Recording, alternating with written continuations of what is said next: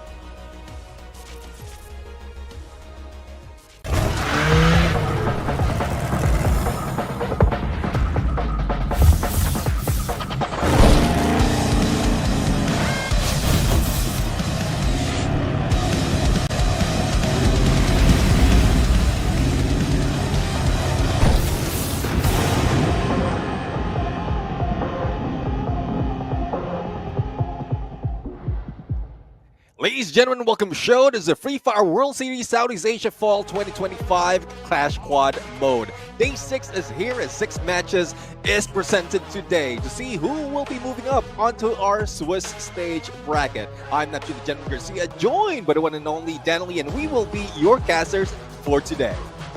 Going to be a super exciting day because again we get to see more Clash Squad because this mode is its whole own bag of fun. We had some really exciting matches yesterday, but I feel like today Neptune is I think today's the day where we start to see some really crazy matches. Yeah, definitely. I mean, we are going to start off, especially in the 2-1 bracket of Civil War from Indonesia as well as Thailand. So there's a few that is we will see a rematch of those teams. So one question though for the teams is, have they considered in correcting all those mistakes? Otherwise, it might still be the same result from what we've seen when they played in the previous weeks. Yeah, well, maybe a way to correct their mistakes is to make sure that they are fully energized, because this event is brought to you by Red Bull, as you could see, providing all of the players all the energy that they need and also infused with a whole bunch of vitamins as well. I'm loaded up with Red Bull myself today, so I am rearing to go. And I think for these teams, you can't really afford to come into these matches feeling tired and lethargic. You kind of need to come in, not just at 100%, okay? Sleep is not enough. If you can get some extra energy, I do recommend a Red Bull because they do taste delicious. But Neptune, today's games, I know there are a couple of games that I think are going to be hyped. This first one might be a bit of a hype match as well. And in case you guys did not know what our first matchup is, it's EVOS Divine going up against Bigatron. So Indonesian matchup, very, very fun watching the Indonesian teams because they tend to draft their own characters. They don't really follow a lot of the other regions, Neptune. So it would be interesting to see another full-on Indonesia versus Indonesia match. You know, like what kind of shenanigans are we going to see? And I think people are kind of wondering what maps we're going to be seeing today as well. Yeah, I mean, the question begs, though, if they still have the luxury of making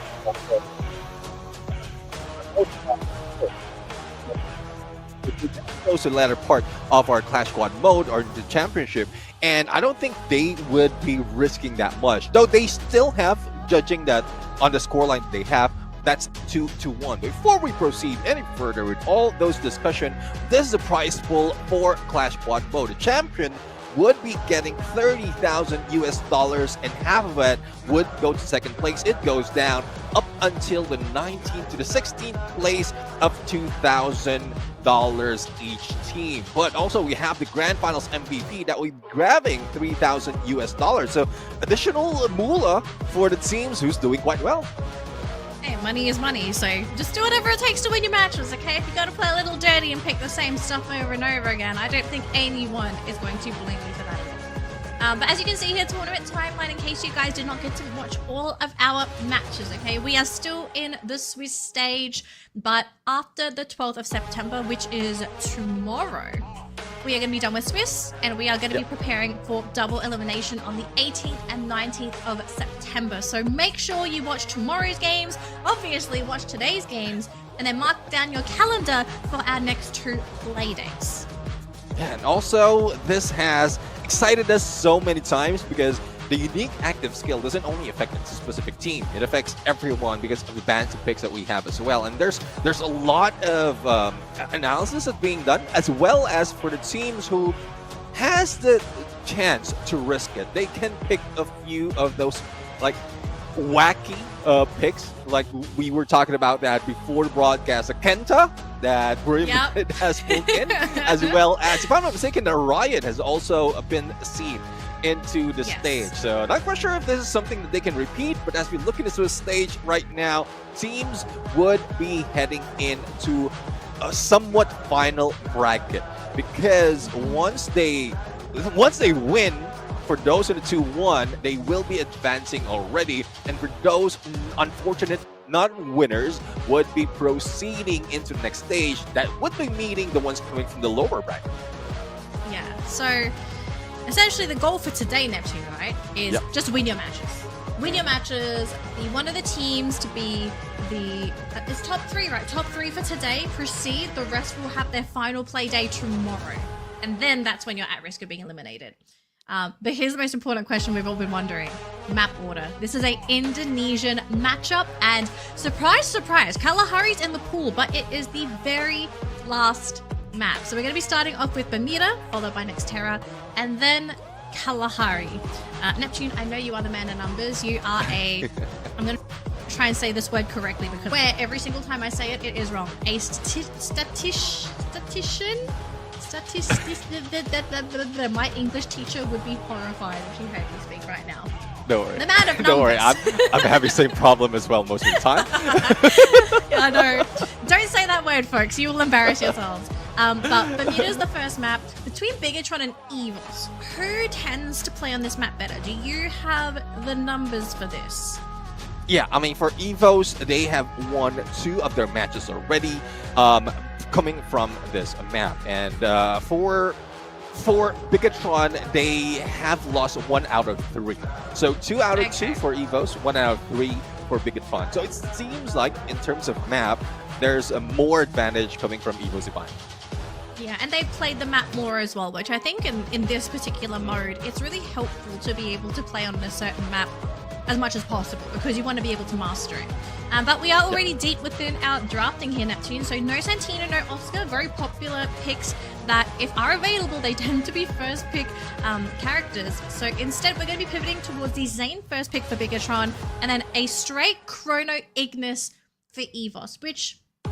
interesting choice here because they do leave the Cassie in the pool, and we've seen a lot of teams love running the Zane Cassie. Yeah, I mean, Zane Cassie or Tatsuya Cassie, as we often see in Battle Royale as well, is one of the factor, but we have Tatsuya though for BTR, so it seems like they are going to a more aggressive approach. Now, there's no Cassie yet onto the mix. Not quite sure if it will be taken by Evos because it's seldomly being used. Most of the time, they prioritize on that Ignis as well as that Homer for Rasia. But now, either they can choose a Homer for last pick for Rasia, or probably the I don't know. Well, they already taken out Oscar. I kind of feel like they're gonna chuck Rasia on the Clue because. I mean, functionality, Rasia could really take advantage of Clue. Yeah, so, it does. I don't think we're looking at Homer here. Well, they do go for both. Okay, so they want double vision. Okay. Yeah. So this is similar to when Evos Divine played against PE Sports and they won 6-3 on Nextera. But this is not Nextera. This is not Nextera. And I'm really looking forward to how they're going to, or BTR is going to counter this, because so far, in terms of their active combos, there's only a few that really work for them. And what works for them is if that Iris is combined with Tatsuya, Zane, as well as the Clue. But the only question would be, what will they be using? A Coda? Probably. I was going to say Coda, yeah. Yeah, just counter that Clue information gameplay as well. So let's see if that's what BTR or Bigatron will be bringing in. And there you have it, the Coda. Yeah, I was gonna say they needed some vision themselves, right? Because like on the side of Bigatron, you've got a lot of offensive abilities that are going to help them fight. But if you don't have vision, how do you know you're going to enter the right fights? How do you know you're even near somebody? So yeah, I definitely agree with the Coda pickup here. But looking at the 2 drafts, who are we kind of leaning for? Because okay, normally I love drafts that play hyper aggressive like Bigatron, but yes, I think I'm leaning towards Evos, not just purely because of the draft, but I think we also need to look at the team's overall skill, playing not just Free Fire, but in particular Clash Squad. And I kind of feel like Evos is just the better team as well in terms of general mechanics. I don't know about you. Well, there's certain winning conditions when it comes to Evos. If in case Rasia will be really doing so much of work and carrying the team, yes, that is one. But what we're looking for as well for Bigatron is if Joel, the new introduction for BTR, can counter Rasia, because that definitely is what they need at this moment. Yeah, actually, we had a really great conversation about this before the broadcast even started. But I think we gotta bring in all of the viewers into the conversation as well, right? Yeah. So going back onto your point with Russia, fundamentally, I think we both agree that EVOS and AGALA qualified last week. These two teams run a very, very similar playstyle, if not maybe almost identical, where both lineups rely on their snipers. So in the case of EVOS, they really rely heavily on Russia to do a lot of the damage. In a lot of games where we've seen Russia be one of the first to be picked off, or if he's picked off at a very pivotal moment, unfortunately for the rest of the team, Aim God, Coachil, and Ray, it feels like they fail to follow through if they don't have Russia there. Yeah. So I don't think it's a stretch to assume that Bigatron know this. And I guess the question is, will they be able to take advantage of this, I want to say, strategical disadvantage for EVOS, because this is not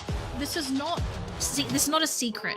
I think this is public information. Everyone knows how EVOS plays and how they function, just based off of their games. Yeah, I mean, that's why I'm gearing towards Joel as well, really being that game changer against EVOS. And because they know for a fact, we saw that, and you did mention it, that there's a winning condition for EVOS at this point, and for AGAL, they managed to pull away from that because Cypher really is improving right now, and a lot of players, a lot of teams, even the viewers out there, are looking into Aim God to do what Cypher has been doing for the past few weeks. So if this happens for EVOS Divine, then yeah, it adds more of the winning condition for EVOS Divine, and then that's something that Bigatron might not be expecting at this point. But you know how Chris Joe is. He's one of the guys who wants to really put in something for Indonesia, for Bigatron, because Indonesia is one of teams, or one set of the region, that has teams that try unorthodox gameplay, and most of the time it works. But for BTR, well, it's still some questionable calls at that point. So let's see if this time, after a week's rest, or after a day's rest rather, they will be able to put something on the table that nothing that EVOS Divine is expecting. Yeah. Well, I mean, it's the first round of the day 2 Neptune, so maybe it's just a bit of a fresh start. And I guess, you know, bringing up Joel, as you did mention him earlier on, I wonder if Bigatron might have a bit of an element of surprise to their lineup now, because is this the first time Bigatron are actually playing with Joel in Clash Squad? I believe so.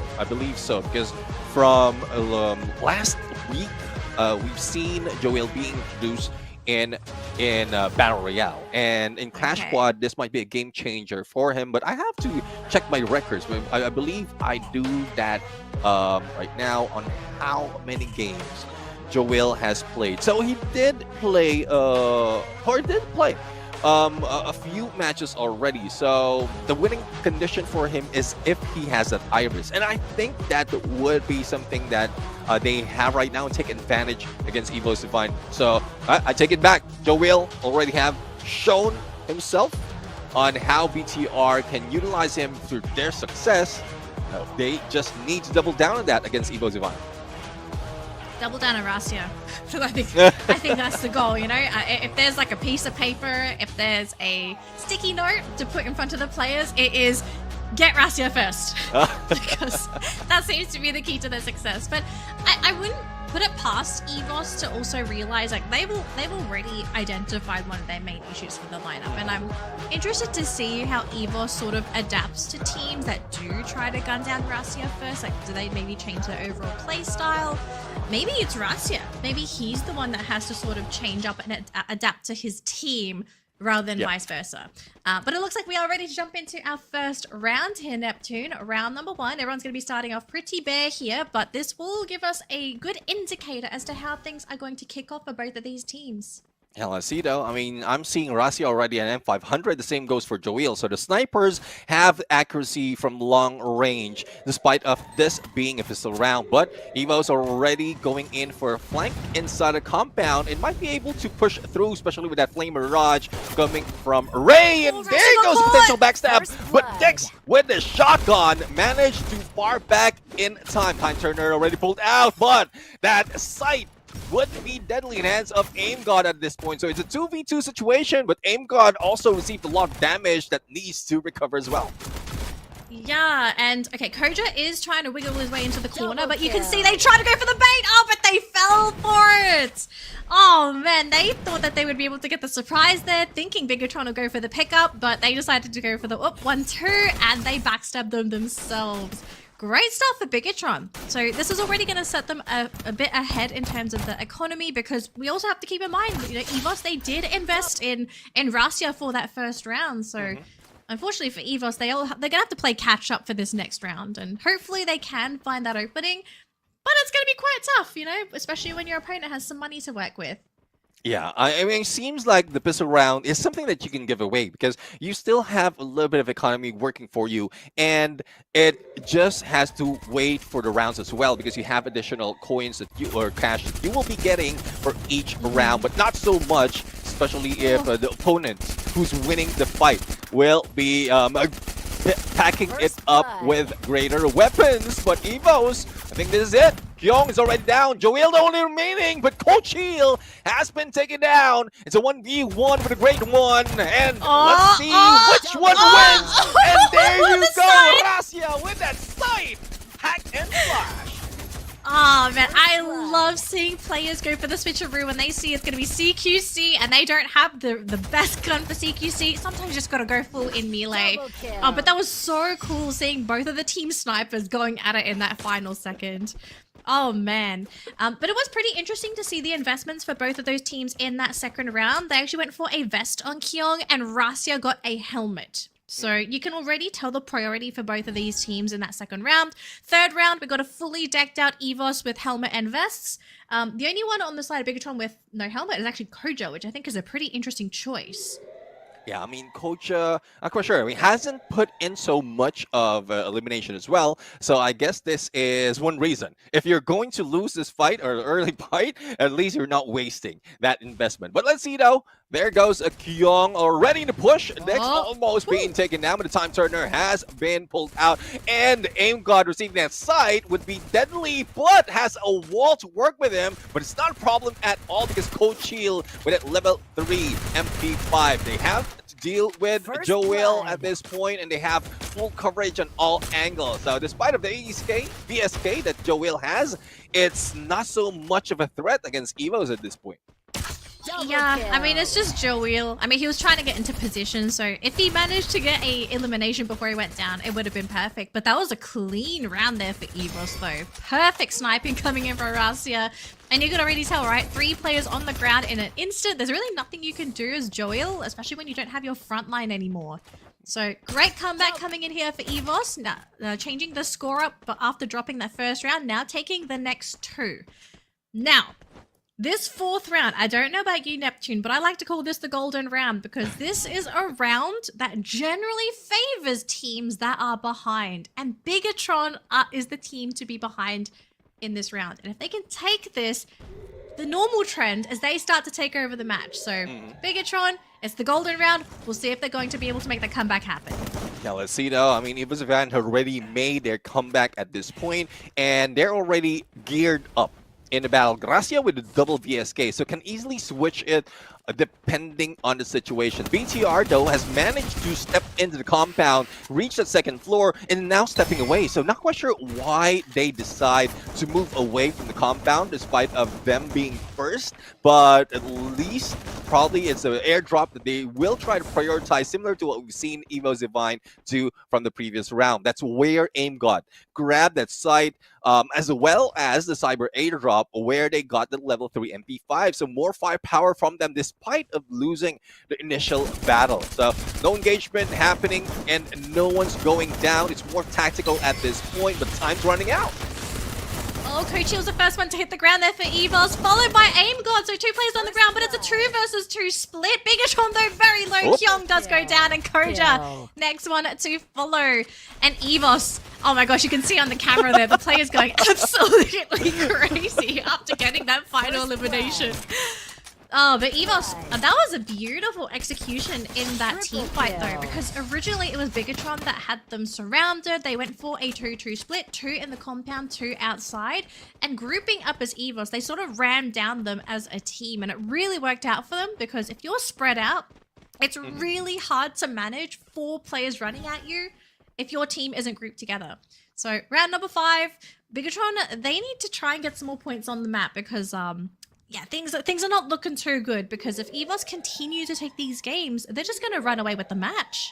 Yeah, definitely. I mean, Bigatron needs to prioritize on the airdrop as well. Push away Coach Shield at the moment, and then that's where they can stack up. But Mag 7 in the hand of Kyong as well as Drogon would be deadly in the front lines. But that Flame Mirage received a damage from BTR, but doesn't do so much because Coach Shield was the first one to go down. Ray would be the next, and it's left to 2. So it's 2v3 situation where Rasia still nowhere to be found in terms of getting elimination from this fight. But AimGod up close and personal does have the weapon, but the numbers not working for them. So this looks like Bigatron's time to go for a comeback right now to bring it to the 3-2. Yep, that seems like it's going to be the case. Oh my goodness, they have managed to catch Kyong. Beautiful sniping there from Rasia. So it's not over yet. We have seen Rasia bring things back for his team, but it's going to come down to Dix and Koja. Can they get that game-winning elimination here onto Rasia? And they will be able to. Beautiful 2-man gang up there onto Rasia. And so far, the rounds are looking really good here for EVOS. They lost that round, but I do think things are still stable. But I do like that Bigatron is slowly adapting to EVOS's playstyle. Yeah, definitely. I mean, with what EVOS has managed to get in the first 5 maps or 5 rounds, it will be going to the side of Bigatron at this point. But they did save up so much. They didn't buy from that round a lot of utilities, so they can still utilize similar, stronger weapons, even armor as well as utilities that they can use against Bigatron to get back on that winning streak. But so far, it's getting very close, 3v2 on the scoreline between these 2 teams, and I haven't seen so much of advantages being used in terms of skills. It's more of a firepower that we're seeing from both teams at this point. Yeah, well, I think that's basically the match for these 2 teams, right? It's just basically run at each other, and whoever gets that first knock generally takes the round. Not always, but it is a really good indicator of snowballing. And I kind of wonder too, both of these teams, I think they know what they're doing. They know how the other team is playing. So how would you kind of adapt to this very aggressive play style? Because the natural reaction to aggression is to be reactive. Yeah. But there is an issue with reactivity in this particular game mode, right? Because normally you get massively rewarded for playing hyper-aggressive. Now, both teams, they have great snipers. Though, EVOS are the ones to have the superior vision game, I feel, compared to Bigatron. So, if you're Bigatron, you're behind, you're running a Coda, you're running an Iris. Do we need to start taking these rounds a little bit slower? Because I kind of feel like they're playing fast and furious, but they do have a lot of ways to slow things down a little bit and maybe try and play around with the blue zone rather than trying to just finish everything within 1 to 2 minutes. And here's one pattern as well that I'm seeing for teams that is getting the Coda. I think with that Aurora Vision, it is being used by their opponent to bait them in because you have that information. And then you have a rusher from the name of Kyong with that Tatsuya. So the moment that Aurora Vision puts that information of where each player from EVOS Divine is, that's where EVOS Divine is taking advantage of the time. Now, once it expires, then they can just pull out that clue as well as that Ignis for them to get a little closer, even get behind Bigatron, and then they can utilize whatever I have, the Homer as well as that Time Turner from Chrono, if in case they get in a rut. So I think in a sense of defensive, it's more of EVOS Divine that has more advantage because Bigatron's build right now, or Bigatron's pick right now, is more of an aggressive approach. And Evo's Divine just understand this winning condition. Once you know that, all you have to do is counter into the gameplay. All right, so just a quick update to all of our viewers as to what has happened. We are currently dealing with a very quick technical issue, but we've also been informed it should be resolved in just a few minutes. So to everyone that has been incredibly patient with us, thank you again for joining the broadcast. Thank you so much for your patience. We are almost ready to jump into the game. We're in the middle of Bigatron versus Evo's Divine. In case anyone has just decided to pop into the stream, welcome. We've got a lot of games today. This is our first matchup as well. And we are currently on Bermuda. So after this map, once this is wrapped up, we're going to be jumping into Next Terra for game number 2. And if we jump into a game number 3, we will be going to Kalahari. So just a quick update to anyone that has tuned into the broadcast just now. Welcome. We hope you enjoy your stay, because we're going to be here for a really long time.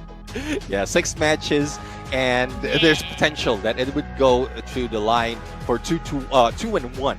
Because we know that, well, not for this first few series, or not for the first 3 series.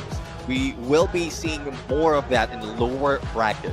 The last 3 series we're in, once you lose 3 matches all throughout the knockout stage or all throughout the Clash Squad mode, you'll be eliminated. You won't be able to get so much more in following days. So that's where the risk is. For these 3 themes or 3 series that we have in the first half of this day, there's still potential of like bringing it back later on. But hopefully they don't put it in that situation, because it's tough though. If you would be lost in one specific series, then all your tactics would be out there and they would know your weakness. And that's where some of the teams are playing at right now. Yeah. Whether it's your pick or how you position yourselves. And you would see as well, week after week, day after day, that's why teams are being relegated into lower brackets despite of how strong they are, or despite of them being champions of the previous season Clash Squad, is because of that. Homework's being done and it's being executed well. Yeah. Now it looks like we are ready to jump into the matchup. We're almost ready. So just a moment here before we jump into the matchup in case you are not sure what the schedule is for today, folks. So we are currently seeing Bigatron going up against Evo's Divine. The matchup after this will be Virtus Pro going up against Royale United Esports. Then we have Team Falcons going up against Twisted Minds. That will be all of our upper bracket matches. Then for our losers bracket, we have PE Sports going up against Heavy, Team Flash going up against Kagendra, and then we're going to wrap things up today with Todak versus RRQ. So our last 3 games are elimination matches. Losers of those games will be going home. So everyone's going to have to work hard today, because ideally you're either trying to survive or you are trying to get those first 3 slots, because we do have teams that are going to be able to qualify today. Yeah, definitely. I mean, I'm really looking forward to how these teams are going to turn things around, especially if they're not in a favorable position. In most cases, some teams manage to break through of their losing streak, but there's still a lot of contention. There's still a lot of teams that is in contention right now that has made more strides compared to those who are just catching up, especially after receiving first like a couple of losses already, or first loss in the beginning of our Clash Squad mode. So this is something that really excites me on how they also adjust in terms of their picks, because from the start we've seen so much of what's in the current meta coming from the previous season. But as we go with the day, even the passives are different nowadays. We're seeing a lot of Othos, and it's combined as well with all those usual picks, like the Moko, the Raphael, especially the Sniper. The memory miss has changed the game. Once you get knocked down, it even marks your teammates, and it also slows them down. So there's very little chance that you can be revived. And that's one reason as well, like you will see either 2 or 3 players, or make that 1 or 2 players in each team that would bring that as a passive. And they're not just focusing on active anymore. Just out of curiosity, because you might have the answer to this, what passive currently has the highest win rate? Okay, let me look that up a little bit because it seems like for the win rate, you've seen a lot of Ford. Yeah. And because of the number, it's because of the quantity that it has more win rate. But Well, in terms, obviously, like there's quantity and win rate, right? So Yeah. what, like, I think it also helps to know the quantity too. Like, people also need to understand, like, okay, why are these passives being picked up? Why is it such a high win rate, right? So many questions. We will answer them a bit later on though, because we are ready to jump back into the game, folks. Thank you for waiting. Round 6 between Bigatron versus Evos Divine. So Bigatron's trying to play catch up here, Neptune. If they can win this round, they'll at least tie this 3 apiece, and then they will have a little bit more wiggle room to try and take the set. As you can see here, Evos going for a pretty big split with Aimgod and Kyong started things off for both teams. yeah, let's see though. I mean, Kyung received a lot of damage, but is now recovering. But it's buying more time for Evo's Divine to get in position. But speaking of position, where there's not so much a position being taken right now on long range. So Evos is prioritizing getting those gap closer against BTR, because I think from the previous match that's where they falter, and now if they can take advantage of being up close and personal against BTR, that's where we'll be able to at least get the first knockdown. Rado received a nade but doesn't push through, but Koja right now will be Dix. hit, but Dix on the other side will be knocked down, so this First might be blood. it. Evo's Divine would be steamrolling against BTR. Yeah, and this is Bigatron running into Evos Divine as well. I mean, this is the nature of their lineup. They want to fight into Evos, but with so many compounds, with so much cover to work with, it's just really hard to close the gap to begin with. So we still have Joel and Kyung. Kyung is going to be walking on the ground. He will get picked up though, and even on the rooftop, Joel gets finished off by Rasia. So another point into Evos Divine's pocket, pushing up their score to 4. And yet again, increasing that gap between them and Bigatron in the round. Well, Razi is already 9 points and 10 points. And this is, again, most of the time for Evo's Divine, what we expect. Like, if Rasia would be popping off, even from the long range for that initial knockdowns, then the rest of the teams will follow through. And what we are looking for, what we were asking for is Aimgod to really move up in terms of getting all those eliminations. So we're going to go for a quick pause once again. And again, apologies for all this disruption in our game. We want to make sure that all the teams, all the players are in tip-top shape when it comes to fight, whether it is the internet or their phone. They need to be on par with everyone so that it would be a fair and balanced match between these two teams. And if in case anyone feels something that is wrong, it's being reported, thus the technical pause. Yeah, gotta make sure the battlefield is even for both of these teams. So it shouldn't take too long, folks. Thank you for being patient. But let's just quickly go over that last round again, right? So I think we already had this discussion whilst waiting for that match to even begin. Evos defensively just have a lot more resources to work with, and Bigatron unfortunately are kind of stuck playing this very aggressive style, right? Like their lineup, it's not very, I don't know why the word rubbery is coming to mind at the moment, but like rubber is probably a very elastic, maybe it's another rubber. Flexible, there we go. So Bigatron, although they have a lot of aggression, they don't have a lot of flexibility to work with. Like they're running a lot of characters that just can't really pivot into different roles and different play styles. It's really running in with the Zane and Tatsuya, supported by the Coda, and then you have Joel sniping from the back lines. They can't really play any other style. But then you have Evos. They can play defensive, they can play aggressive, they can play reactive. If they want to even be cheeky, they can even actually have Rasia playing in the front lines with the team. So if you're Bigatron and you're sort of stuck with this very static, non-flexible lineup, are we just going to see them keep running at Evos until something just clicks into place? Because I kind of feel like if that just keeps happening, this whole round is just going to go to Evos, I feel. Yeah, I mean, it looks like it. One thing I would want to see, though, is Kyong as well as Dix just go in deep against Evo's Divine. Because you know how it is when you have your sniper is always on the back line, and he's always open most of the time. But from what we've seen, Aim God has a task of being in the mid line, and that's when, if in case Rasia needs some backup. But with Kyong as a Tatsuya, there's speed. With Dix on the Zane, their strength. And if they can use that to take down Rasia first and then just double back and deal with the rest of the team, then that's where they can work on that.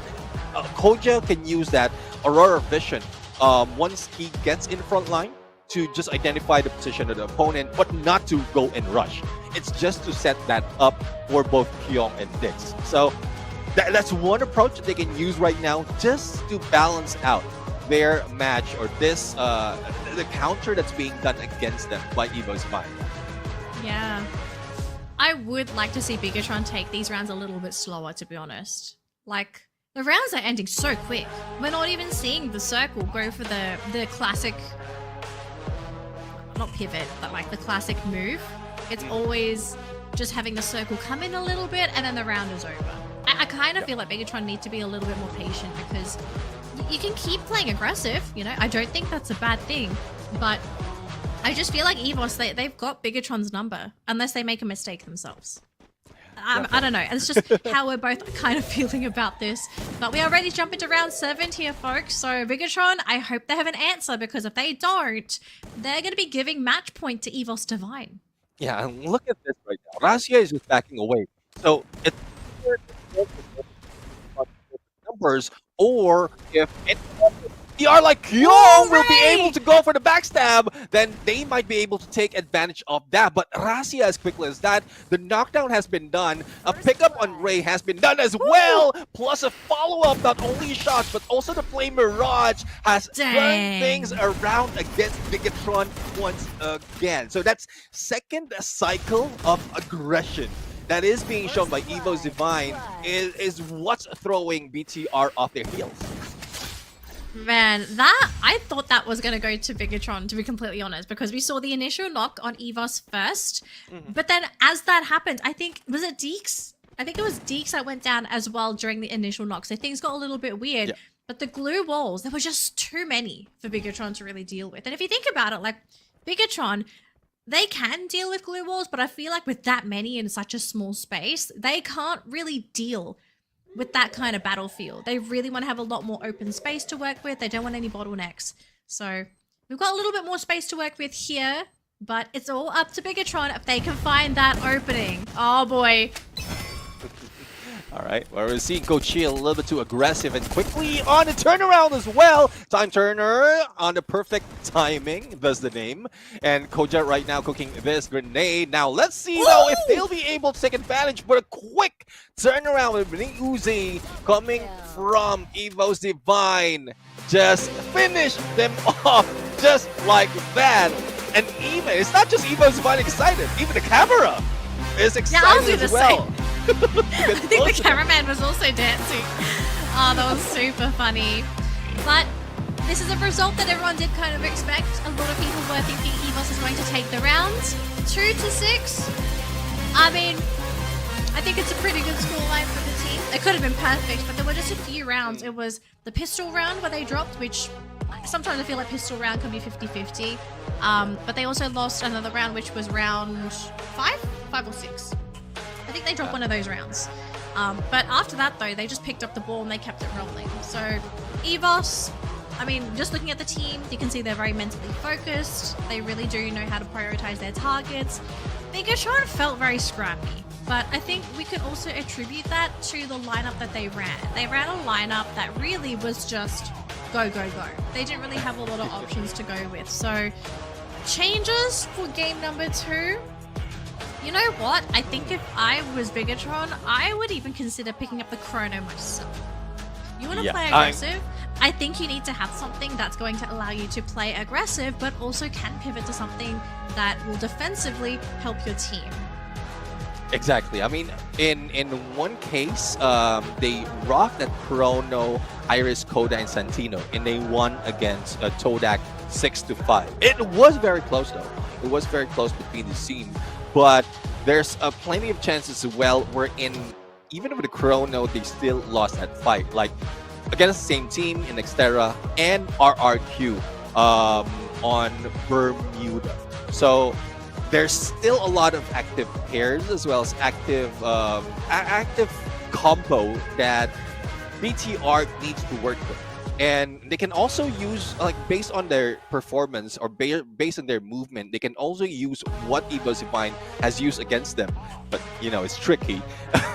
Play with the timing despite of what skill you have, because I guess for Evo Divine, or Indonesia in general, that's what they do. They know all those skills, and they're just using that to take advantage. But if Gracia would be on the crosshair and would be knocking you out from afar, despite of how much adjustment you're trying to do, you would be taken out. Yeah, Rasia MVP. I don't think anybody is surprised at all. The Wonder Kid just pulling all the strings for the team again. 12 eliminations to his name. So you can see he absolutely, as usual, is the one to really pull the team through. I mean, okay, thoughts on Bigatron's solution for dealing with Rasia? Because I'm very sure Bigatron knows Rasia is one of the major reasons why EVOS win their matches. But they went for a lineup that didn't really allow them to reach the backlines to deal with Rasia. So, are there any picks that you'd want to pick up if you're Bigatron that would make it much easier to deal with the backlines? Minus, okay, there's a couple of characters we're gonna assume are gonna be banned again. Santino, I don't think there's any way that character is going to be let through. It is far too strong. And Oscar, I don't think Oscar is making his way through. So aside those two, what would you consider to be really great tools, characters to reach into, or at least harass Rasia and make his job much more difficult? It's tough though, because like Santino is, well, I'm not thinking of Santino to be used against Rasia, but to be banned against him. Because once Rasia is on that Santino, he would be more viable in reposition as well as available in more engagement. So banning Santino would be the first choice. Probably an A124 just disable any of the skills in the front line, because from how I'm seeing Rasia's positioning right now, it's very hard to reach. That Tatsuya as well as the Oscar would be one thing that they can use early on to rush towards him. But as you can see earlier, even despite of having that Tatsuya, it didn't work for Evo's or against Evo's Divine. So there's still, I'm pretty sure there's a lot more that can be used, but it's not just being shown right now in current season of Match 1. Okay, I want to throw an idea out there, and this is an AGAL idea. You brought up the A124 for Bigatron. Who in your mind would be playing this A124? Just out of curiosity. If A124, I think the best would be hold on. So probably Kyung would be able to be in an A124. He would be in the best position to use that. Okay. Or probably Dix as well. I kind of want to throw an idea out there, and this is an idea that was inspired by AGAL last week in their match against Falcons. Thoughts on Joel playing the A124? Interesting. Because this worked out for AGAL in their matchup up against Falcons. Just a quick reminder of the lineup. So for Falcons, they had Chrono, Zane, Iris, Tatsuya. And AGAL ran Dew on the A124. And the supporting cast for this was Ignis, Cassie, Coda. Yeah, I mean, that needs like your sniper to be up close and personal. So unless Joel is really confident in being up close, when we've seen that happen in rare cases, in rare occasion, but like that confidence needs to be on top before you use that, because, well, not really up close, but at least close enough to trigger that thrill of battle. So there's still a risk of Joel, despite of being the ace in the sleeve would be the first ace in the hole. So Yeah. that there's a 50-50 chance for that though. But it is viable. It is viable for Jewel. Santino. They are okay. Neptune. Yep. You said Santino was a first pick material here for Russia. It's been picked. The bands were Ignis and Oscar. Is it certain doom for Bigatron? It looks like. It looks like. Oh, it. no. Because once you have Oh, that, no. once you have that Santino and Russia, he would be more deadlier compared to what we've seen them in the previous round. Because he has mobility now. Yeah. I mean, he can get away from shots. He would be the target of Joel. And that's one thing that he can take advantage of. Just get away from the crosshairs of Joel and find a different angle to go for the first knockdown. Yeah. Now, alongside Santino, we've got Clue and Tatsuya. So you've got the front line there with the Tatsuya. You've got Clue to provide vision for the team, and also for Rasya if he wants to go for a side quest. For Bigatron, I do like that they added Chrono. We mentioned this after that first round. Chrono would have been a really nice addition to the lineup, as they do love to play aggressive. And I mean, they've gone for Zane again, so that does mean they kind of want to get into the face of EVOS. But seeing what EVOS have, I don't know if they're gonna let them play in their face. So I now have a lot of concerns for Bigatron. Like, what last two picks would you go for that would sort of solve this issue? Well, they already have strength. If they want to really get up close, then they can bring in a Cassie or a Coda just to get information. So they've already do lost both. Clue. Yeah, they can do both as well. Because they already lost Clue, so most of the counter that's being brought in once Clue is on the other team would be a Coda. And Tatsuya is already lost, so there's not so much of speed that can be done in terms of BTR. So no speed, at least settle with strength. So that's where the Chrono and Zane comes from, as well as the addition of Cassie, if they opted to use it. Okay, thoughts? I'm only mentioning this because I swear I've only seen it on the Indonesian teams. The Indonesian teams love Dimitri. Is there any way that we might see Dimitri picked up instead? I doubt Dimitri is a viable option, and I doubt as well as Dimitri Skylar. is. At least they have one for the sniper and then one for information, because there's no more Santino, there's no more Clue. Iris is. I think they felt that Iris didn't do that much for them as well from the previous round. So why not Skylar? Glue wall was the problem for them, Yes. and this is the solution.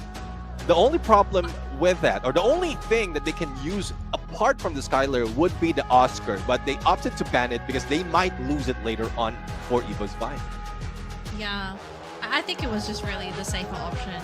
Just don't let Oscar through. It just does too much. But Evo's pick up the Iris, so Rasya's playing Iris?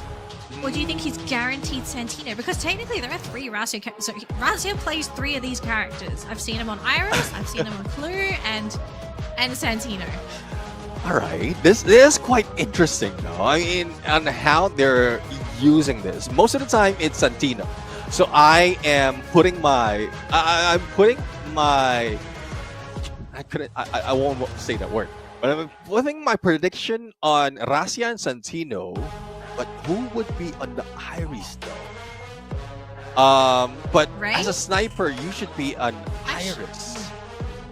Yeah, so Ray played Ignis last round, and we had Aim God on the Homer. Coachio 100% Tatsuya, right? Like, there's no questions. Yeah, so Coachio on Tatsuya, leaving Ray and Aim God. I think I'm leaning towards Aim God on the Iris and Ray on the Clue. Clue for Ray. All right, here's the Out list there. of what Oh. Rasya has put Wow. in. All right, So Rasya is on the Iris, not on the Santino. okay, Santino, Aim God. I'm not sure what the approach is for Aim God, but I know he is like mostly in the front line. So it's either just to keep him safe, himself safe. He can put that shape splitter and behind, and then he rush in. The moment he gets hit or he identifies the trouble, and he triggers it so that they will switch. And it's more of an exit strategy at this point for Aim God. I think I'm definitely on board with the exit strategy, because in the first couple of weeks when Santino did slip through, the popular play style is essentially Santino going for those very big side quests, like very long side quests, to try and cut into their opponent's backline. And you already know for Bigatron, Hyung and Deeks, they will 100% be in the front lines. No questions asked. They will not be watching the sidelines. That leaves Koja and Joel to be potential targets here for Aim God. And obviously, if you can get rid of Joel, that's great, because you don't need to deal with you don't have to worry about your blue walls being melted. Yeah. But then again, getting rid of Koja, I feel, is also important too, because you remove that element of vision, the Aurora vision there from Bigatron, and then essentially they're playing blind. Yeah, I'll see though. I mean, I gave my point already on BTR's use of Aurora Vision, and most of the time it's being used against them. So let's see if they can use this for them, because it's tough though. You have the capability of getting that information, but it's like the timing that's being used. That is what's crucial, because it does have an expiration, and your opponents knows that as well. So once that expires, that's the only time that they will move. And even the Aurora Vision has its counter, so it would only see those who are. It only detects those, or doesn't detect those who are crouching as well as are unprone. So if you know the Aurora Vision has been popped, then all you have to do is crouch, go in prone, and stop for a few seconds. And you're still in a safe spot. Yeah. All right. So we are getting ready to start here, ladies and gentlemen. So everyone in the chat, let us know who you think is going to be taking round number 2. Do you think it's going to be Bigatron? They'll pull it to a game number 3.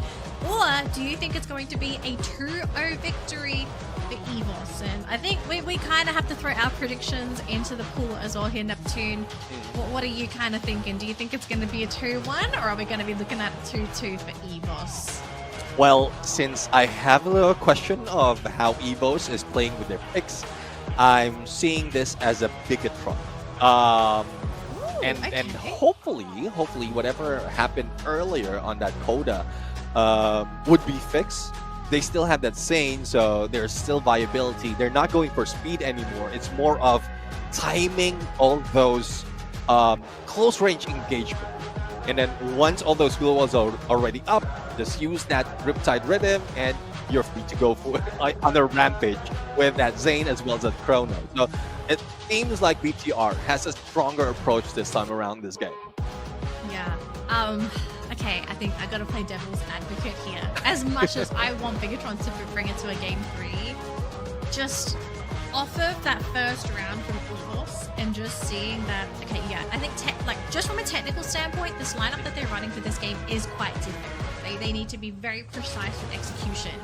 Yeah. But if there's a team that's very precise with execution, it's EVOS Divine. So I'm kind of thinking it's gonna be a 2-0. But if you want a game 3, you gotta join the Neptune team here. You gotta hope that there's gonna be a Bigatron victory. But we are ready for our pistol round here, folks. So let's hop into it. Game number 2 between Bigatron and EVOS.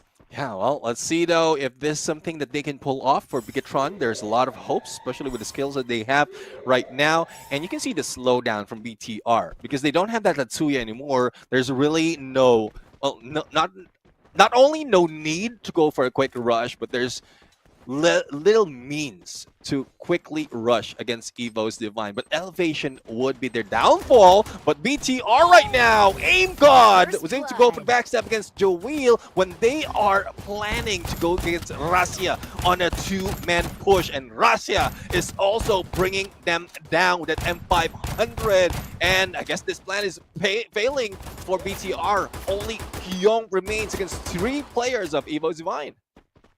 Yeah, has been outnumbered here, and that's going to be it. The pistol round is going to go in favor of EVOS. So beautiful sandwich maneuver coming in from EVOS Divine. But Rastia playing a really big role here, getting that first initial knock. Bigatron just being a little bit lost in that moment as well, because they also had to deal with Aim God in the backside. So positioning in the pistol rounds is incredibly important at EVOS. They just give us a masterclass on how you want to dominate those first rounds. So 1 point already on the board here for EVOS Divine. Bigatron, they've got some catching up to do, but it's up against EVOS Divine. So this hill, it's still going up. Yep. I got a glimpse of passive coming from Razia as well. But before we go there goes the first knockdown against Kyong. Razia right now, Kingfisher in hand, goes in for that spray, and Cold Shield as well. But the time turner is working against them, or I take that back. It is working for them because they are just stuck in one corner. But going back to my point, Razia not only has the usual standard passive build for Sniper, but also has that Chrono on him. So he still have that defense breaker working for him, and it's more aggressive, or is more buffed up at this point in terms of armor, in terms of how he can protect himself. So I guess Razia has a plan to get up close in battle with this passive as well. And well, it makes sense, right? Because you already know that Bigatron, they just want to keep running at you. So just kind of crazy to see that EVOS, they're really matching the energy set by Bigatron. And Kyong, he's not going to be too happy because he is right in the middle of EVOS. But EVOS, they lost Razia and Ray right off the bat.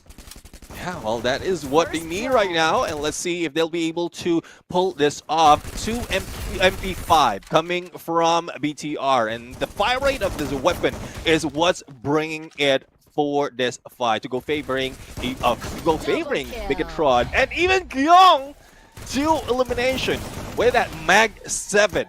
And there you have it. BTR managed to get 1 point. Now, let's see though if they can take advantage of this and make a steamroll against them, because looking at their active skills, they're already beefed up against EVOS, but it's not working that well for EVOS Divine at that point, or for that previous round, but they did manage to win the pistol as well as the following round. Yeah, so now if you're EVOS, you want to try and widen that gap before Bigatron. They earn too many resources to potentially set themselves up with some better equipment. So it might have to be round number 4 here for EVOS to try and widen that gap. But interesting play now from Bigatron. They're the ones playing a little bit more slowly than EVOS. So yeah, you can really tell everyone's trying to figure out where everyone is and who they want to prioritize first. Yeah, we did ask that from Bigatron. Slow it down, play with timing, and I guess with that one round, they're playing it with the timing well. And I got a glimpse of the replay earlier as well, wherein that Santino was just waited on for that switch, and that's when the knockdown happened against Aim God. So if they can play with the skills or time the skills properly, BTR has a better chance to really win the game against EVOS Divine. Okay, Bigatron, they're trying to play on that lower level because they're afraid if they go up high that they were going to be sniped by Razia, but Joel, he's managed to get the catch onto Razia first, and Ray also hits the ground, but it's going to be 2 versus 2. Now it's down to 1 player on the side of EVOS. It's just Coachil up against the rest of Bigatron. Unfortunately, he's just not enough, and the round is going to go in favor of Bigatron, so the series is now tied 2-2. And we're basically on for a bit of a point reset here for both of those teams. But beautiful wrap around there from Bigatron. The moment they got that initial knock, they made the call to go. And the issue here with EVOS Divine, we said this before, they're running a very technically difficult lineup. If anything collapses, their house of cards drops. Yeah, I mean, this is one thing that really surprised me, wherein a lot of teams has been using that Kelly, and we know how it is. The Kelly is that dash that Kelly has increase your sprinting speed. So despite of them not really using active skills to be quick enough, but at least in passive, they're still trying to take over. They're still trying to make it work so that they can reposition themselves a little bit quicker for Bigatron Esports. So let's see though if this is something that would work. It did work in the previous round. We're seeing great improvements from BTR, but Evo's Divine, well, let's see if this is something that they can adjust with, as not so much of challenge is being done by Evos. Yeah.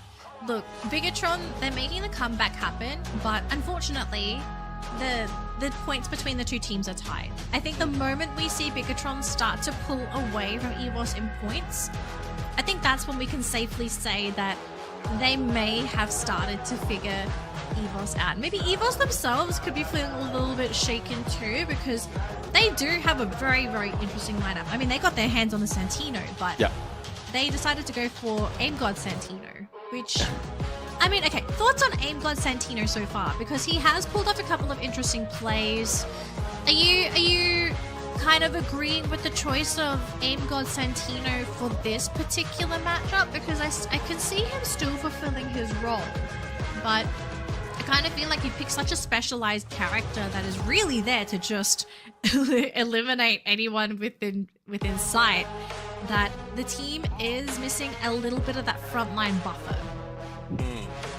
Well, let's see. I mean, Aim God Santino, though he's not strong in terms of active skill, but he is making it up with that Cairo. So Cairo's again that defense breaker plus the forward that heals you up a little bit once you get hit, and that part alone, that passive skill combination alone, would help you be in the front line. Santino though, quick escape or quick reposition if needed to. That is something that he can take advantage as well with that shape splitter. And then he also have that Nikita as a passive skill that increases the fire rate. So I guess what Aim God is planning right now is not more on just the active skill department, but it's more of using that active skill just to get through the defenses of BTR. Alright folks, I believe we are almost done with sorting out our technical issue. Thank you again all for being so patient whilst we do try to fix these problems so that we do have an even battleground. But if you haven't already folks, let us know in the comments, do you think Bigatron is going to be able to take this round and bring us to a game number 3? Or is EVOS Divine going to wrap things up 2-0 and have us end our first round of the day lickety split? Let us know in the comments. We'd love to hear what you guys have to say in the chat. So yeah, while we wait for this next matchup, I suppose, thoughts on the lineup execution by EVOS so far, Neptune? Like, do you feel like this lineup is sort of panning out the way that it should have? I believe so. I believe it is working for EVOS for EVOs, but they still need a little bit of tweaking in their approach, because from what BTR has pulled in, I think they saw the flaw in it, but BTR is just like working with the strengths. You've seen the timing on how BTR is like going forward in using those time turners, as well as the Aurora Vision, even that Riptide Rhythm, and that's where Russia faltered in round number 3, and it just snowballed against them. Despite of Russia getting 4 eliminations already, he was in too deep into that fight. He was in too deep into that engagement, and he's the first one to go down. Thus, that also happens for the rest of the team of EVO's One. Yeah, so I mean, it sounds like it's an issue that you can just fix positionally, right? You just don't really force your sniper to be so out in the open whilst trying to snipe. I mean, to be fair to Russia as well, so clearly he's got a limit set in mind as to how far he feels like he can step forward. But I do believe we are getting confirmation here, so we are ready to jump back into the game here, folks. So thank you again for being patient. We're just ready to jump into our next round. But we are currently tied, so we are 2-2. Yeah? 2-2. Yep. 2-2 at this point, and this is something that I'm worried as well, because Bigatron has advantage already. I'm pretty sure it's not anyone's fault, because we've seen this from the beginning even up until this moment, and like once there's slowdown, despite of you winning all those fights, it might affect your momentum. And we've seen that happen not just for today, but also on the previous day. So if Bigatron has that momentum built already and they lost it or drop it somehow, it might affect their gameplay in the upcoming matches. So hopefully that's not the case though. That's my assumption. That's just my assumption at this point. And as long as BTR has great mental fortitude, they might be able to avoid that. Yeah, I could see that happening. We do sometimes see these teams get a little bit shaken if they lose rounds or even games that they feel like they shouldn't have lost. So game 5, we're going to jump into the game right now, folks, and let's find out if Bigatron is going to be able to be the ones to capitalize on the round and take that gap. And already a smoke screen set on the ground. Kyung and Kochil going to be the ones in that central area, and Kyung already taking a bullet to the back of his head. Ray, though, is going to be taking damage. Kyung, in the meantime, though, for Bigatron, first player to be taken down thanks to Kochil. So already 3 versus 3. Rastia and Ray just been caught. Oh no! This is huge for EVOS. It's going to come down to Kochil and Aim God to bring this game away. They're going to slow it down a little bit. Kochil healing himself back up. He's going to need all the health he can get. Oh, time turner. Perfect timing for Dix at this point. Just not to be shot by Gochil. But M1887. And it only needs 1 shot to bring him down. Now, Koja will try to go for the pick up. But fire rate for the MP5 would work for them. And the score would be going to Bigatron at this point. And I thought EVOS had that in the bag. It just so happened that with the weapon that they managed to pick up, especially with that airdrop, Goja managed to one-up against EVOS Divine. But despite of, or even if they lose that, there's still Joel who will be alive that can help them out.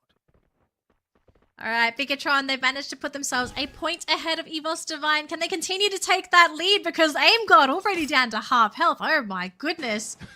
You kind of don't want to start the round like that. But we've got Coach Shiel and Kyung. Again, sights set on one another as they try and figure out how they want to try and approach this. The snipers, though, watching from the wings, waiting for their turn. Deeks, though, almost going down to 1 shot. Ray, though, in the meantime, though, has been caught by Koja. And let's see. Only Joel and Dix remaining. And Dix still has that level to be MP5. Nades onto Coach Hill, but it will not hit. M590 right now. Ooh. Barely making it. And now even Coach Hill would be taken down. But the pickup is a little bit too late though, and it can't be done. And Dix right now in the front lane. Bait and switch, and Joel against Rasia, showing that the pressure is on for EVOS Divine. Beautiful tag team there by Bigatron as well. Another point to add to the board, widening that gap between our two teams. And now all of a sudden, EVOS, they're the ones that's going to be in the back seat here because they now need to figure out a way to sort of fix their issue now, because we're starting to see a couple of really great snipes coming in from Bigatron. I feel like Joel has played such a big role in like starting those opening fights for his team, because he gets someone down and all of a sudden the green light is set and everyone decides that they want to sort of get in there and start fighting. So if they can keep this up, they will absolutely be able to take the round in 2 more wins. But EVOS, lots of catching up to do, with both of our rushers, Kyung and Kochil, starting things up in that central area of the map. I mean, I think Aim God is doing so much in this fight, but it's really the downfall of Ray that is bringing the team down. I mean, like, we're already in the 7th round, 0 elimination, and I know the plan is to try as much to get like damage onto BTR, but Aim God would be the first one to go. The same goes with Kochil, and this is where Rasia and Ray, the combination needs to be up, but Ray's a little bit too far though. Still have that VSK in hand, but no angle to take even against Joel. All right, he's trying to go for a knock. He gets it though. He gets Joel. That's the sniper of the team gone. Ray though does get picked up there by Kyung. Beautiful shot from the rooftop, leaving the Wonder Kid up against 3 out of 4 Bigatron's players. And that blue zone is starting to move. So Rasia, he's going to have to try and make some game-winning plays here, some game-winning headshots. He's trying to buy time with the blue, but he's going to start losing his health if he just stays here. He'll try and hide with the quarter, but I don't think Russia's going to be able to achieve much here. And there we go. Deeks clips him with the bullet. Yeah, I mean, Razia was stuck in there. Despite of him moving and being safe, you have very limited in terms of meds. And there's not so much that you can do if you've received so much of damage and it's still being weighted on by multiple opponents coming from BTR. So I guess my prediction is working quite well. How strong BTR is coming in this time around with their active skill, as well as the timing.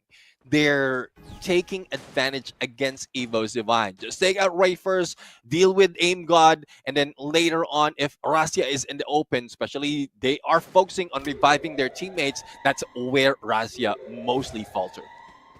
Yep, it's match point as well here, folks. So Bigatron, if they win this, we are going to a game number 3. So Evos, if there's a round to win, it's gonna have to be this one and the next consecutive rounds. Razia, though, catching out Deeks already, opening things up for the team. So first blood in favor of Evos. Yeah, first blood. Let's see, though, if this can be countered by Kochil. No! Koja and Kyung! Simultaneous elimination. And it seems like Evos is still in the same role, up close and personal. Joe Wheel with that AWM. This is what I'm talking about. This is how a sniper should work. It's not just from long range. Even up close, you can use that sniper into the fight, or bring that sniper into the fight. 1v3 situation. And Aim God, I don't think there's so much that you can do with M590. And also being pinched. Nades after nades, and Joe Will. Let's see if he can do it once again with an AWM. And no, he was denied by Kyung, but BTR managed to get 1 point against Evo's Divine. Look at the taunt as well. Bigatron picking it back, taking the round. That means we're getting a game 3 here, folks. So things are starting to get a little bit spicy here. No wonder are we going to be seeing a 2-0 here from Evos. They have to win the next round. And not only do they have to win the next round, draft. They gotta fix their draft. Because that lineup, okay, as fun as it was to watch, as fun as it was to see, a lot of problems. A lot of problems that they gotta have to fix. I don't know if it's BTR that they're trying to throw off, or us casters, or the viewers Maybe as us. well. Because imagine, like, you have 3 potential sniper active skill, and you only have 1 sniper. So we've seen was it Ray, who also wear that BSK, trying to snipe out in Museum, if I'm not mistaken, but it didn't work that well. And I guess, like, what we expect is Evos to be a little bit more aggressive with Razia, but not defensive or not passive with Razia. That's what they attempted in that second round. Yeah, hang on, let me have a look at the previous draft here for Evos. We do have our MVP though, Kyung. Gonna be securing the MVP role for the team, and I think Kyung, he moved mountains in that last game. He had the job of running in and setting things up for the team, and there were a lot of times that we saw him run in and just create space for Joel to come in to get a quick snipe, to have Koja come in and support him, provide that vision, so Kyung could be the ones to also grab the eliminations. Just really kudos to Bigatron for taking that previous round. But sorry, back to Evos. So I do have a little bit of data for last week's matches for Evos, because the reason why I kind of want to bring this up was Ray, and I'm really glad that you kind of brought up Ray's performance in that last game, because he just felt absolutely off. And so far for Clash Squad, he's been the dedicated vision provider for the team, right? So he's always there playing the utility characters to basically set up for Razia and his teammates. But it's pretty interesting because for all the data that I have, he very rarely plays Clue. If anything, it's actually Razia to be the Clue player for the team. So I kind of wondered, like, in that situation, I kind of wonder, like, what was the thought process of actually putting him on the Clue? Like, was this to just take away a vision option from Bigatron? Because, like, in games where you're drafting characters and abilities, there is such a thing as deny picking, where Yeah, you pick a exactly. character because you don't want your opponents to have it. And sometimes you have to be very flexible and sort of play the character in a position that you don't normally play it. In this case, technically, Ray did his job, but I do feel like we could absolutely see like he struggled in that previous round to really achieve much for the team. Right. Yeah, for active skill, I do believe that that's a downfall of going in for the denial of those like for it going for the hands of BTR, or just forcing them to go for the coda, because they understand, Evos understand how that coda works or how they use it against BTR for the first round. But Clue, if that was a plan for Ray, regardless of which skill, whether it's Clue, whether it's whatever, whether even it's Chrono, just forget it. Just play for your strengths, because there's only little that you can do with a Clue. You can get general information on where your team or your opponents are positioned, but there's not so much you can do about it. So just either forget it or just use it for the sake of using it. Because we know that Ray can bring in the numbers even with different active skill, but it didn't show that time. Okay, I love this switcheroo. So Santino is going to go in favor of Bigatron this time because they managed to get first pick. But the next two picks, I love this from EVOS. They've stolen Chrono and Zane away. Two picks that have really worked in favor of Bigatron for our previous rounds. Now, the thing is, how does Bigatron respond to this? Because they're now not really able to play the same style that they did in that last round, right? They've got access to Santino, which do you think it's going to be a Joel Santino, or do you think it might be someone else piloting the Santino for Bigatron? I haven't seen Joel though on a Santino, and I don't think we have. I don't think we have a switch, because Koja managed to pull a Santino from I can't remember which match it is, but did win. That was a 100% win rate with that Santino for Koja. So if that's something that he can pull off, then why not? Yeah. Alright, so Santino, Koja, Skylar going up against what is probably going to be the Clue, Homer, Chrono, and Zane. I mean, this is definitely a little bit more classic EVOS, but I feel like they've got a little bit of extra kick in this lineup, because not only do you have great sniping options, but they have great frontline options. And just looking at what we have on Bigatron, I don't feel like they have the best answers to deal with the Chrono and a Zane running at them. Is there any last picks that you kind of want to go for that might be able to take it, I suppose? Tatsuya would be the most viable. Feels like the only one left. Because once you have that time turner, it's either you get in to make those hits, or you get away from Zane. Once that extreme encounter has been triggered, you need to go far away to keep your distance away from that Zane. So that would be the most viable for BTR, and I'm trying to check on their active combination, because of that Skylar, it's throwing me off right now, because they barely use it. Though it's a 100% win rate this time around, and that was just previous game. But what other factors, what other active pair can they pull away, especially with the Chrono that's not part of them? The only thing Steffi? So, really? This is locked in. All right. Interesting. Okay, so EVOS, I think we all agree EVOS makes sense. You got your front, you got your back, you got your damage, and you got vision. Bigatron? Tell us, Bigatron, what is the plan? Because like I'm just looking at the lineup, and it doesn't make a lot of sense for me, but I don't know about you, Neptune. What I'm seeing right now is you have Skylar, basically Joel, and then Koja on the Santino. Coda would still remain, I think, on. No, Koja is a Coda user, so I don't know now who's going to use that Coda, but That's 2 in the front, 2 in the back, and those snipers in the back would not be up close, would not be together. I believe they would spread out, angle against Russia. And then while you're in the mid lane with that Steffi, you won't receive any damage from the throwables or from that Homer. So you're still safe. And then you get information with that Coda. Only one, that's one of the only plan that I'm seeing right now that would work for this lineup.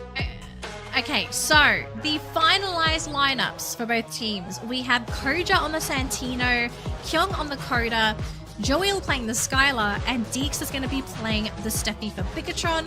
On the side of EVOS, we have Rasia on the Clue, Ray on the Homer, Coachella on the Chrono, and Ingod on the Zane. So those are the lineups. I'm trying to justify what Bigatron are picking. Like, obviously they have a plan in their mind, right? No questions asked. They have a plan. But the role for Steffi here is Deeks running in with Kyung? Like, are we going to be seeing a tag team, like a 1-1-2, where Joel on the Skylar sniping, Kyung and Deeks together in the front lines, and then you have Koja, who can either go for a side quest or he can provide support fire with Kyung and Deeks. Like, that's what I'm kind of getting, just seeing the player allocations. Am I kind of going in the right direction here, or do you think it might be a bit different in terms of execution? No, it looks like it. It looks like it. Because the only viable approach is for that Kyung and Deeks combination. Either the mid line or the front line, because Koja, as much as I want to say that Koja has potential to go for a rush or probably a flank, as you term it, a side quest, then that Santino will be able to pull it off. You can reposition out of the vision of Evo's Divine, but what follows then? What follows after repositioning? Because you need a little bit of backup. So it's either they go for a 2-2 split, a 1-2 split, where in still that Coda and Steffi is still in the front line in the middle, or a viable 2-2 to 3-1. If like 2-2, because you have Coda, Steffi in front, Skylar, Santino behind, switch instantaneously to a 3-1 because of that shape splitter, and it needs to be timed perfectly. Because when I say timing is, if in case you're at disadvantage in terms of numbers, then you trigger that shape splitter. Or if you have a chance to take down one opponent as quickly as that, then trigger that. So 2 winning conditions in the battle against Evo's Divine, but you're dealing with a time turner. You're dealing with extreme encounter with that Corona and Zane. So, and mostly they're on the front lines. So it's still a tough contender, and it's still difficult to beat. I am absolutely surprised that Bigatron are bringing in Steffi in their Game 3 set against EVOS, but clearly they had something in mind. Because the original plan we had was Tetsuya, right? It just makes sense. You have the Tetsuya who has access to the dash that can dance around that time turner, but aside from that, the Steffi pick just really throwing us off. Maybe that's the plan for Bigatron. They say, okay, we're going to pick the Steffi. We're just going to confuse EVOS. All right, or just confuse. Too long to get the strat. Or just confuse the casters. Oh my gosh. All right, so as we prepare for game number 3 here, folks, let us know in the comments, in the chat, who do you think is going to win? Is it going to be Bigatron with the last pick Steffi, or is it going to be EVOS? Because it can really go either way, honestly, with these drafts. Yeah, definitely. I mean, we can put in a lot of assumptions on how they're going to play it out, but there's very little leeway for mistakes at that point. I mean, that's just something that needs to be perfectly done. And for Bigatron, we've seen those mistakes happening. It's more of the timing. So let's see though if this is something that they can pull off, because right now game number 3 between Bigatron by Vitality going against Evo's Divine is on in Kalahari. It's Kalahari. It's the pistol round, so it could be a bit of a 50-50 split. It could come down to actives as well. It just depends on who's going to see who first. And right now, Koja is going to be the one to take the majority of the damage for the round. Still hanging around in the meantime, though. But Ray, he's going to fall into a fight with Koja, who actually comes back in. And Ray gets first blood, already setting his team to have a numbers advantage. And as you can see, Coachil follows through, getting rid of Joel, the sniper, down for Bigatron.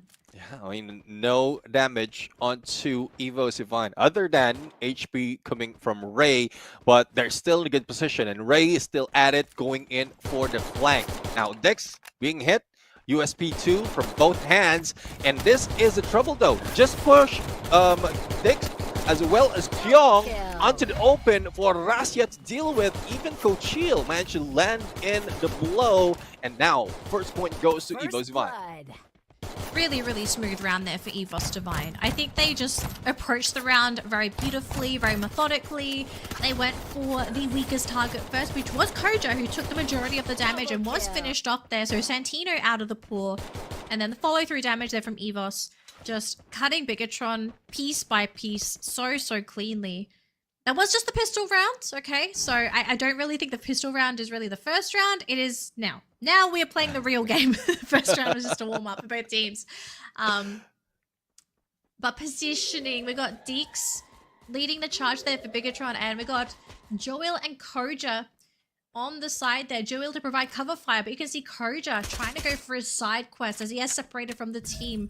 But he's got to be careful though, because Ray has already spotted him. So it's going to be a little bit more difficult for the Santino to really try and go for that little sneak attack.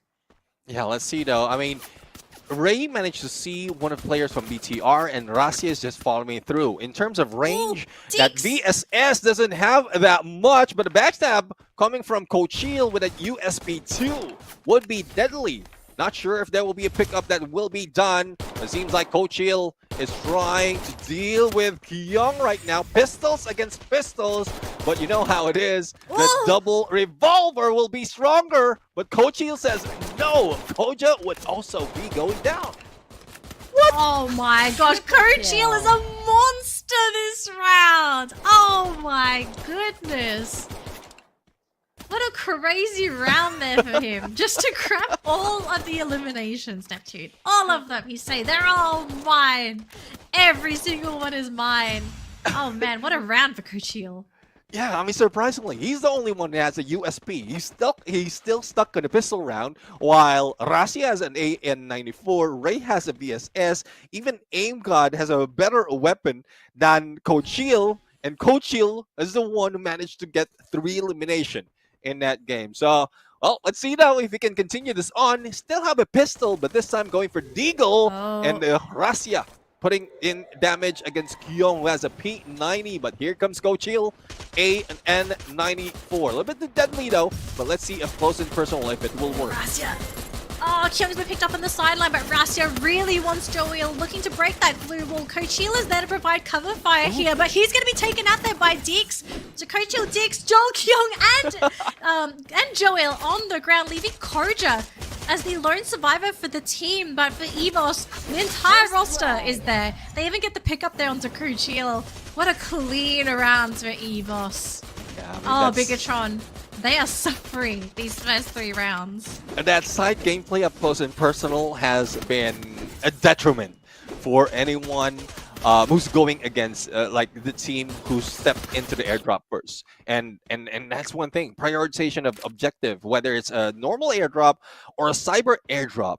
There's still objectives that is needed to be that needs to be captured first in this game. So let's see though if this is something that Bigatron can bring in. As you can see, 1 cyber airdrop already captured by EVO Divine. That was the winning condition for them as well, because it gives them more in terms of weapon as well as coins. But for BTR right now, they need to slow the pace down. They have the weapon to do so. They have the active skill to work with, but it's more of the timing that's not working for them. Oh man, Joey is going to be taken up by Kochil on the sidelines. They tried to go for the knock there onto Rasia. Rain Rasia hit the ground, but Kyung's also going to be hitting the ground too. So we are now down to a 2 versus 2 here. Neptune Dix fighting up against Aim God. Glue Wall going to be set up so both players can reset. But now, Koja, again, trying to focus down Aim God. I have to say, Aim God, he has been so difficult to take down. And now it's just going to be Dix all alone. And there's only so much you can do as a lone player for the team. Another round for EVOS Divine. 4 rounds back to back. Yeah, Aim God, I mean, despite of not getting so much elimination from Aim God, he has been a distraction for BTR. He's the one putting in so much pressure as well as making so much noise, giving an opening for Ray, Rasia, and Kochil. And especially Kochil with 8 elimination already in this game. But I love the switch around in terms of roles. I think this is a role thing because earlier it was Ray being that distraction. Now it's Aim God. And because Aim God is a little bit more beefier with that saying, he can do so without like risking a lot. And this is working quite well for EVOS Divine. And we are not seeing any response from Bigatron at this point. And there's little use of that Santino being put into a better play for them, but there you go. 3 players, make that 4 players instantaneously being taken down. And there goes match point as well, going to EVOS Divine. It hadn't even been a whole minute and the round just ends. Oh my gosh.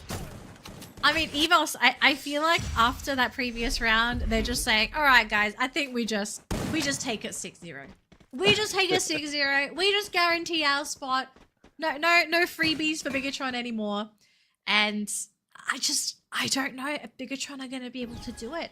They have to win 6 games back to back if they want to take this entire round for EVOS Divine. And so far, with just what we have seen, it just doesn't seem like that's going to be a reality for them.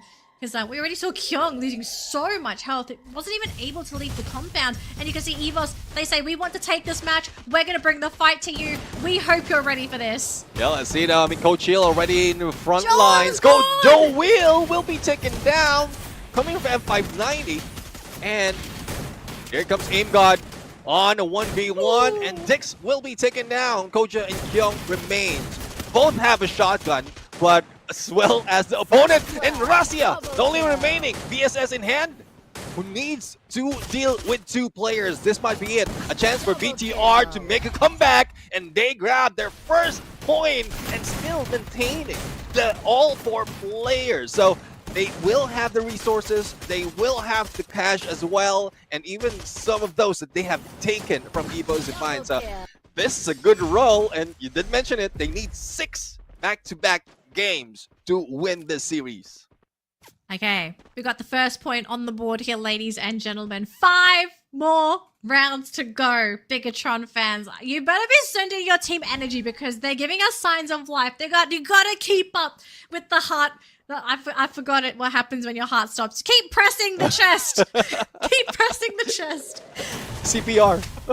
Yes, there we go. CPR for Bigatron. Let's see now. Koja received damage, but for consolation, it brings Aim God and Ray down. Rasia goes down as well. Kochil will be eliminated. BTR, hopefully this part of the script, going down after 5 and bringing it back. And I love the angle being taken by Kochil. And despite of having only a few HP, he still steps in and deal with another one. Such confidence coming from the sniper of Bigatron. I know it's a little bit too early to say, but I'm very sure there are some EVOS fans now suddenly clutching their pearls saying, wait a minute, this isn't fair, what is going on? We have somehow went from 0-5 to 2-5, and this Bigatron train is not going to stop. EVOS need to find a solution to stop this aggression because every round Bigatron win, they're going to get stronger, they're going to have access to more weapons. They just have to win 1 round, and I'm so fearful here for EVOS because all it takes is for another mistake for this game to continue to snowball down the hill, and all of a sudden Kochil is on the ground. They do manage to find Kyung as well, so we are now back to a 3 versus 3, but it's still not looking good here. Yeah, I mean, good trade. And Ray receiving a lot of damage as well as Dick. So And there's one thing about Mammoth. There's a lot of angle to Oh, take. Joel! Joe Will being taken out by Razia. Still on that AWM. And aim guard right now. A little bit too close, but not so much of HP to deal with. Thus, he will be going down from the hands of Koja. 1v2 situation, but Ray falls down. And it is quickly being put into a 1v1 with a pickup being done onto Ray as well as onto the other side. So 2v2 will be happening. The only question is, who has a better weapon? Oh, Ray! Ice grenade being thrown into Ray. And this would be the time for BTR to be able to recover. But Ray says, no, I can bring you down. Only Dix needs to be dealt with. And not so much of healing can be done. And Evo's taking this series. Oh, I was getting worried. We saw 2 rounds back to back, but all of a sudden Evos looked like they were getting crushed. Look at Evos. Just reassuring their fans. It's okay, guys. We got this under control. Booyah to Evos Divine. They take the round 2-6. They're all good, okay? Nothing to see here, folks. Just another day in the office for Evos Divine fans. But woo, Bigatron. I mean, they turned up the heat in the kitchen. I don't know if we could have tolerated it anymore. So maybe it's a good thing that it didn't continue to go. But I have to say, those last 2 rounds before that final round, very interesting. A lot of people thinking, oh, wait a minute, is there an opportunity for the comeback to happen? The team, they almost made the correct adaptations. It was just, unfortunately, at Mammoth, a bit too wonky maybe of an area to fight, because I think I've noticed this in past matches, especially if it's at Mammoth. Fighting on Mammoth is notoriously difficult. You have to worry about the verticals, and there's not really an easy way to actually leave either the spine of the Mammoth or even the cliffside. You actually really need to be worried about your positioning, because if you're stuck on one of the high ground areas, there's a good chance if you're going to get picked off before you get low ground. So yeah, I was kind of hoping that we're going to get a Bigatron win there so we can continue on with this potential story. But I think Evos, they played that particular section of Kalahari better. I think they really handled the extra elevation really well. Yeah, exactly. I mean, I guess especially the initial frag being brought in by Razia on that sniper. That's the most crucial. So once you get that initial elimination, it just snowballs, because it's that specific part of the map is quite big. I know it's quite similar in terms of sizes, but it's open. I guess that's the right term. It's open, and there's so many positions that you can take, and one wrong move can either spell you being stuck or you falling down. And we've seen that from Ray as well. It's a good thing that Razia is still available to go for a pickup that made it on a 2v2 on that final moment. But even that 2v2, it's more of the timing, because Evo's Divine is already in the middle, while Bigatron is on the edge, and they're the ones moving in against Evo's Divine. So there's little to no chance really for BTR to survive that in that final seconds, final moment of that match. But as we look at the scoreboard, 6-2, there looks like there was hope. If it came early, I think it might happen for BTR to go and go down the line 6-5 in this game. But I think it was a little too late for BTR, and Evos just took advantage. Yeah, I think I have to agree with that. Just there are definitely times where being a late bloomer can work in your favor. But apparently in this particular matchup, you know, the score line is 2-6, 6-2, 2-6. So I don't know if this was a trend or if this was a pattern, but we do have a very interesting scoreline for both of our teams. But as you can obviously see there for Evos fans, they do win the set 2-1. It's not a clean 2-0, but a win's a win, okay? It doesn't matter how you win, as long as you win. That is all that counts. So that is already our first set out of the way, folks, but we still have 5 more rounds to go. We're just getting started. Yeah, definitely. And we're also going to hear a few words coming from the winning team right now, as well. There's no other region to go to, because both of them are coming from Indonesia. So we're going to see Conchita Caroline. The only question is, which among the players of Evo's Divine would be interviewed? And I'm going for the Wonder Kid, and I want Razia, Razia. I want to hear as well the mindset in game number 2, that active skill. I sure hope that Conchita Caroline was able to take him out. And let's see now if that would be asked and answered as well. So we're going to bring it over to Indonesia right now to Conchita Caroline. So let's take it there.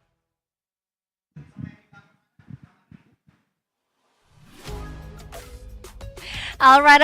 Thank you, Caster. Survivors, welcome to Indonesia's interview session. And I'm here with Ray from EFOS Divine, who's just won the match against Bigatron by Vitality. All right, what a game indeed. Super intense. That was crazy. How does it feel to finally win against Bigatron by Vitality? Kalau kita lihat, gila, itu kan tadi intens banget ya, ketat banget. Ada beberapa technical difficulties juga. Tapi setelah akhirnya menang, gimana perasaannya, Ray? Biasa aja sih. Soalnya lawannya Bigatron. So for him, this is just another day. He doesn't feel that ecstatic because it's Bigatron by Vitality, and EFOS Divine do have a history of winning when it comes to going against Bigatron by Vitality. Gak ada rasa deg-degan sama sekali atau apa gitu. Tadi kan soalnya kita lihat sempat di-taunting juga tuh sama Koja, dan sempat ada teriak-teriak juga dari BTR yang mungkin sedikit memancing emosi kalian.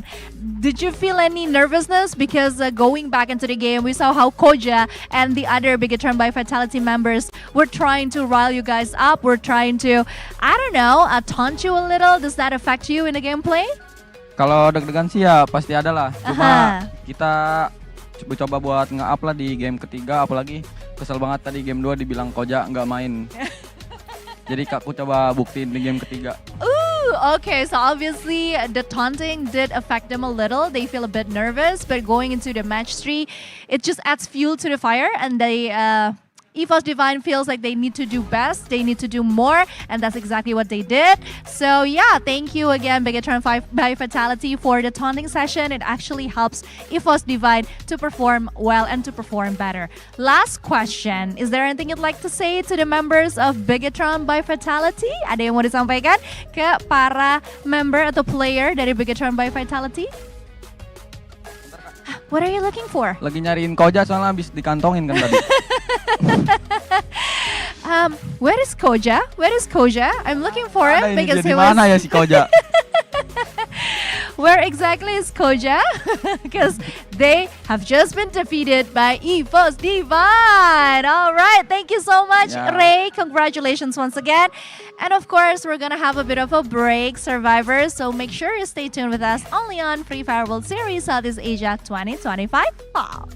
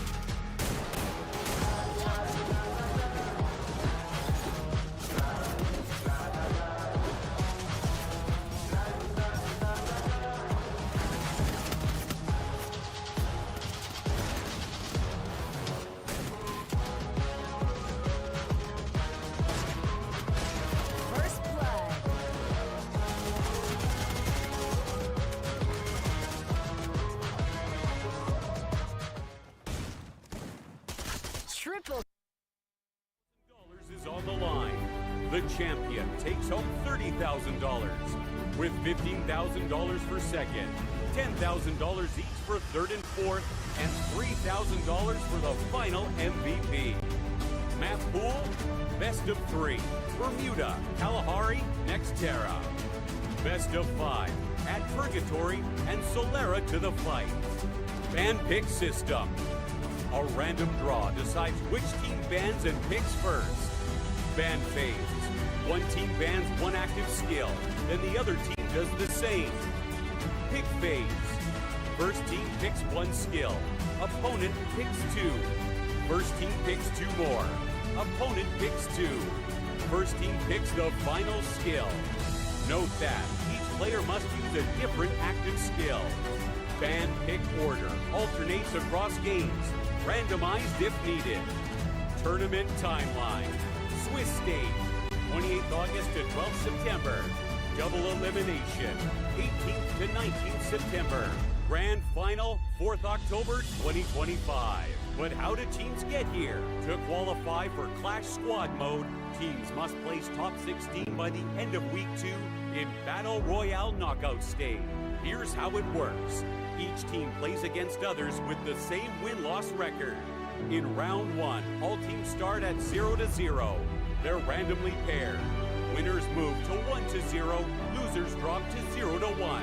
From there, teams continue facing opponents with the same record. 1-0 versus 1-0. 0-1 versus 0-1. 2-0 versus 2-0, and so on. To advance, a team must get 3 wins before they lose 3 times. Lose 3 matches, you're eliminated from the Clash Squad mode. Matches continue round by round until exactly 8 teams reach 3 wins. Those 8 teams move on to the double elimination round. Double elimination format. Every team starts in the upper bracket. Lose once, drop to lower bracket. Lose twice, you're out. Through 3 intense rounds, winners rise, losers fall, until one team punches their ticket to the grand final. The other finalists will emerge from the semi-final bracket, and then it's all on the line. The last showdown decides the Clash Squad champion of Free Fire World Series SEA 2025 Fall.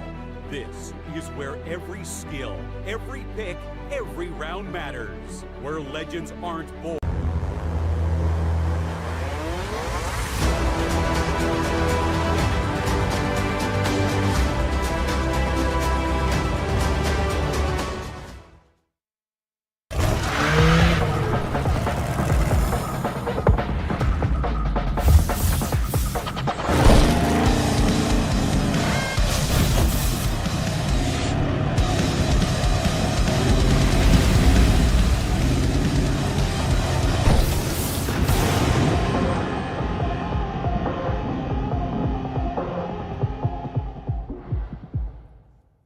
Survivors, and welcome back to day 6 of Clash Squad here for the Free Fire World Series Southeast Asia 2025 Fall. We just wrapped up our first game and it was an Indonesian bloodbath between Bigatron as well as EVOS Divine. And if you missed that matchup, sorry guys, spoiler alert, but EVOS was able to take that series 2-1. So they will be moving on through the competition, but Bigatron, unfortunately not such a happy story. So that set is done and dusted, but Neptune, our next set, who are our big dogs playing next?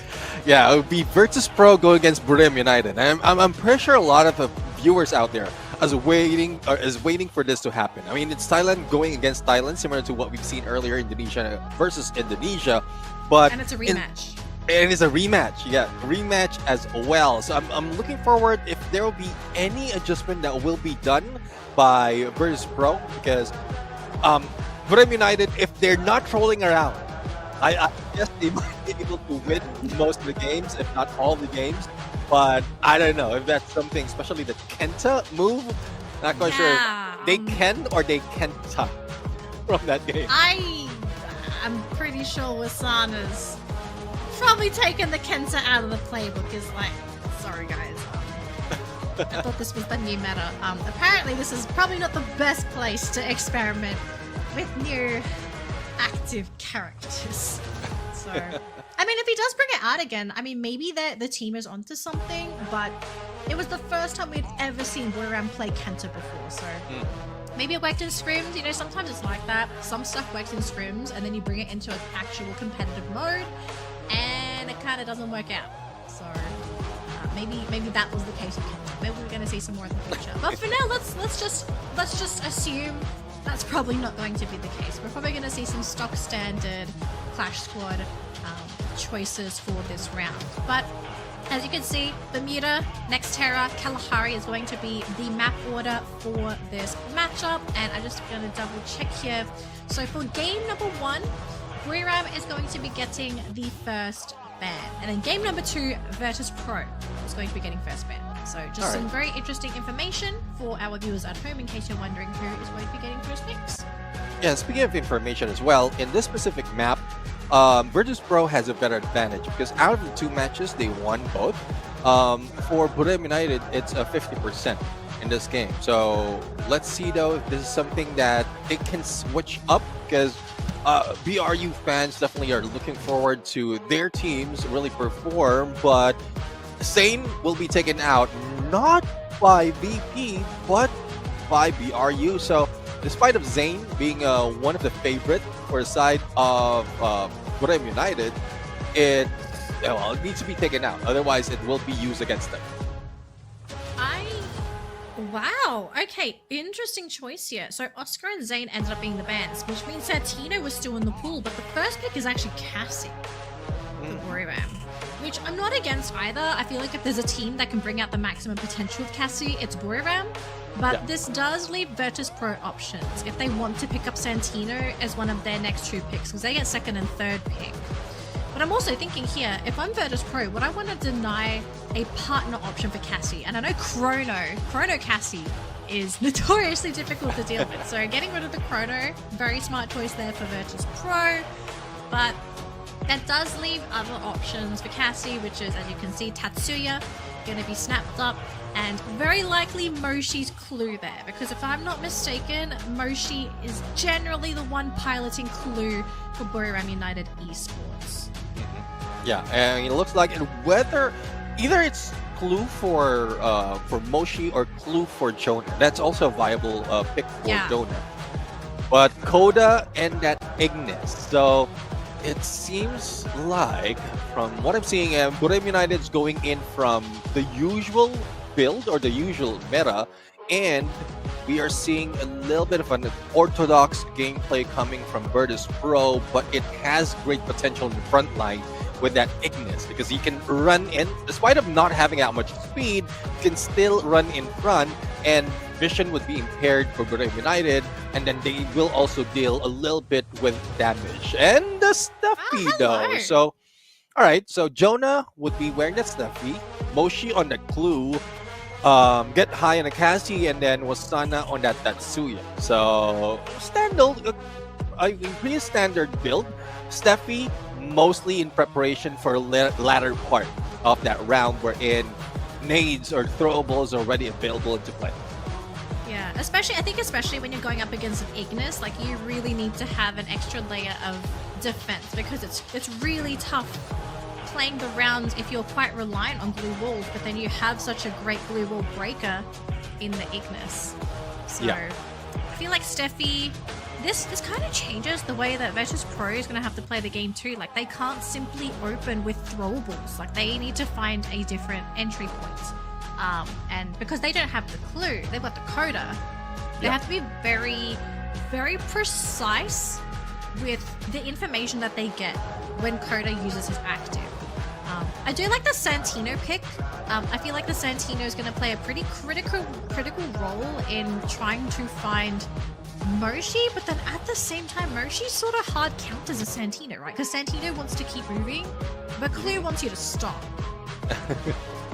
Well, Expose with a Santino rate, well, I do agree. I mean, the good chance to take out Moshi, because you only get information, but there's not really mobility at that point. So Expose on a Santino, Nameless on a Chrono, and then Diamond and a Coda, and Waranya as well as Ignis. So with Diamond and Nameless in front, mid, or joining the front line would be Ignis, would be Waranya, and then Expose in the back line, who can quickly reposition. So I'm seeing a quick 3-1 to 4 push coming from Virtus Pro. They can do that in most instances compared to Buriram United.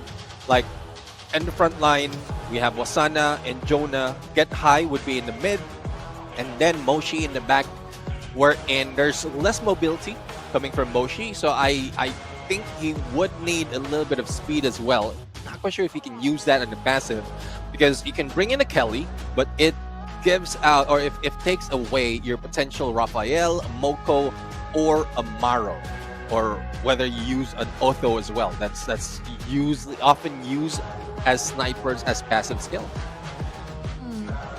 Alright, so as our players get ready to jump into game number 1 here, folks, as usual, as tradition on the live stream, for everyone that is in the chat, let us know who you think is going to be taking game number 1. Is it going to be Virtus Pro, or is it going to be Buriram United Esports? And I kind of feel like I know what the results are going to be. We have a lot of Buriram United Esports fans in the chat, so we might get flooded a little bit, but hang in there, Virtus Pro fans, okay? We got a chance. All right. If we can take game number 1, that's a sign. Well, I'm taking notes of the skills as well. I was expecting Get High to be on that Cassie, but it was Jonah right now who's using that. So a little bit of switcheroo in terms of role, I believe, and we've seen the potential of Get High in elimination department. So there's huge potential that he can be in the front line as well, together with Wasana and Jonah. But in terms of win rate, we seldom see this combination overall. I was expecting a usual combination from that Flute, Tatsuya, and Cassie, but that Steffi really threw me off. I think it's throwing off a lot of teams, because like all of a sudden today we're just starting to see Steffi pop up. Like we literally saw it in the EVOS matchup, and then all of a sudden Buriram is also coming in with the Steffi. So it makes me think, like, is this maybe the flavor of the week? Because teams had a week, you know, between all these matches, and maybe this is something that everyone sort of discovered, like, hey, you know, removing the effectiveness of throwables, especially, and we have to remember as well too, you need to buy things. You need to manage your economy. Yeah. If you think about it, Steffi effectively locks out a portion of that economy because you invest in throwables. If you mess up when you throw it, that's wasted money. You can't Right. really afford to throw away money in this particular game mode, because it is a very valuable resource that you gotta work really hard to earn. So if you throw it away like cash, like, Yeah, that's 200 to 300 cash that they're throwing away at that point. So it's either 2 or 3 elimination. Per throwable, Neptune, Per throwable. okay? And we've seen how many throwables some of these teams are, like, they're just throwable happy. They just be like, all right, I'm just gonna buy every single grenade and I'm just gonna keep throwing at it, people. Oh, I ran out. Wait, where's the money? Oh, it's gone. All right, let's see now. Flame Mirage, but Nameless just to get away from Asana in front line. And there goes the takedown with that jump shot onto Waranya. But the turnaround by Nameless after recovering into the time turner, they go. And still Get High managed to go in for a knockdown. Brim United still full squad. Plus Jonah on the side right now. Run away. Diamonds. VP and Diamond will try to recover. But it seems like a lost cause right now. And there you go. The first point goes to Buriram United. Okay, so Buriram United, thanks to Wasana with the opening there, just picking off Waranya right off the bat. Yeah, he went down next, but Get High, he's there. Provides the cover support. And what can you really do there for Virtus Pro? So pistol round going all the way of Buriram United, which I think any team giving away round number 1 against Buriram is going to be feeling not so happy about that, but VP, they absolutely can bring it back. They've just got to make sure once they start building up the economy and they actually pick up some more equipment and guns, which I'm going to point this out. They've invested in no defense, no helmets, no vests. But you look at Buriram, they've gone for 3 vests and 1 helmet. Yeah, I mean, they will save up in terms of weapon and armor will be what they're going to use. That mini Uzi, though, costs 800 if I'm not mistaken, or 500 I believe. So it's still damaged economy, but you do have firepower. But Moshi on a fireball right now, 1,000 plus on the coins that has been used. And Wasana up close and personal, missing those shots, but a follow-up coming from the teammates right now makes it work. And as quickly as that, once again, similar to what we've seen in the first game, Buriram United has taken out Virtus Pro. Yeah, round number 2. Although very investment light for VP, so maybe they're just saving up for a future round to say that, okay, yeah, we lost the round, But at least we can invest in something else. And they're going to invest in Nameless, it looks like. Nameless, Diamond, Waranya. Okay, so everyone is loading up on defensive equipment. So they'll at least be able to survive up until some of those higher tier guns make it through. So maybe this is where Virtus Pro decide to shine. Let's see though. Exposé already have VSK, and I think we've seen a little bit of M1887, but they need to get close. And well, Diamond Waranya. has a potential to get Jonah. close, but no. God name coming from Jonah was a follow up with that mini Uzi coming from Wasana. And well, they grabbed that M1887. I believe they know that they can win all those gunfight. And Exposé, despite of the shape splitter, didn't turn things around against Wasana with only a few HP, but still, Exposé with a bait and switch, literally bait and switch. Literal bait and switch, but he pays with his life thanks to Get High, which this is very, very fun to see. Every time Wasana goes in, if he gets picked off, Get High is there to get him back up. That's teamwork if I ever saw it. And poor Diamond, he's doing the best that he can. If he can get one elimination before he gets picked off, I think he's happy. But against 3, and with the Cassie support, the odds of that happening is pretty low. And already you can see Get High and Jonah. They're running in. Diamond, are you as high as a diamond, or are you as soft? And it looks like this time it's a fake diamond. It's not a real one. It's not invincible. Well, Maybe he'll harden up a little bit the next couple of rounds. He did shine at that point. He did shine. He did shine, yeah. It's fine. Being the only one surviving from Virtus Pro, but it didn't show that much at that point. Now 3-0 already. And not only economy favoring Brave United, but also the weaponry. But for each round, there's still some bonus that is being received by Virtus Pro at this point. So there's still a weapon that they can bring into the table. But compared to the armor, especially the armor, Exposé right now, from the long range, yes, it's okay not to have that, not to have a helmet. But if you're going against snipers like Moshi, you would at least need a low-level helmet. So let's see though if he can get away, because the battle in the front lines is already beginning, but it was put into a standstill at this point, probably with skill usage that they are timing off.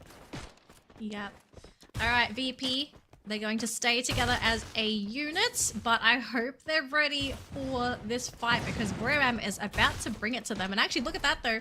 They bring one of their players onto the rooftop. I think that may have been... Oh, it's Wasana on the rooftop, just trying to flush out some of those VP players. So, great stuff there from Boram, just to ensure that VP, they do not have any elevation to speak of. And the circle's starting to get a little bit small here. Oh. Well, I love what Jonah is trying to do right now. As quickly as that, he switched over to Wasana as well as to Get High with that basic therapy. But it seems like it's failing at this point. Jonah is already down, so there's no healing that is happening for Boreum United. Only Moshi remains against 2 players, and Moshi managed to take down Waranya, but no pickup can be done. Now Exposé, there goes the final hit by Diamond, the Diamond with a mini Uzi, and there brings 1 point for Virtus Pro. And let's see though, because they can get all those weapons against Boreum United, and not so much is being saved by BRU as well. So another point might go over to Virtus Pro on this next one. It might, right? I think it really depends on how Boram decide to run that next round, if they're going to try and play eco or if they're going to continue to invest. And yeah, we're going back to ground zero here, folks, for Boram United, okay? I mean, they've got helmets, they've got vests, they've got a grenade there onto Get High, but they're running pretty low on a lot of resources. So VP, if they can, this is the ideal round to get another win and to close that gap between them and Boram. But Exposé, though, not too happy there. Losing more than half of his health thanks to that initial skirmish. Well, Jonah, together with Get High, already in the front line against a Nameless, but Nameless is not going down. What? But finally, after a hit from Get High, but a trade has been dealt with. Now, Wasana on a quick rush as well as a good pickup that can be done, but Wasana has nowhere to go in onto that glue wall barricade, and Wasana will be going down as well. Only Moshi remains, and he's far away for rescue. And despite of the elevation, he might be spotted by Diamond or Expo C, and information has been relayed. It's Diamond! Mag 7 from the ground. I didn't know that could reach the rooftop that well. Well, as they say, you know, a diamond knife 100% can cut through a little piece of mochi, so... yeah, I mean, really great comeback for the team overall. I think this was something that people were a little bit concerned about, like if they could even take a round off of Buriram. So we're starting to see a cascading effect where just one round gives enough resources for Virtus Pro to be able to comfortably be able to take on Buriram United. Now, I kind of wonder if Buriram, did they get a little bit complacent in that previous round because they played so far forward, right? Like Jonah and Wasana played so far forward till they got covered by a coliseum of glue walls. And if you look at the composition for the team, they don't have a way to break through glue walls. So they can't really afford to play into this very CQC heavy lineup by Virtus Pro. So it looks like they're going to play keep away this time. It's a game of snipers, and this is where Moshi shines. Yeah, let's see though, because earlier as well, despite of Diamond being the front line against Get High and Jonah, and he doesn't have a skill that would beef him up. It's more of information with that Coda, and he still managed to survive. So that's what threw Buriram United off that game. But right now, everyone is in a standstill once again. And I won't be surprised once we hit that 30-second mark, that's where everyone will be rushing in, especially from Moshi and Get High. If they spot someone getting in, probably Nameless, but I don't think Nameless would be rushing in blindly against these two teams. There are two players. They will be jumped, and that might be their downfall. But no movement just yet. Even Wasana is far behind. He does have that Rebel Rush to quickly navigate onto Diamond right now, but they're just biding their time. They're biding their time. I think that both teams want to see where that circle's going to move next. And look at that, though. It's going to head to the bottom right. Oof. So VP, they already have a pretty big advantage here. So Buriram, they have to be the ones to make the move first. And it's going to be so hard. Wasana is on the lower floor, though. But he's going to have to get past Exposy. He's been caught from the rooftop. Diamond says no. Yep, Get High right now, trying to fire back against Diamond, but a backup coming for Expo Z as well from afar with an FFWM and Mag 7 domination. But a tough contender, which is Diamond. He has brought in 7 elimination already in this game and bringing the team to a tie against Buriram United. And I am loving this version of Virtus Pro. First blood. I think this is like the second or third time, and viewers, I think some of you guys might remember this as well, where Buriram really struggle in Clash Squad whenever they wind up in that area. It's almost like the elevation is what sets them back, because I think the clip that I'm kind of talking about here was their round 2 weeks ago or last week. I think it was last week. They lost their qualifying round because of that map. Because of that map, because they took it a little bit too slow. So yeah, I think Buriram happy that it's gone for now, but I think they're praying now, like, hey, no more, please. Let that be the last. Don't let it cycle there. Despite of how many spot it is in Bermuda, don't let it cycle there. And what Raja?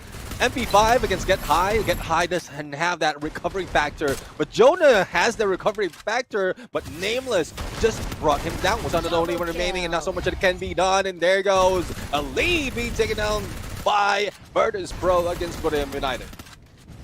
Oh my gosh, Virtus Pro are on fire today. And this is the rematch up against Buriram 2. Get High and Jonah still on the ground. Exposy, he catches Moshi from such a long distance. And this leaves Wasana all on his own, and he gets picked up too. Yeah, man, crazy round here for Virtus Pro. They are on fire. 4 points to 3. They just need 2 more wins to be able to take the round and to put them 1 game ahead of Buriram, and to potentially force a reverse sweep from Buriram if they want to take the matchup. We're getting a little ahead of ourselves though, so let's focus now on this matchup. Beat Buriram. Can they at least force a reset? Can they get this point on the board so that they don't let Virtus Pro run away with that series? Definitely, that's what they need right now. If they grab this, not only do they take the weapon, but also a little bit of lead in terms of economy. Great trade. After Moshi has been taken out, Exposito will try to go for the pickup, and there's the time to do so. Now, Nameless goes in for the rush, but Jonah is already managed to go for the pickup. Nameless will be taken down, bleeding out, and no pickup can be done on him. He will be eliminated, and as well as Diamond Waranya, almost losing so much of HP. But Wasana, with no regards for his HP, goes for a rush and gets that equalizer. There we go. So back to a round reset here for these teams. Nobody is going to have a point advantage, Boyram says. We're going to fight tooth and nail for match number 1. So 4 points apiece here for both teams. I think Virtus Pro, they would love to add a buffer here, but they need to win this next round if they want to reach that match point. Because again, for both of these teams, 2 wins is all that it takes. Oh, yeah. And essentially both teams only have 1 win buffer in case they lose this round. So we'll have to see what happens here as VP and Boyram start charging towards each other. And Nameless and Waranya going to be the first ones to run into that cyber airdrop. And you can see already they don't want Boyram anywhere near it either.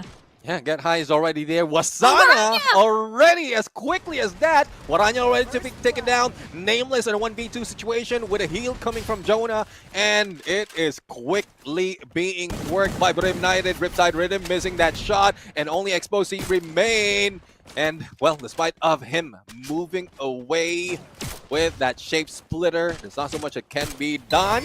All that Wasana needs to do is wait for him, and he goes down. 5-4. Man. BRU on a match point. This was a disaster round Oh, yeah. for Virtus Pro, right? All it took was 1 grenade to drop Waranya, and then that was basically it. That was the sign for Boyram to just absolutely collapse and take over the round. Not even an elimination. So Virtus Pro, if they want to take this round, they need to win 2 games back to back. And this is up against Boyram United Esports as well. Oh boy, round 10, folks. Here we go. Are we going to get to round 11? And knowing Boyram United Esports, they're not going to let that happen. No way. Yeah. Let's see, though. I mean, there's a little bit slowdown, and we've seen Moshi on that AWM, even Wasana going for a long flank. AWM in hand, and probably finding Waranya, who's already in the rooftop with a glue wall that it's information where Waranya, or one of the players for Virtus Pro, has already head and Get High also on the VSK. So triple sniper coming from the team. I guess they want to prioritize and taking down Exposee first, but Exposee is nowhere to be seen. Okay, very patiently played here by both teams. Lots of glue walls deployed by Virtus Pro, I have to say. Lots of resources. Waranya, though, right next to Jonah and Get High. If they can get the jump on the front line for Boyram, this might be how Virtus Pro take the set. But you can see Get High, he's trying to fight Exposee, but the glue wall, that glue wall. And Waranya ends up being caught by Wasana on the rooftop. I mean, that's twice that Wasana caught Waranya on the rooftop. Exposee! And it's no surprise! Only Nameless remained, though. Brim United would be taking this round. Jonah doing his best. And who managed to go for the final shot? I believe that was Wasana. And BRU gets this point in spite of how close it is. Brim United get that one up. Yep. They say no round 11 for you folks at home. A win's a win. We'll take it at 10. So Boyram already leading this best of 3 set with that 1 win. All they need to do now is to clean up with this next map, which is going to be next Terra, and then they're good to go. But for Virtus Pro, a lot of things have to happen. First, they have to win this next map. They have to win next Terra. Number 2, they have to win Kalahari. So 2 really tough maps coming up next here for Virtus Pro. Can they do it? I kind of feel like, okay, they play really well on Bermuda. I really feel like they played their lineup really well.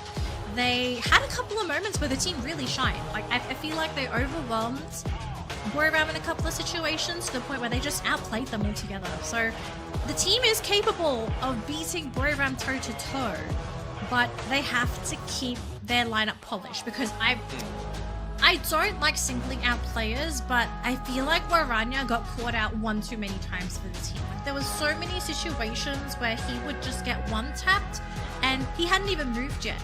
The team was still deciding when to go. And all of a sudden you lose Waranya? 3 versus 4 against Buriram? Yeah, no thank you. No thank Well, you.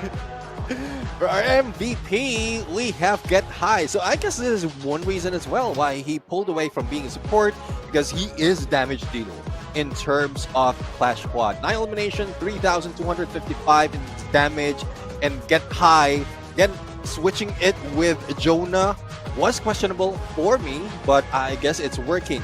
Because we know how Jonah is an all-around guy. He can go for a support role, he can go for a bomber role, even use a sniper as well. And Get High can be that next big thing as well in terms of multiple roles into one package. Yeah. Speaking of package, the entire team is a package because look at the damage split between the entire roster. 3k for 3 of their players and Jonah on 2k, which Jonah's healer. Okay, he doesn't need to do damage. Moshi, Get High, and Wasana though, just carrying the entire team on their shoulders. And to be fair, the entire round was 6-4. And look at VP's damage; it is much lower than what Buriram was able to output. So you can already tell the difference in level of aggression between these two teams. Like Buriram, they're gonna keep looking for a fight, and if they can find one, they will take it. Even if you have a Cassie. They don't care about a Cassie. They say, oh, that's just more health to rip through. We're still gonna take you out. So, yeah. If I'm VP, I'm trying to think, okay, what was the problem child in round number 1? And I think the first thing we have to look at here is draft. If you're Virtus Pro, would you consider banning Cassie? Because personal opinion, I don't think Steffi's worth a ban. I don't think Clue's worth a ban. I don't think Tatsuya's worth a ban. There are far too many characters that are worthy of bans. But Cassie is one of them. We do occasionally see teams get rid of Cassie because they really don't want to have to deal with that the 2-2 rush pair, which is Cassie plus 1. Though it's tough though, because one thing that the Virtus Pro would be looking into would be if they ban out Cassie, they just took away Jonah's pick, and Jonah would have a lot of openings for him. We can take the quota away from them, or probably I don't know, a Clue as well, because I think that Steffi was to throw off that approach, because even without the Steffi, and this is what I was talking about earlier, between the battle of Evos and BTR. Despite of them picking one skill, if they have that mechanical skill to like just get elimination, like what Get High did, that Steffi doesn't matter that much, and they are open to get anything. So they can ban that Cassie. Get High would still be a strong contender as an MVP or as a damage dealer for Buriram United. So they didn't really. It doesn't have that ban impact if they take out that Cassie. That's what I believe.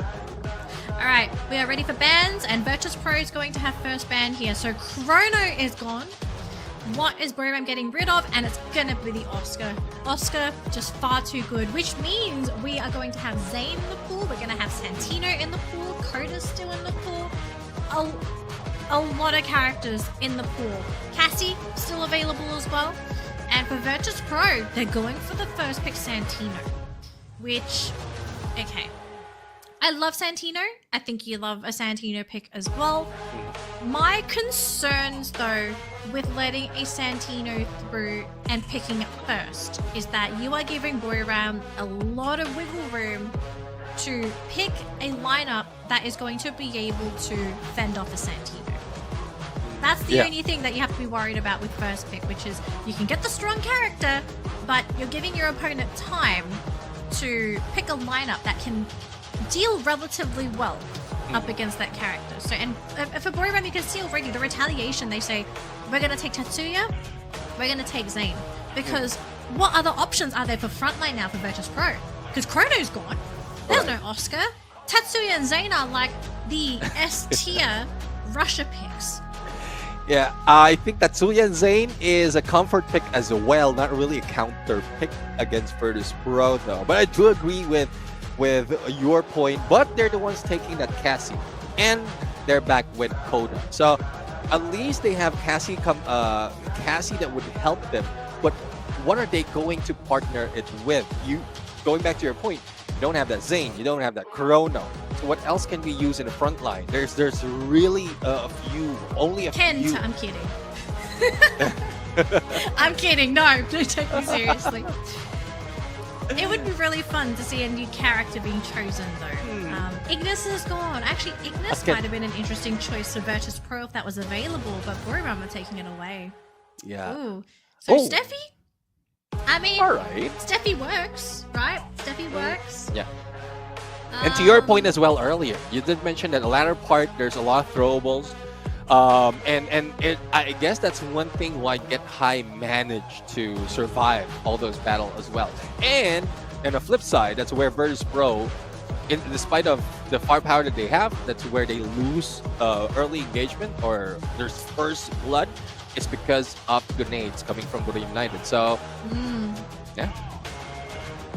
So, are we going to be seeing Waranya on that Steffi? Because I feel like It needs that it. would solve his... I'm not joking. I swear that would solve his problems. Because we saw so many times Waranya, all of a sudden, he's getting 1-2 tapped. That's going to be nameless. Okay, so Waranya's going to play Cassie, which... fair. But he will be he needs to be very careful with his positioning. I think that's the only criticism I would have for Waranya. As long as he's not the first person to get one tapped, and he can provide that healing support for Diamond and Nameless, I think the team is good because they did look really good in game 1, even though they lost. Yeah, I mean, well, Waranya needs the speed in switching over. Like that's what's needed in a support role. You need a speed switching over to connecting that basic therapy, and as well as triggering that focus therapy with that Cassie. So, and also the timing should work well. And you only give it out to your teammate that is in the front line and has received a decent amount of damage, not just I got hit, help me, and then you try to recover that, wasting your cooldown. So. Yeah. That's a timing that needs to be done, and I believe Buddha United has perfected that for longest time. And I guess, well, forget High, he got bored of being a support. I want to be a rusher.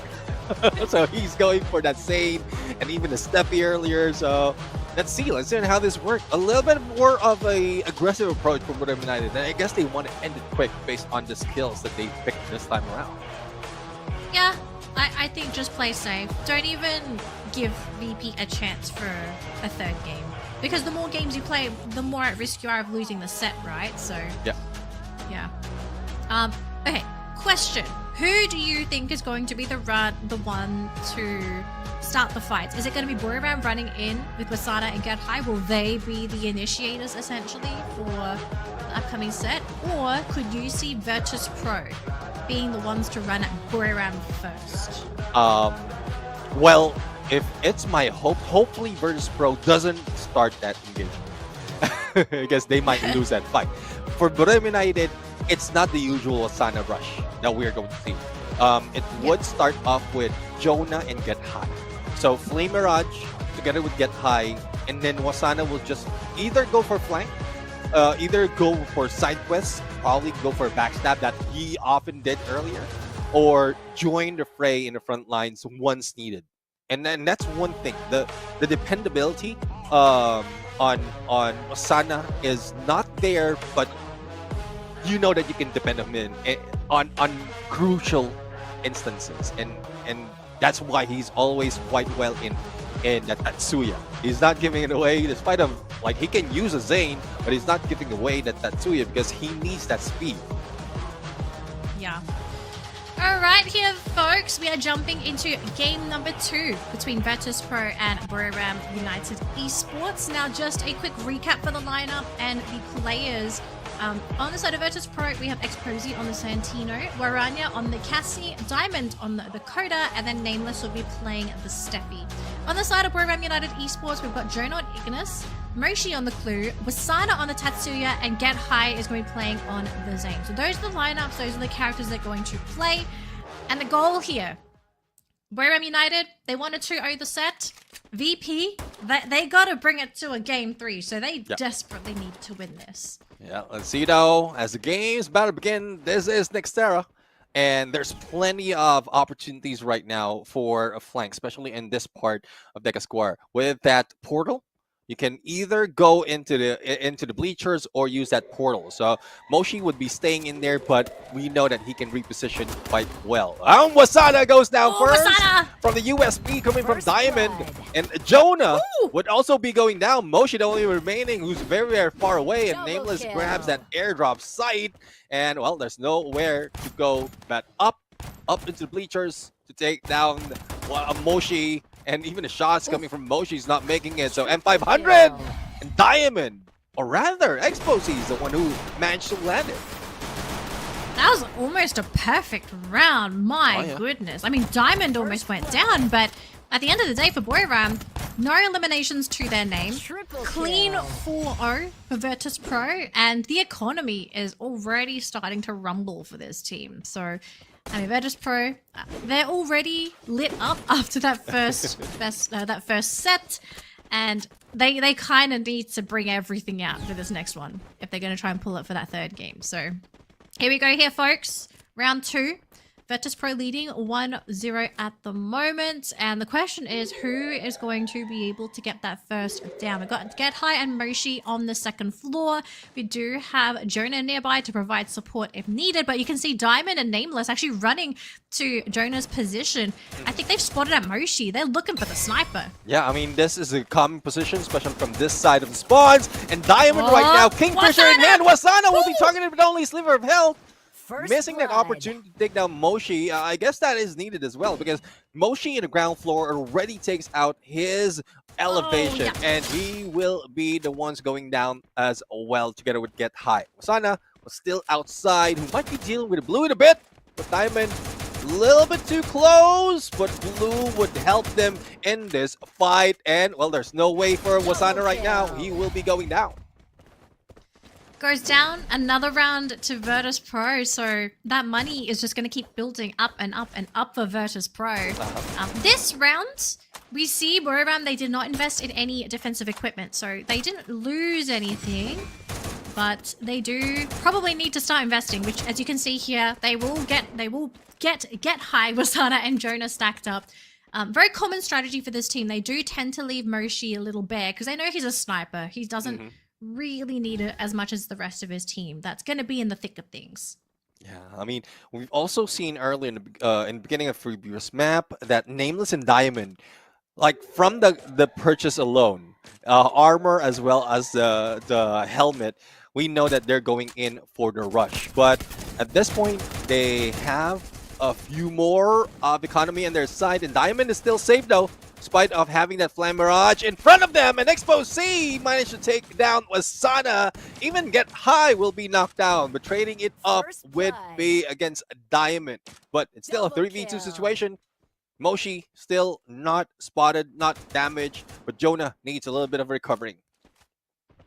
Yeah, I think they're just going to try and use Jonah as vision. Hopefully Moshi will be able to follow through, but Jonah successfully dodging that first wave of Moshi. Going to go for the reposition, trying to go for the wrap himself, but Jonah will get taken down, leaving Moshi all on his own, already catching a bullet. And Exposé, he wants this. He says, give me this, man. Give it to me. Victory, round number 3 here for Virtus Pro. Yeah, so but momentum's Moshi building here for the Bears. Yeah, Moshi fell for the wrong person at that point. I mean, fell for the ground. Fell for himself. Fell to the ground. Yes. Well, there's not so much that you can do, especially with that elevation. And that's one thing, as a sniper, at least, like, that's why Santino is very useful in situation like that, because you can move without damaging yourself, and you can even go for a backstab. And, because it is something that we haven't seen in Buriram United's side using that Santino, but Nameless a little bit too high and in too deep as well. Blue walls available. Here comes Nameless with nade or ice grenade and level 3 MP5 that can take down that blue wall to clear it up. Oh, hang Hang on, there we go. Nameless still there with Rania, but it's going to be Jonah and Get High versus the team. Virtus.pro, they throw up another glue wall. They're trying to buy some time here, but Moshi, he is on the other side. They're still not down as of yet. Can Nameless finish them off, or is Jonah and Get High going to cut them down? Nameless first one to go down, and Waranya. Boriram finally cutting through this frontline attack formation. And for Virtus.pro, they're going to drop this round. It's round number 4. Boriram, they've just locked themselves in a small fortune. And I love how Brim United really played with that second floor, because they made sure that Virtus.pro would not move. Flame Mirage in front, a backstab is potential to happen if in case they move out from that glass wall or glass barricade. Because, yeah, you can see your opponent, but you won't be able to shoot him unless they go for that small opening. And I'm pretty sure Moshi is already waiting to make that move once that push is successful from Brim United. And eventually it happened, and Brim United just made Virtus.pro fall in that fight. Okie dokie here, Neptune. We've got Get High and Nameless going to be starting things off for the team. Waranya playing really far back, just trying to make sure it doesn't get sniped. But Get High, Nameless, still trying to set things out. But you see Diamond trying to come in from the back line there. Whoop. Oh, look at this. Wasana running in. He goes out the Nameless. What a beautiful dash. First blood. Oh, well, Wasana was just getting a little bit bored on what's happening between them and Get High. It was taking the time, though. Wasana says, all right, it's time for me to end this. He rushes in, Red Bull Rush, and goes for the takedown. And even taking down Diamond, Waranya, and Exposé being taken out by Moshi. So Moshi was just waiting for the perfect opportunity. It's just Wasana doing all the hard work, all the grunt work at that point in the front line. So they're slowly catching up and also building their economy. Yeah. Well, this is what happens when you call in the Boriram cleanup crew. They leave the area spotless. And if you're Virtus.pro, you kind of need to send them on their way ASAP because they're already in trouble. They've given away some of their economy away to Boriram, and all of a sudden they're starting to get stacked in equipment. They're also having access to a lot more utility and resources. So yeah, Virtus.pro need to nip this in the bud now. But at the same time, they need to be very calculative of these next up-and-coming fights, because if they just keep running into into Boriram like they did previously, I kind of feel like they're just going to lose the round again. So I expect them to be a little bit more patient with their choice of fights here. But so far we've got Jonah and Get High just keeping an eye on each other as they slowly just play this game of ring around the rosy around the tower, because you can see Virtus.pro, they're going on the left side and Boriram slowly creeping in from the right. Yeah, But that blue zone will start squeezing everyone in soon. Yeah, definitely. I mean, I love how Wasana as well is going in for a flank position. And despite of having a coda, like compared to a clue, you don't have a specific position of where the map is. You can see them, like the silhouette, but if they're overlapping, you won't know like which part of the map they are in. So that is a trade-off. And speaking of trade-off, potential trade-off that will be happening, Get High. Oh, for the takedown! Wasana! Nameless on the backstab. And Wasana is not receiving any help, and Nameless will be finishing him off, but Nameless has nowhere to go. Either he rushing to the other side where Moshi is, or Diamond will just be dealing with that, but no, Moshi even dealt with Diamond. It's now quickly being turned around, and Nameless right now, the only remaining, and Moshi dealing with 2. So, Brim United might be seeing another point for them. Jonah almost out because of the loop, but it was Nameless who will be going down first. Well, the gap has been closed, Neptune. So it's 3-3 apiece. This lead that Virtus.pro built up for those first 3 rounds, gone. Absolutely gone. And look at the money Boriram is rolling in. Oh, put that in a savings account. Don't lose it, otherwise we'll fall into another recession. Oh, but Boriram, they're stacked. They're ready to go. So for Virtus.pro, I just looking at how everything is at the moment, they've got a couple of utilities to fall back to, but not a lot. But if they use it correctly, then they might be able to take this 4th game themselves. It's gonna be Get High to start things off. Oh, Nameless already on the ground, and Diamond as well. Oh, Virtus Pro collapsing within 20 seconds of the round starting. Yeah, Get High understands the plan. Once an airdrop is available, even the smoke will not block any visibility. They know for a fact where they are, and there you have it. Quick 180 coming from Moshi, the cheeky guy right now, just showing off at this point. But at 180, but like what I mentioned earlier, this is something that I expected. Despite of having grab labs with that increased jump rate, the objective is one thing that Buram United is baiting Virtus Pro in doing first. So that's even being prevented by Buram United, and it's very difficult to get away from this lead. I'm saying lead not in points, but in terms of economy. Oh boy, okay. So Nameless and Waranya just getting right into it, but they know Get High is there as well. They will try to flush him out, but not quite enough yet to really scare Get High away. Diamond in the meantime though, and Wasana, you can see these two going for a little bit of a skirmish as Wasana is going to be the one to go down thanks to Diamond, who gets that finishing blow. But in the meantime though, Waranya in the front lines has been caught by Jonah. The support is down. And if you're VP, you need to pick up your Cassie if you want to keep these fights. But no, it will be picked up there by Jonah, so the support is down. No more healing for you. But Moshi caught by Exposy in the back line, so the sniper is gone. It's going to be all CQC here for Buriram. Can Get High, the support, become the team's true sniper? Oh, let's see though. I mean, Get High and Jonah. We're looking at it. They are in the middle.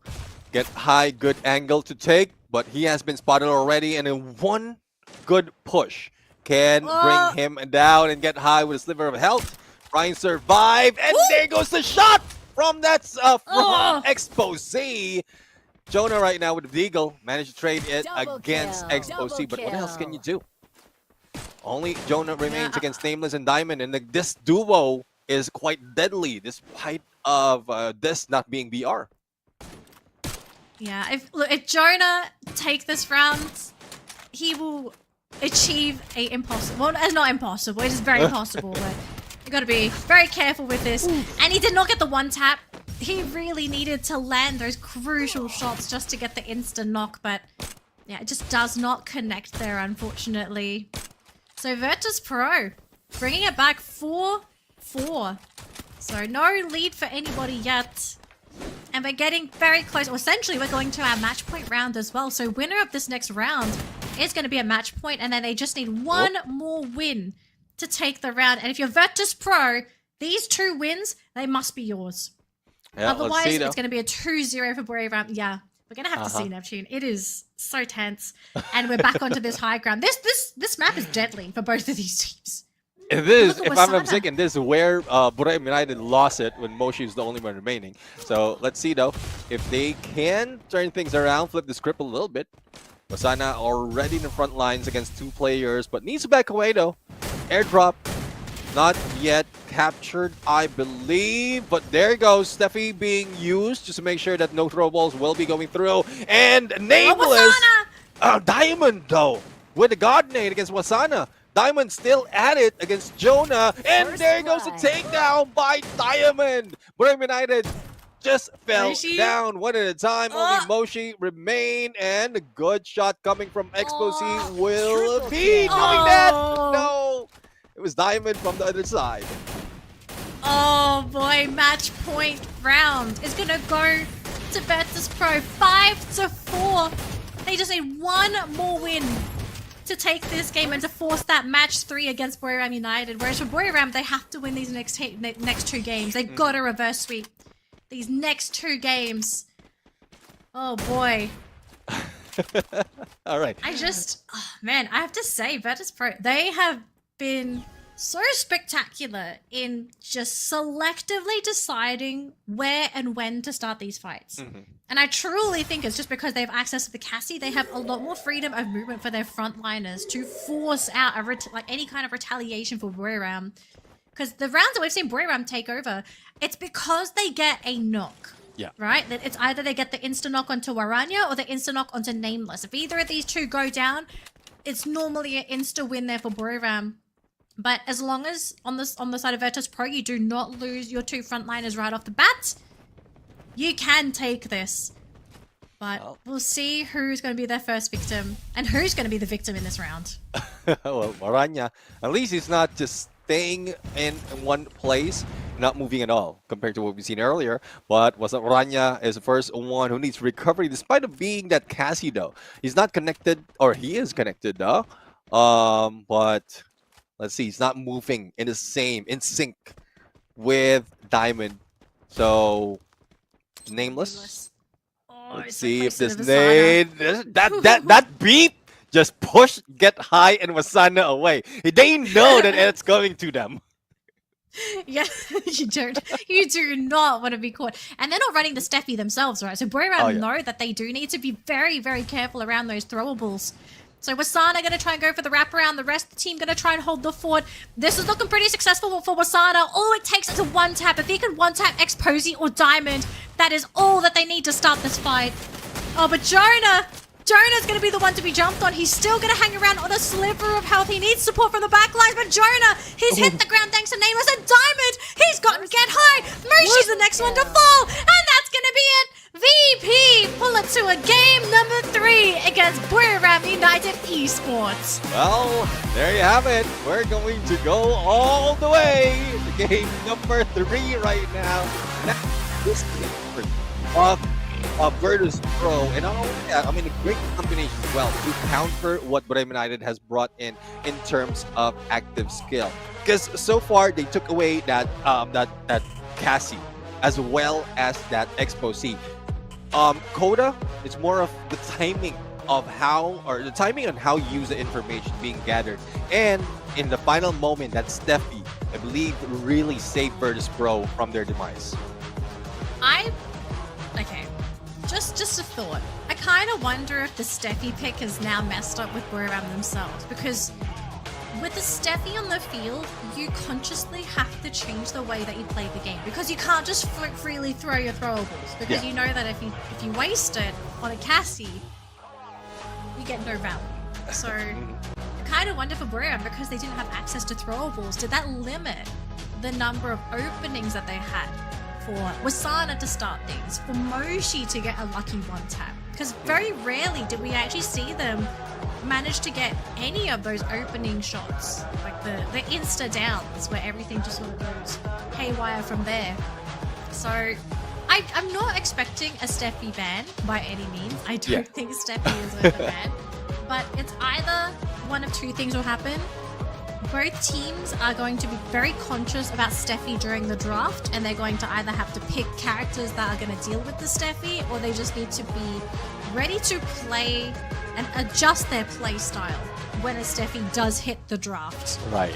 Alternatively, everyone just says, okay, instead of playing with range, we run headfirst into Steffi. We go CQ, full on CQC. Go Chrono, Zane, Tatsu, anything. Just get in there. Just break through and make the Steffi useless. Because one of the main things that makes Steffi really awesome is that obviously you use throwables because you want to try and create a range opening. It's great for snipers, and it's also great for rushers too, because it's a sign for them to go.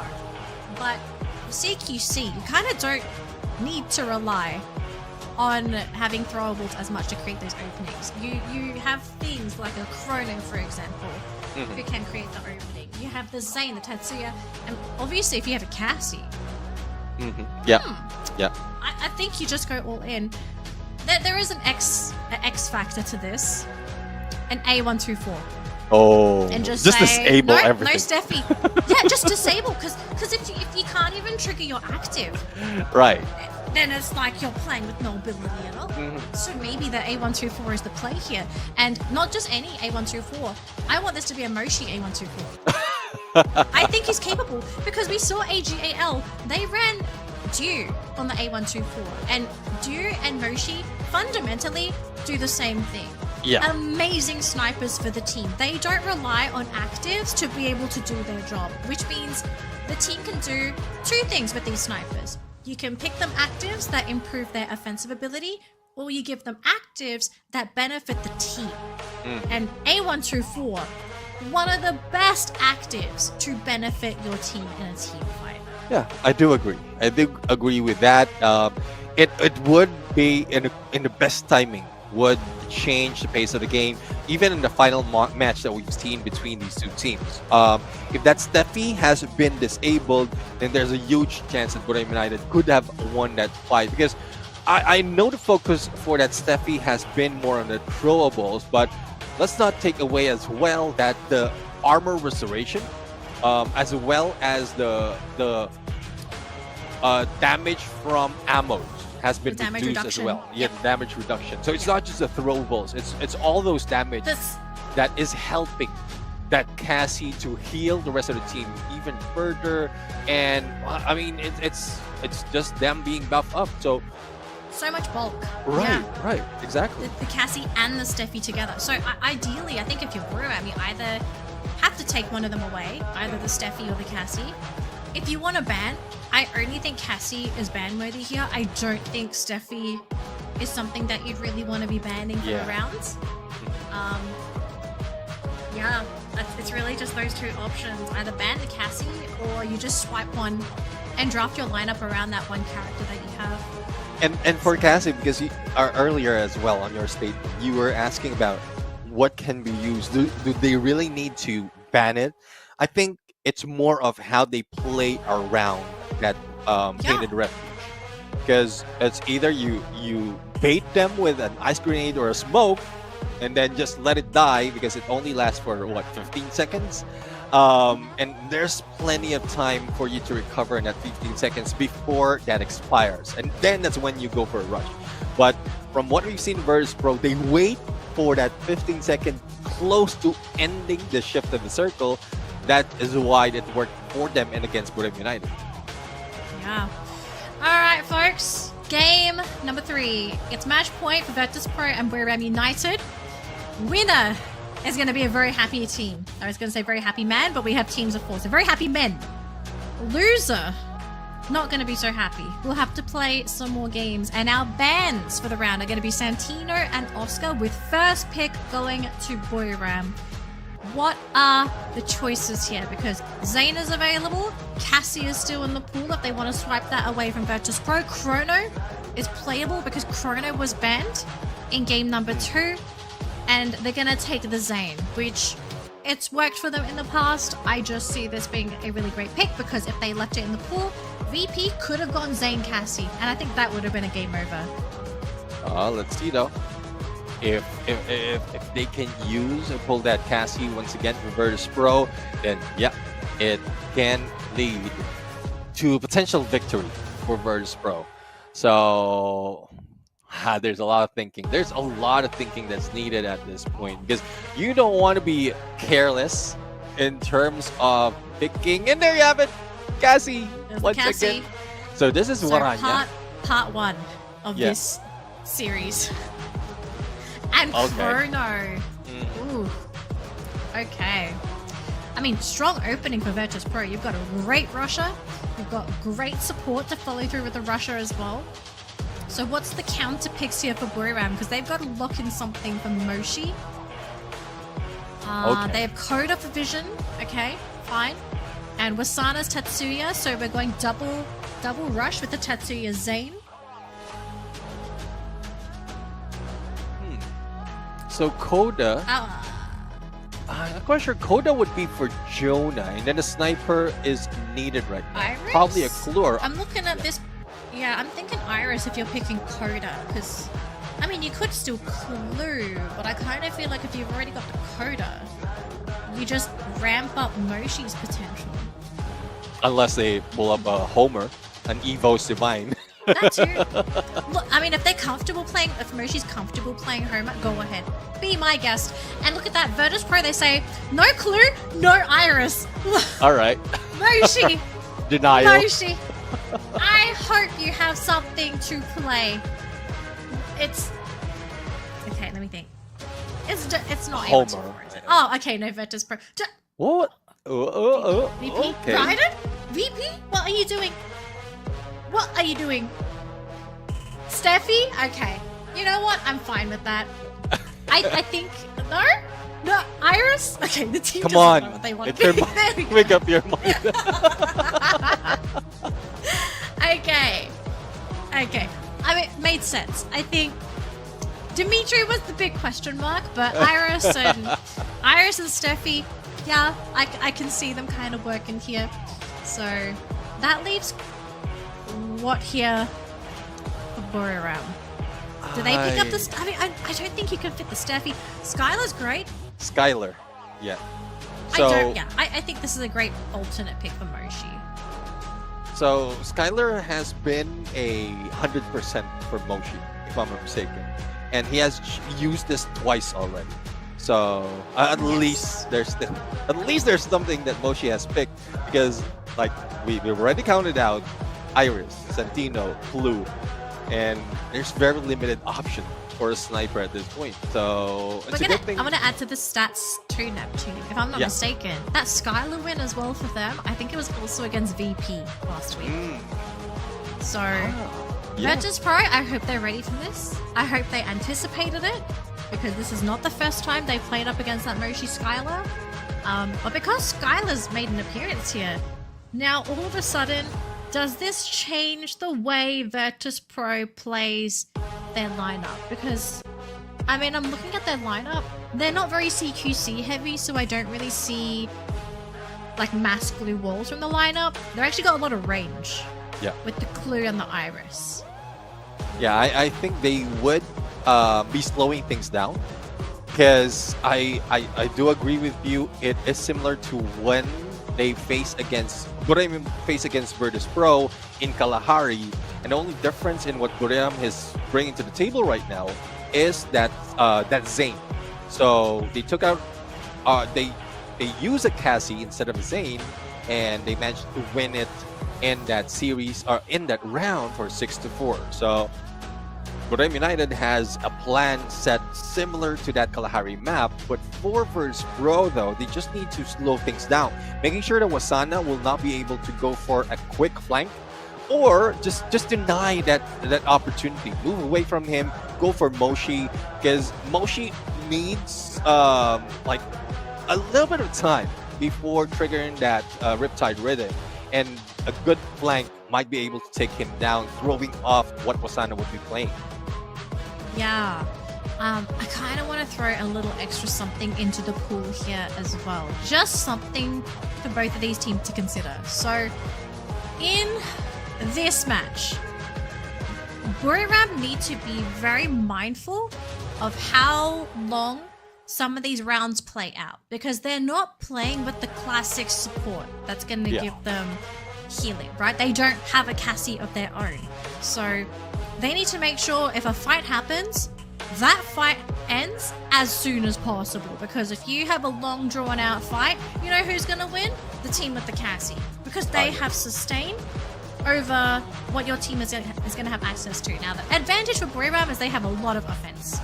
Yep. Right? Lots of attack, a lot of ways to deal damage, to get into the fight, but they don't have sustain. So as long as they can break through the initial defense from Virtus Pro, which frankly is just the chrono and the vision provided by Clue, they actually have a really good chance at winning fights, but they just have to be so mindful of how long these fights go for. Just finish it up, lickety split, and you're good. Well, in terms of sustain, I do agree with you with Virtus Pro, because the sustain is not just for one specific player. It trickles down to whoever is connected with that Cassie. Compared to the Zane, though, yes, you have sustainability in terms of shield point, but like For yourself. It's just for yourself. A little bit selfish, though. Selfish. Look, sometimes you gotta be a little selfish, okay? If it means you're gonna be selfish, but you can guarantee the win, be selfish. Be as selfish as you like, okay? As long as you win, that is all that matters. But we're here, folks. Game 3 between Virtus Pro and Buriram United Esports. It is 1-1 so far in the best of 3. Winner is going to be a very happy team, and the loser well, they're going to play a lot more Clash Squad. And so far for the pistol round, Rasana, first person to hit the ground and gets picked off, but Diamond's going to be the next one. But Jonah also follows shortly after. But for Diamond, he gets picked up, and Moshi and Get High. They're going to be the last two survivors here for Boyram. So round number one, not looking so great there as Get High. Next person to hit the floor, and it's going to be Moshi all on his lonesome. Yeah, I mean, I'm quite surprised that Diamond and Nameless getting away from the perfect combination connected with the Cassie, but I'm loving it that Waranya is doing so much more as a support for that team. So first program, first point, and well, let's see though on how far they can bring this, because after 2-3 rounds, Brem United would have enough economy to arm themselves, and that's when we would see them move a little bit faster. But pistol round, not so much can be gathered. A win, even elimination, would not bring you so much. So for the side of Borem United, that that double revolver would be deadly, even along to mid-range. So that needs, our Virtus Pro needs to be cautious from that. Oh, Diamond and Jonah. Look at this though, Diamond watching his team's backside, and unfortunately it's Diamond to take the damage there. Waranya though gonna stick to Nameless and X-Posey. Looks like he knows where Jonah is. Gonna try and provide that cover fire. We'll reveal his position though, but Nameless though gonna be throwing out the ice grenade, catching out Get High. He's super low. They will finish him off there though, so great stuff from Nameless. First person to go down. Next one is Jonah, who loses that matchup up against that 1v1. And Jonah, he's bleeding out. Waranya though has been caught by Moshi on the other side of the map, so support down it seems. A little bit too far to be picked up as they have fallen down onto the low ground. But Moshi, next one to go down, leaving Wasana all on his own up against Nameless and X-Posey. And look at that Nameless looking to finish off Moshi. And unfortunately for Wasana, just could not pick up his teammate in time. Yeah, I mean, M1917. That was, I was trying to look for that double revolver being spread all across this game. It's not just for Brave United, but also Diamond, because he knows the potential in that. Even a trade-off, there's a little bit of delay before the pick-up has been done, but the damage is detrimental for Virtus Pro to really grab this point. So there's no pressure for Virtus Pro.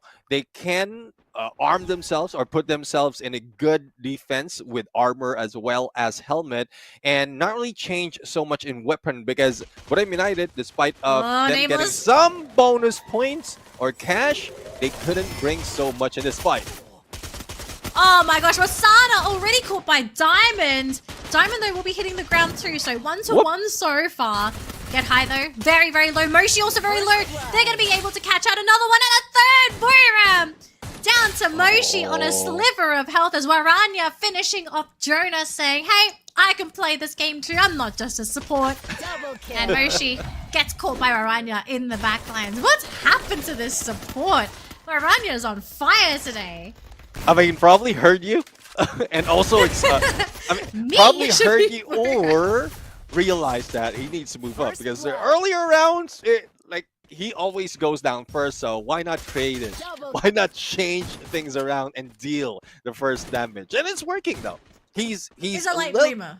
Yeah, late bloomer, and also he's recovering. Despite of being aggressive, he's still recovering because of that basic therapy that's coming from Cassie. So, and he does have sufficient backup in the name of Diamond. So it's just something that they need to adjust to, and they adjusted it well. Yep.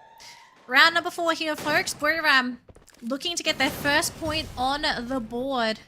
Ice grenade going to be used to try and either flush or scout. Not going to land onto anybody though. As you can see, their VP just hiding, waiting to catch their first victim. But is it going to be the bears that might be hunted in just a second as that circle slowly creeps in? Interesting formation for Virtus Pro though. It's a 2-2 split. And if anybody gets caught, you've only got one teammate to back you up in case things go a little awry. Yeah. So Boyram playing really close together, about to run into Diamond and X-Posey. And this is a very deadly pair as well. Oh, definitely. Let's see though if they will be able to spot Jonah. Diamond, initial shots, but the follow-up come from Expose. He didn't push through, and Jonah will be taken down with that MP5. Wasana will try to follow it through, and Wasana was not spotted. He is distracted, or Diamond is distracted, making way for Wasana to make that shot, but Moshi has been taken out already. Get high in the front lines. Might be pinched in a bit. It's a 2v3 situation, and Expose managed to recover already, so it's not looking good for Brim United at this point. And there we go. Circle is going to start moving as well. And Buriram, they are kind of on the defense here because it's Virtus Pro that needs to make the move. Get High is going to have to deal with Expose and Nameless. So Waranya caught in the backlines by Wasana. Maybe this is all that they need. Get High trying to buy time, but this allows them to reposition. So Nameless and Expose are the ones to be in that frontal position. But Wasana, can he be the one to create that opening? Get High that catches Expose. Nameless too. Buriram get their first point. Wasana for 3 after dealing with Waranya. Just dealt with the remaining 2. And one thing I would say is Virtus Pro just bought plenty of time for Wasana to cool down, to recharge that Rebel Rush. Yep, that was beautiful. I loved how they bought time to have the necessary tools needed to take out Virtus Pro. Beautiful play. This is what I love to see from Buriram. You can see in a lot of their plays, a lot of thought is being put into microseconds because this game is so fast. Get high! Get down, sir. Get down. Yeah, already down. Waranya already taking a lot of damage as well. Oh, but I think Get High, he's not going to be picked up at all. Jonah's there, but Diamond says, no, that's mine. That elimination is mine, although he almost loses his own life. Tries to go for the wrap instead. Diamonds, this man is playing with his life. Oh my gosh, and he gets caught! Diamond, the greed! Getting punished by Moshi. Double kill. Double kill. Yeah. Oh man, Nameless. You got a colossal task ahead of you, Nameless. But if you can do it, if you can cut through Moshi and Wasana, you get a gold medal. And Wasana's maybe already a very title. close. Yeah. He's just waiting for that angle. Yeah. Oh man, Once this is painful Wasana- for Nameless. Yeah, once Wasana goes in for the push, Moshi is just waiting to make that shot. So either way, Nameless will be there caught it is. out. This is what I'm talking about. The distraction coming from Wasana, pushing him away from cover, and then Moshi will just be waiting for that position. So it's all planned out, and I love the coordination coming from Brim United at that point. With Moshi and Wasana, you would see the caliber of how well coordinated, the chemistry, the sync coming from these players, but they're still down 1 point, but they do have a better advantage in this to tie it up unless Virtus Pro slows things down, because earlier it was a little bit too fast for comfort, and I think that's where Virtus Pro faltered despite of Get High being knocked down first. Yeah. All right, folks. Buriram looking to get their 3rd point and to tie things up 3-3. Nameless, though, getting caught, losing half of his health. Not looking too happy, but still getting the electrotherapy there from Waranya, so should be able to get topped up. And now Buriram need to decide, okay, how do we break through this defense? Because the longer we wait, if we take too much damage, Waranya, that's all you need. Take out the support. So no more electric therapy. And Diamond, he's there. Nameless is there too. But if they try to pick up their teammate, that's the call for Buriram to just go in and to finish things off. They do pick up their support though. So Waranya's back onto the field. But look at this though. Get High. Going to be breaching that high ground from the team. And look at that. They're in the backlines as well. Wasana creating openings for Moji, who's managed to sneak into the back. And now it's just going to be the duo now. Exposy and Waranya. The support is down again. And Exposy, last man standing. It's 3 apiece. I mean, Brim and I just went in for the isolation and get back together, and it led. It started from when that initial frag was made by Moshi. The perfect timing. And this part of the map is really crucial for the snipers to make those shots, because most of the time there's plenty of opening in the middle. And if you get better position, that's where you make those shots, especially at this stage wherein AWM is available already. But if not, VSK can still land those shots, but the damage would not be so much compared to what we've seen Moshi did. But well, it's all tied up. on a 3-3 right now, and let's see if anyone from Virtus.pro can turn things around, because it seems like Wasana get high, a little bit heated, and wants to start this knockdown from Nameless and Waranya. Waranya, they're right in front of Waranya. Jonah in the back line, though, has been caught by Diamond, and Wasana's going to go down. No. The CQC, it's failed for Booram. Oh, but there's the Riptide Rhythm, breaks through the glue walls. Is this what they need? Oh, no, it's not Booram. Falling too short, just a couple seconds too late. They may have been able to turn things around, but I really feel like just losing Jonah and Wasana, I kind of feel like that was where things just really came a little bit too late, and Diamond just coming in, finishing off Moshi from the back end. Did not see that coming, unfortunately. Yeah, I mean, the Riptide Rhythm, that was perfect. That was perfect It to was. make shots, but if it wasn't for Diamond, for the backstab, that could have ended differently. That could have been a game for Brave United. And that's where that initial frag, that first blood really comes in. Get High being taken down with a nade or an ice grenade was definitely a mistake for Brave United. But initial engagement still happening the same way from what we've seen earlier. That first ice grenade is being thrown, this time not only towards Brave United, but also by Virtus.pro. So they are just taking advantage of the utilities that they have right now, especially the Snow Steffi into the mix. But Wasana, a little bit too fast, a little bit too quick. And they have, I love the boots that they have right now. You can see that effect wherein they're jumping and all, a little bit higher as well. That is what Wasana has to the table, but he goes down as well from the hands of Nameless. And it's now a 3v3 where Diamond is receiving a lot of damage as well. Oh, Get High gets caught as well. I mean, they may have gotten the support, but is it coming at a very expensive cost? For Booram, Wasana's still bleeding out. Jonah's the next one to be on the floor. Triple kill. Oh, Virtus.pro. Another point on the board. Neptune, are we about to see not an impossible task, but a reality that a lot of people did not envision? We just might. We might see it. It's very Oh my gosh, close. it's match point. It's very Match close point. for Virtus.pro. But the saving grace, though, if in case Buriram United loses this, they're not out of the competition just yet. But they will be brought into the 2-2 bracket. So it would be a longer run. And hopefully they can fix something, because this is this is not what I expect between Buriram United and Virtus.pro. But this is what we love for Virtus.pro, because they're adjusting, and the adjustment is just to take another win despite of them losing against Buriram United from the past. Diamond! But Wasana says, no, we're not ending it right here. We want to fight back, and it seems like this is a fight back that we want. Diamond and Exposé already down. Wasana is still on a roll, trying to recover, and despite of the Flame Barrage, they will go in for that push on 1v1, and Nameless will be going down. Double kill. A little bit greedy there for Nameless to try and pick up his teammate, so he gets punished, leaving Waranya Triple all on his kill. lonesome. And I mean, there's only so much a lone Cassie can do for the team against a full roster.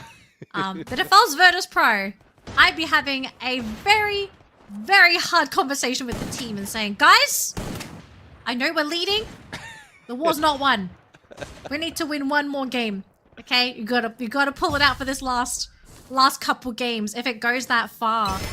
So hopefully Waranya are learning some crucial information about Buriram as they get ready for round number 10. Buriram fans, they're hanging on to hope. I mean, Buriram, they are behind, but it's not impossible for this team to just come in and reverse sweep and steal away the set. It really depends on Virtus.pro. If they're able to catch them in one of these next couple rounds. So Buriram, if they're going to win it, they need to win 2 games back-to-back. But for Virtus.pro, all it takes is one. Right? One Exactly. win. And it's going to be on... Oh, I kind of feel like it's one of the worst places to be on too. We were just here. yeah, we were just here. Quite surprised that we're going back here. We're in. Buriram Santa United has Catarina. an advantage. So let's see, though. But in terms of economy, it's quite like there's huge already from both sides. So I don't think they will be wasting so much. Great shot coming from Exposé. timing as well, and Diamond might be able to go for the follow-up and not giving Diamond. way for Ooh. Wasana to go for the backup, but Wasana brings Diamond down. Nameless rushes in, and it is just them banging their heads to the wall. First And blood. it seems like it's paying off because Brave United, as well as Diamond, has Brave United and Virtus.pro has lost one from either side. 3 versus 3. Nameless leading the charge. He's found Moshi. The rest of the team, though, going to be boarding the ship themselves. Waranya sticking to his teammate. Oh, but Moshi and Nameless going to be on the ground. Waranya! Oh, Buriram! In a flash. Take the round. We're going to round 11 here, ladies and gentlemen. Match point for both teams as we did a back-to-back Santa Catarina round. And we're gonna finish everything on Shrine. All right, so I don't know how that that went for Brave United, but it seems like Virtus.pro they were just playing with a trade-off. It was trading off until that final moment where Brave United says, "Okay, let's just deal with everyone else, isolate them, and then isolate them, go for a 1v1," and that's when they ended it. From the beginning, it was a little bit too slow. Now let's see though if the isolation would still work, because Brave United slowly going in for the flank together. No one being left behind compared to Virtus.pro, wherein they go for a 2-2 split. Alright, I mean, it's a risky play here for Virtus.pro, but if you do get one knock, you have a advantage positioning-wise, maybe even a sandwich formation with how far the team is split. But, you know, as they say, sometimes if you pick off one and the team's not there, that just means you're going to get a free point. Oh my gosh, you can tell how both teams are so tense because this is the final round. Yeah. You can't afford to make a mistake. So it's probably going to be one of the longest, if not the longest round here for both of our teams. We're going to let the circle come in to see who does this force out. Yeah, And it looks like it might be Wasana first to make a move. What worries me though is Brave United get high is already a little bit in front. So they have the center already, and they are backing away. Jonah right now might be in trouble. Not only is the blue damaging him, but Jonah. shots on him as well. I'm pretty sure that Moko is triggering. Now, let's see who goes down at this point, Jonah or Diamond. But as quickly as that, Diamond is recovering thanks to Look at the that circle. Cassie. Look at the circle. Uh-oh. Both teams moving along. Jonah's been caught by Exposy. Sniped and on the ground. And Wasana's next to follow and get high. Oh, Buriram! They've dropped the ball! Virtus.pro! They dropped the ball in that moment, and they were the first in the middle. They could have taken advantage, but it was just Jonah being targeted most of the time. Couldn't go for the backup, couldn't even get away. Even the blue is blocking his exit. And that's what Virtus.pro just took advantage of. They also have information, clue being used, so pretty much where Brave United is positioned is already called for, and despite of the blue closing in, that Cassie is also helping Diamond survive, because that could have been trade-off with Diamond and Jonah from the beginning, but Diamond managed to heal up a little bit faster. You know, as they say, not all rematches end the same way. And Virtus.pro, they surprise, they shock, because their last set with Buriram was 2-0 in favor of Buriram. And now they beat them 2-1. So, to all my VP fans, celebrate. Celebrate in the chat, because the team deserves it, especially with how well they played that final round. They played their lineup to its maximum capacity. Sure, I think there were definitely a few rounds where they kind of made a few mistakes. They had some players getting caught out, but sometimes it just happens. Not every round is going to be perfect. And they played the most important round to perfection, which was round 11, where both teams sitting on 5 points apiece. Winner takes the entire thing. So, congratulations to Virtus.pro. They don't need to play anymore. They're going to have a little bit of a break now. But Buriram fans, okay, it's not all bad news. You just get to see some more Buriram. Yeah, I mean, it's not yet over for Rim. They will be relegated to the 2-2 bracket, but they are still in the tournament. But we also saw our MVP, which is Expose. I mean, Expose really did deal a lot of damage, or dealt a lot of damage, not only against Moshi, who is a counterpart on the other side, but also he initiated a lot of shots onto Jonah. And Expose was a saving grace at that point, leaving Jonah on the high ground, being stuck in one corner. And once that information has been relayed, tagged by Moko, damaged by that Raphael, and even slowed down by the Otho, like Jonah has nowhere else to go, and that's where Brim United's plan just starts crumbling. Yeah. So here's the match summary here, ladies and gentlemen. Virtus Pro take the series 2-1 against Buriram United Esports. And Buriram, they had the advantage. They won the first game of this best of 3, but VP coming in with the reverse sweep, beating them 6-4 on Nextera and 6-5 on Kalahari. These boys, they worked hard. They absolutely deserve that victory. I do hope they celebrate tonight, because that was a mountain to climb. And they climbed it with all 4 players intact. They didn't have to sacrifice anybody, okay? All of them made it to the top together. So, Virtus Pro, big surprise. I have expectations for them moving forward, because if they can play like that, they're going to give us some good games.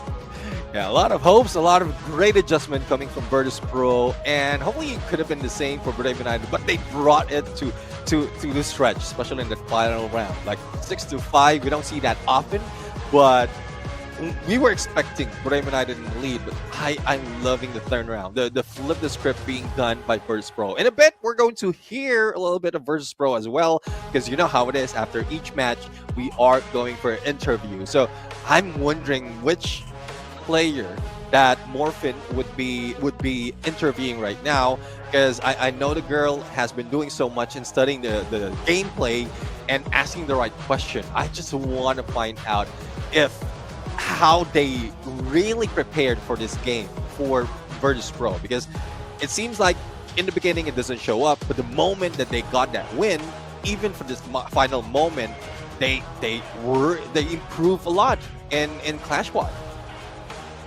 I'm trying to think, what could you do to prepare for Buriram? Like, the obvious answer is you scrim them, you watch a lot of odds.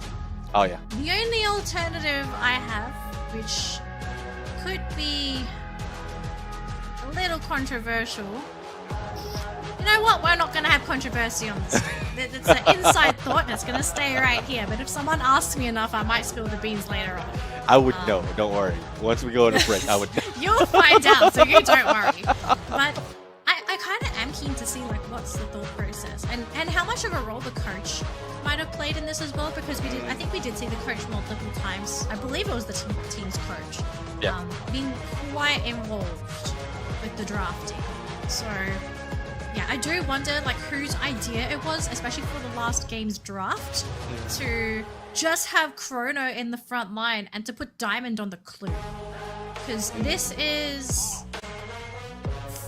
I mean, it's not frontline light, because Waranya's also frontlining, but Waranya also ran a pretty squishy build, because we saw a couple of times Waranya just getting like, you know, get popped. Not normal, unfortunately, but then again, you're playing against Buriram, like, I mean, they just look at you wrong and they're wrong, so yeah. I don't know how VP did it. I mean, they played well. That was the obvious answer, right? Like, they outplayed Buriram on that final map. And they took advantage of the Kazi as well. Like they did, even from the second or the last game's pick, they didn't let go of that Kazi. They just hold onto it. The Chrono didn't show up in the second game, so it was not I would say it didn't throw off Buriram United, but it did work quite well, as did mention. And then that Clue plus the Iris, it's only the Cassie that stuck from that round number 2, and still Buriram United was, I couldn't say struggling, but they lost that fight.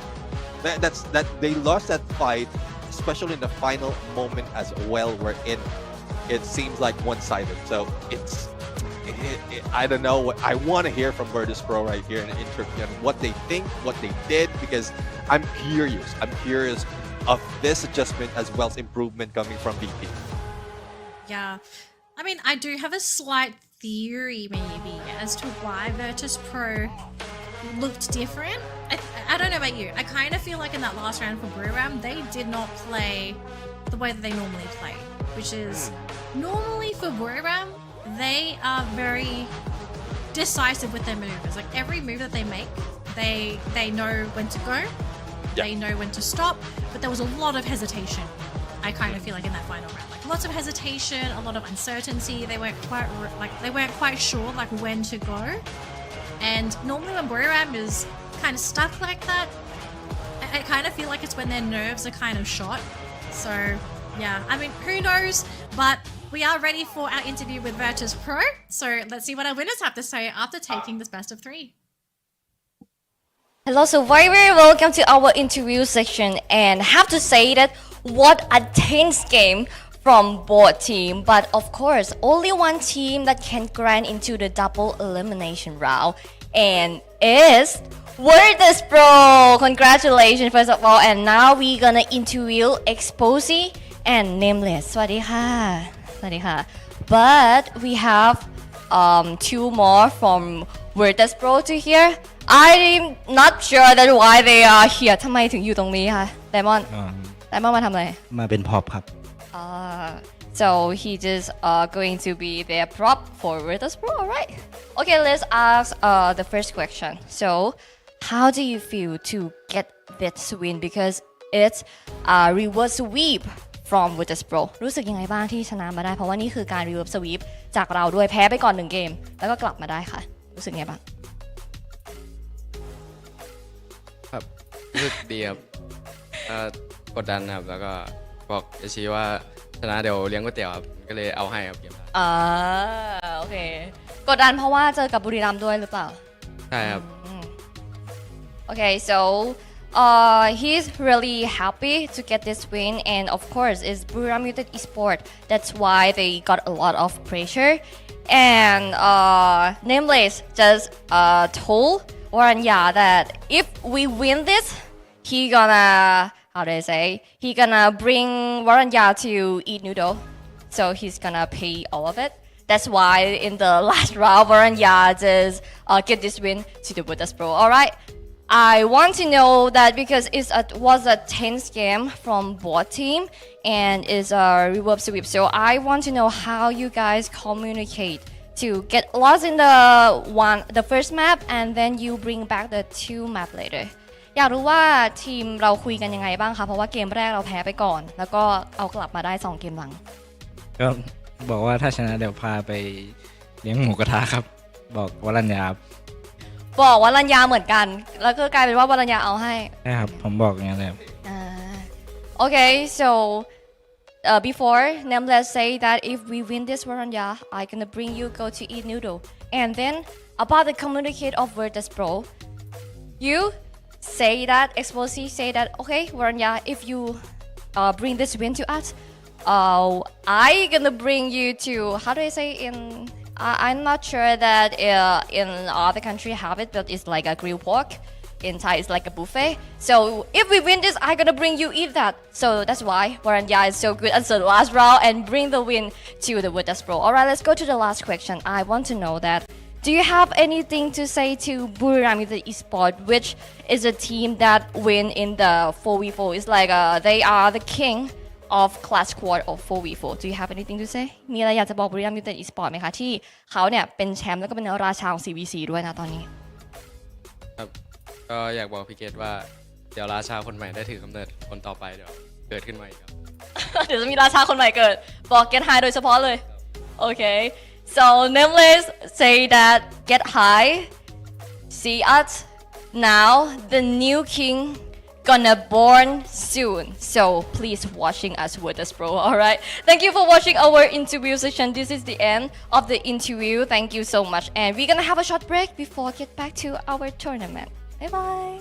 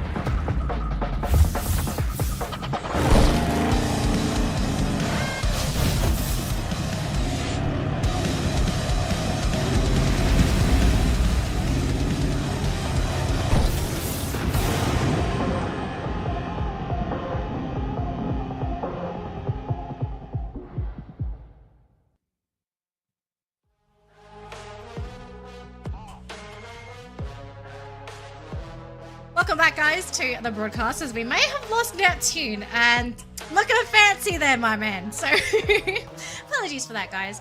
But seriously, welcome back to day 6 of Clash Squad. We've just finished up our first 2 games of the day, and we are ready to jump into our 3rd game of the day, which is also still our upper bracket matches. And in case you don't know what that match is, it is Falcons going up against... All of a sudden, it slipped my mind. Twisted Minds, there we go. See, they twisted my mind. Crazy stuff there. But yeah, Falcons versus Twisted Minds is our next matchup. But before we jump into the matchup, just a quick sponsor. Shout out here. This tournament is brought to you by Red Bull. Red Bull is infused with Red Bull zinc and vitamins from Thailand, is supplemented with zinc B3 and B6, featuring a mild taste that helps players stay highly focused and seize every opportunity to achieve stylish booyah victories. And I already had mine, so the question I have for you is, have you had yours? Because mine's working overtime, because we just had 2 crazy games. I think we're gonna have another one next year. Okay, I feel like this 3rd game, Twisted Minds have an opportunity to upset, because we've just had Virtus Pro upset Royale. Oh yeah, I mean, Falcons, are they in the same boat? We'll have to see though, because we were talking about this as well. Because Team Falcons, yes, they receive a loss from the past, but it's against AGAL, and we did mention that this is a different AGAL overall. But for Team Falcons, they still have the strength. So we'll just have to find out though if this is something that Twisted Mind has prepared for. Because in Kalahari, in terms of win loss for Team Falcons, it's 3 matches and they got 2 wins. But for Twisted Mind, it's the same record. So there's plenty of opportunities definitely for Twisted Mind to twist things around against Team Falcons. Look, if they can twist my mind, I'm pretty sure they can twist anybody's mind. So we have expectations. But what we can do is just very quickly talk about their history. What games have they won and what games have they lost? Yeah, for Twisted Mind, they have won against Kagendra 2-0. Team Flash 2-0, and against Virtus Pro, that's 2-0 as well against them. But Virtus Pro though, the first match was 6-5, and then it was the second match that they lost with only 1 point. But let's see though, that would change, or that might change depending on what pick. And well, for Twisted Mind, they're starting off their pick with an Oscar. I mean, it's very rare you see Oscar go through, and it's quite surprising that Falcons let it through. So if you're going to let the Oscar through, there's clearly a plan that they want to set into motion.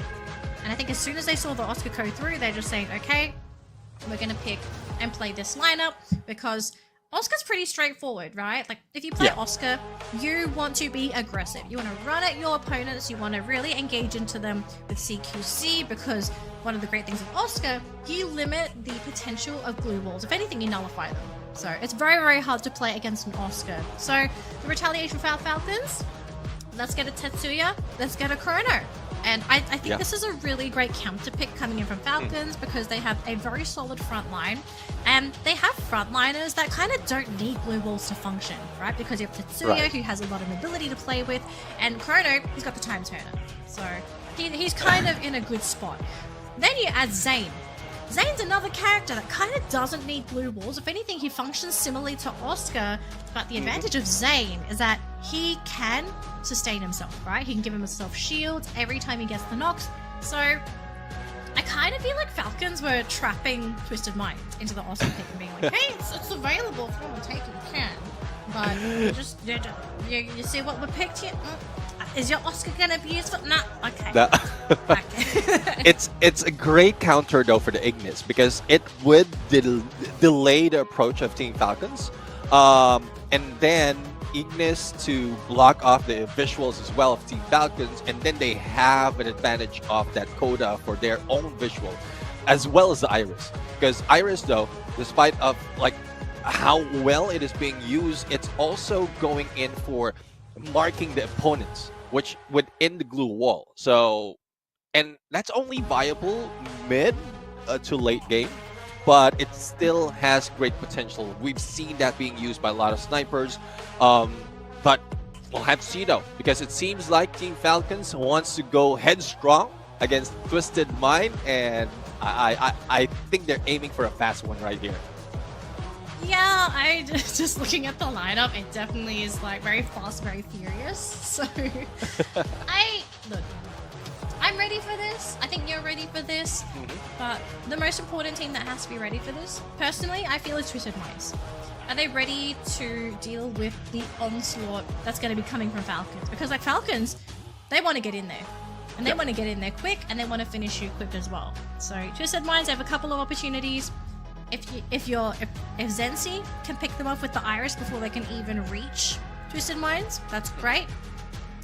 Jump has to work with Zensi, keep Falcons at bay, and then Kruger. I kind of feel like Kruger is going to play a huge role for the team here. I'm not only providing vision, but kind of being like that extra body to get in the way of Falcons and to keep Zensi safe. Because I feel like in this particular game, Zensi is playing a really, really important role for the team as a damage dealer. Yeah, definitely. I mean, a damage dealer that's needed at this point, and Cougar would just go for the follow-up or the follow-through. I want to see Devas as well, because being new to the team for Twisted Mind, there's great potential, and he was let to use that Oscar. And we've seen that, well, that is something that we rarely see from when Clash Squad was introduced. I can't remember who was it. Was it Waranya? I think it was Waranya who just used that, or was it someone in the sides of United that used that quite well, and then it gained popularity. They saw potential of how that Oscar will be used right now. But I guess there's no waiting. The battle between Team Falcons and Twisted Mind is here. The only question is who's going to fly high, or who's going to be twisted and knocked at this point in Kalahari, as this is where our game begins between these two teams. It's the pistol round as well, so it's a practice round for some teams, but for Falcons, I kind of feel like this is a team where if you let them have the pistol round, you're in a lot of trouble. So hopefully for Twisted Minds, for their sake, if they can take this round, this will ease that early game for them a little bit. And so at the moment, it's a very, very slow round for both teams. Twisted Minds staying grouped up together with Cougar playing with the elevation. Yep. Whereas for Falcons, they're just going to kind of wait and see. But if they leave it up to the blue zone, I mean, Falcons have to move because they're the ones outside. Some of them at least are outside the blue zone. Oh, a little bit early nade action coming from On Fire at that point, but not so much of damage though onto Twisted Mind, but they're just stacking together. I mean, 3-on-3 right now on this platform, and they're not even given an opening on the other side. And for Cougar though, despite of being a sniper or accuracy at this point, there's pistol round, not so much of opening. Even at M500, you don't have that much damage as well. So there's no really need of like distancing yourself from this fight. Okay, Twisted Minds, they've decided they want to be the ones to try and jump in first, but Limit, first player to go down on the side of Falcons. I mean, Zenzi does get picked up in the back lines, but at what cost? At the cost of Kororo, Pina, and eventually On Fire. So Twisted Minds, instead of waiting for the Falcons to make their move first, it's Twisted Minds to say, hey, we want to take this game. We're not going to let you guys decide where and when to fight. This is our map. So Twisted Minds taking game number 1. Going to be very pleased with themselves for such a clean start. Definitely. I mean, they have the weapon. They have that sight as well to work with later on. And I want to see more of Twisted Mind right here. But as you can see on the utilities as well, from the side of Team Falcons, they have 2 of the rifles already available. And I think that would be what's needed at this point. If you have a double G36, even from distance, you might be able to take put damage on Twisted Mind, and Twisted Mind is not investing that much, so they might be expecting lose this fight, and that's a reason why they're like staying away from the battle. They don't want to go head on just yet because they don't have the weaponry to do so. And with Kororo right now, M1917 on against Sensi, who has the same weapon, he needs to be careful though, or Sensi needs to be careful because here comes Pina as well. Oh, Zenzi. He's holding his own up against Kororo and Pina, but on the meantime, there you can see in the front lines, On Fire, knocked down by a skill. So Falcon's gonna be working with one less player. Zenzi, in the meantime, though, does get picked up by Pina, so 1 player apiece is on the ground for both teams. Limit, though, very low for Falcons. And Pina gonna secure the first blood for the team. Zenzi is gone. Limit's been caught as well, thanks to the Bass. Oh, Falcons, they're losing a lot of their firepower. It's up to Pina and Kororo to maybe bring things back. The Bass is low, but Pina's been caught by Cougar. Ooh. The sniper finishes him off, and oh my gosh. That is it. Jump finishing off Kororo. Round 2. Going to Twisted Minds again. Now, at this point in time, I know it's just the second round, but they're bringing the grenades already. And I won't be surprised if Team Falcons, if this is the downfall of the team, they will be bringing in the Steffi later on. Because, like, failing it twice, especially in the early round, wherein grenades are rarely used, but Twisted Mind, well, they want to play with this. They want to make sure that they have a better advantage. And that's probably one reason as well why they saved up on resources, because they can use utilities as well as armor just from that second round. And now they can bring in the biggest guns. P90, they have, well, M1917 from Jump is still there. And I think a pistol or a rifle from the Bus, as well as a shotgun. So Pina right now up close and personal, but rush will not work for him. And the Bus is safe though. He could have rushed as well using On that fire. Valiant dash, but he's not doing that much though. Alright, Cougar gonna be losing that 1v1 up against Limit. So we know who's a superior sniper, but at the cost of On Fire and Pina, who's just hit the ground. The Bass also gonna be taken out as well, so we just have Jump left for Twisted Minds, whereas for Falcons, they've got Limit, they've got Kororo, and they can even pick up On Fire and Pina as well, which is what they're going to do. So Limit's gonna go for the pickup, and they should be able to finish Jump in just a second whenever he reveals himself. Just very, very slow ending here, ladies and gentlemen, but smooth round for Falcons, putting their first point on the board in any minute now. Any minute now. So yeah, I mean, Jump is getting sly at this point, but doesn't have the weapon to go for the fight, especially against. He's not jumping against Limit X7 with that, and yeah, in a few moments, it's either the blue or the green that's going to take down. He's trying to bait them in. He's like, come on, guys, 1v1v. What are you doing? That's not fair. Oh, but the circle is moving for Jump, but no knock, unfortunately. So there we go. Falcons finally getting their first point on the board. But off of some really great plays. You know, the fact that they managed to catch out Limit. Limit catching out Cougar. So you've lost a lot of that sniping firepower on the side of Twisted Minds. And the team basically just, I kind of feel like in that round, Twisted Minds getting a little bit greedy around the drop. I kind of feel like that was why they lost the round, because you can see for Falcons, they played with a lot of elevation looking down at the drop. So, you know, drops are great, but if it means you're going to drop and hit the floor, That's the wrong kind of drop, folks. Yeah, I mean, Team Falcons just played into the timing.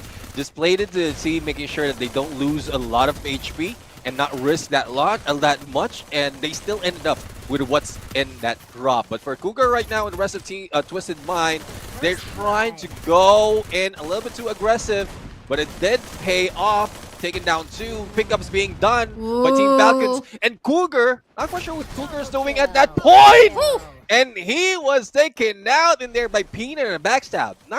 Again, Cougar is just going back and forth, probably trying to recover, but there's no meds on him, and it was just Jump as well as the Bass who's assigned to it. But the moment that the Bass has been knocked down, Cougar didn't move away from that area, and well, eventually the backstab happened, and still Team Falcons managed to go for the win. Yeah, so 2-2 apiece for these teams. So we've gone for a little bit of a point reset. No lead from anybody yet. But if anything, Falcons have a big advantage here because they've just won the last 2 rounds back to back. So they're working with a lot of extra resources over what Twisted Minds currently have. And they are fighting for a cyber airdrop as well. And Twisted Minds, they definitely want to get it if they can. So the Bass, he's going to try and fight Falcons for it. And he should be able to take out On Fire, which he does. Finishes him off with a melee shot as well. But at the cost of Zensi, has to fight Kororo. Doesn't finish him off though. So the Bass and Kororo having a bit of a stare off. It's going to be a 1v1 CQC. And the Bass beats Kororo with a stick and more. So now it's up to Limit. Last player standing. And we're having a bit of a snipe off here. Falcon. Limit fighting Cougar, but with Jump there as well, provides that final bit of firepower to take the round. So Twisted Minds back in the lead, but just by 1 point this time. Yeah, 1 point, but I mean, we've seen great dominance coming from Twisted Mind in that game, and well, Jump says, let's just deal with it, because he was waiting for Cougar to make that shot, but Jump says it's taking so much time. We want to end it. We want to make sure that we have this momentum, and they are showing that they can bring that momentum, especially after the 2 matches they did in the beginning. But for Team Falcons, this is where another set of plan needs to be done. Kororo on that AWM. And it's a good thing as well that Twisted Mind didn't show up in the open. Otherwise, they could have been taken down by Kororo. But the Baz receives a lot of damage, managed to go in for that valiant dash. Woo! And Jump will be taken down from a jump shot coming from Pina. Yeah, beautiful shot there from Pina. So 3 versus 4 here for Twisted Minds. Not going to be too pleased about that.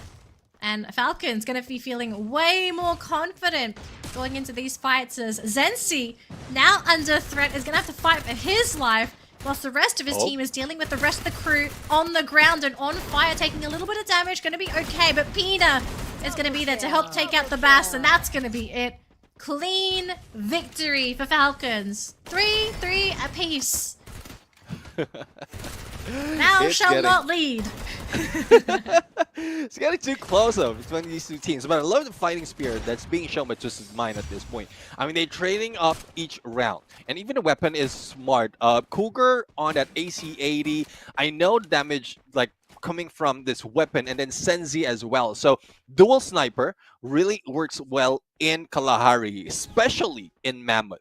It's more of the position, and we talked about this earlier. If you go in for a position wherein you have potential of falling down or being targeted without any way out, then that would be the downfall for a team. And Team Falcons is in a better advantage compared to Twisted Mind. Even with a Riptide Rhythm, it wouldn't work into the damaging Team Falcons for that fight. Oh, Pina getting caught out by Cougar, and on the bones as well there for Mammoth. So Pina, they might not even try to go for the pickup. I think they're realizing it's too dangerous to go for the pickup. So Cougar finishes off Pina, and now it's going to be 3 Falcons going up against a full roster of Twisted Minds, and they can't finish anyone off. Cougar is there. Jump, though, is going to hit the ground and is going to die as well. So now we're down to 3 versus 3. Both teams not looking too healthy so far. Limit, On Fire, and the Bass within range of being one-shot here. On Fire waiting so patiently, but them are being taken off screen. They're On Fire and Cougar on the ground. Kororo holding things down here for Falcons. He's the lone survivor, and he's gonna have to fight Zensi for this. And Zensi, he's the sniper. He's on the high ground. Yeah. There is a slight disadvantage for Zensi. He has to jump down. Yeah, not so much of not so much of he's land going to down. work with. Oh. Good thing there's some steps, but there goes the shots straight into the ribs. Now Guerrero has a chance to recover as well, but needs to jump out, but doesn't damage him. It was the timing, that fall animation that made him fall down and just into the clutches of Sensi's BSK. That timing from Zensi, as soon as he saw the drop, he's like, I'm dropping right after you. I'm gonna finish you off. Oh man, that was beautiful, the timing. Twisted Minds leading by 1 point over Team Falcons. Oh yeah. Man, this is kind of crazy how close this set is. I kind of thought it was going to be a little more one-sided, but Twisted Minds, they're bringing their A game today. Yeah, I mean, I guess with the time or with the matches that they've spent, or the time spent on rest, that gave them the opportunity to serve the opponent. For the side of Twisted Mind, that is what they have done so far. And they really need it. They definitely need it at this point. If they can take it down Team Falcon, similar to what we've seen earlier against Brim United, then this is already prestige for them. And then an opportunity to take more in terms of the prize pool. So let's see, though, if this can be carried over by Twisted Mind to grab that match point, or will it be Team Falcons with a little bit of slowdown in the gameplay that can win this game? Oh my gosh, Limits found Cougar. Big snipe there for Falcons. So that's going to be the sniper gone for Twisted Minds. And all of a sudden, Falcons at a huge advantage for this round. Zensi, very, very low. Jump in the bass. They've got a lot of heavy lifting to do if they're going to try and win this round. So jump in the bass. Got to hold the fort in that front line. Got to deal with Kororo. Ooh. They see him. Oh, but the shot from On Fire. They read him like a book. Yeah, definitely. I mean, timing could have been advantages for Twisted Mind, but it's more of the numbers advantage as well. That is what Team Falcons is playing with. So it's 4-4 right now. Equalize in all sides, and I'm not expecting that Twisted Mind can go for this, stretching it towards the I would say the end of this first round, the series. But I'm loving what I'm seeing, especially from Twisted Mind, as well as Team Falcons, because of how they're trading off those points. Yeah, it's kind of crazy to see these teams trade so much. But I kind of wonder if it might be also because of the draft, right? Because, like, both teams have really strong characters.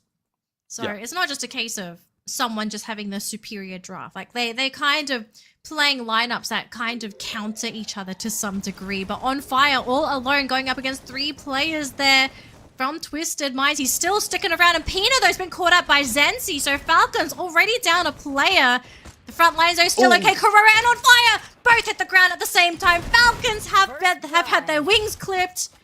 And Twisted Minds ready to finish the round. They want limit. They want this to be clean. They want their money. Let's see now. I mean, Sensi dealing with Limit X7, giving time for the rest of Twisted Mind to loot up whatever is on the ground. And now everyone would be ganging up against Sensi. So it's just a matter of time, though, before the blue closes in. And there's not much of breathing room for Limit at this point. Sensi, glue wall saves Limit X7. And there goes the takedown against Jump. But nope, with the numbers that they have, there's little to no chance that Limit can survive that fight. So it is match point for Twisted Mind and Team Falcons. Let's see if they can still catch up. They got 2 games, 2 back-to-back wins if they're going to try and swipe this game away from Twisted Minds, because it would be an absolute shocker for Falcons to give this first game away to Twisted Minds. Very few people predicting this outcome for our first game here, ladies and gentlemen. And it's on Kalahari as well. This is a map that Falcons, they know. They love this map. So for Twisted Minds to bring their A game to this matchup, it just goes to show how on point, how on form they are. And Pina has already been caught up by Zensi. Zensi, this man constantly picking Falcons apart. He sees ahead, he taps it. starting things off for the team. Pina does get picked up though, super low. And all of a sudden it's Twisted Minds chasing after the Falcons. Oh, but I think they might just have, their jig might be up. Limit's gone, he's on the ground, there's no one there. And that's the sniper for the team. Not so much can be done onto Limit no. to pick him up, and the same goes for Pina. Karoro follows through and on fire, stuck in the corner, going against Cougar, and there you have it. Twisted Mind winning the first round in the series against Team Falcons. And it is very close between these two teams, but we didn't expect this great performance from Twisted Mind, and it's good.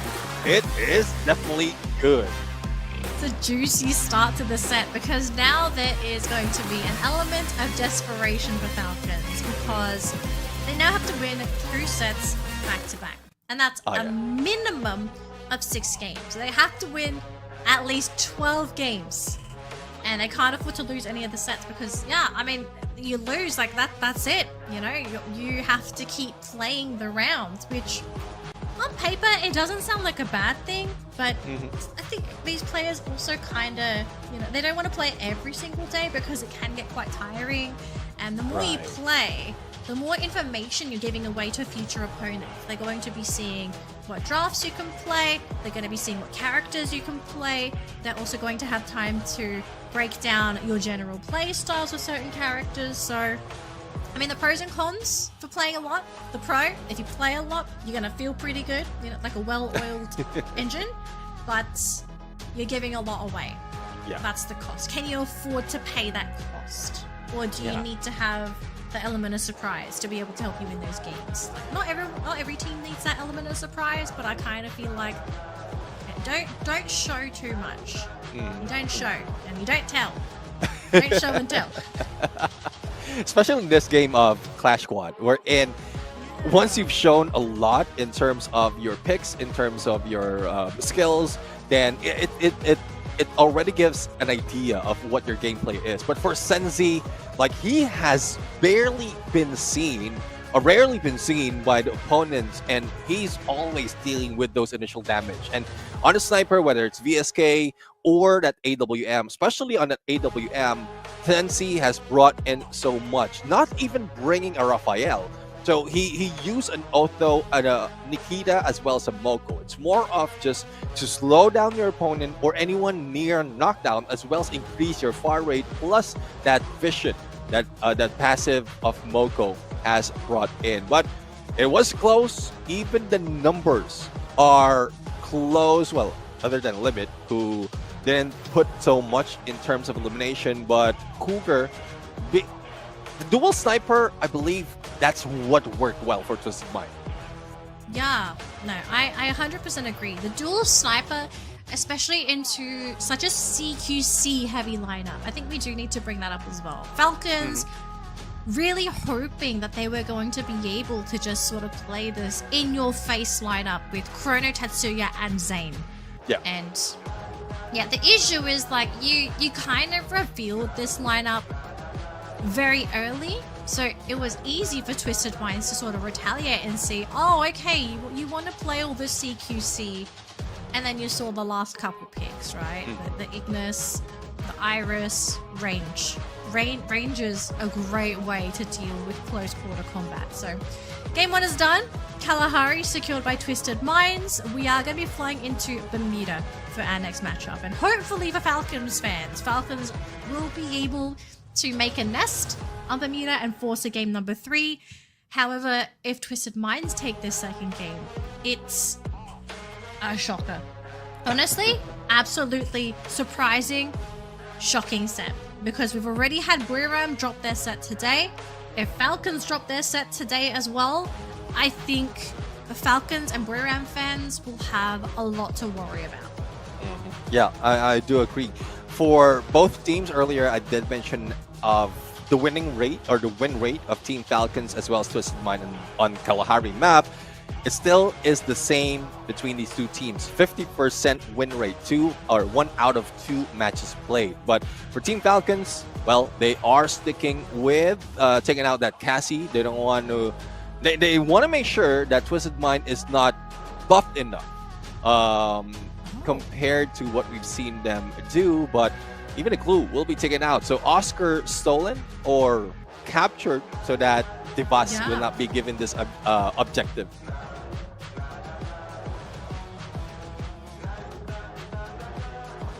Yeah.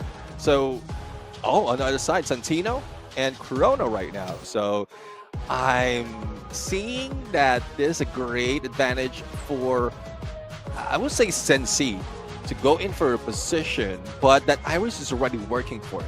And then for Chrono, I think this is more of Devas because he has been denied of that Oscar. Now, what would be the counter? Or would it be a counter pick or just a comfort pick for Team Falcons?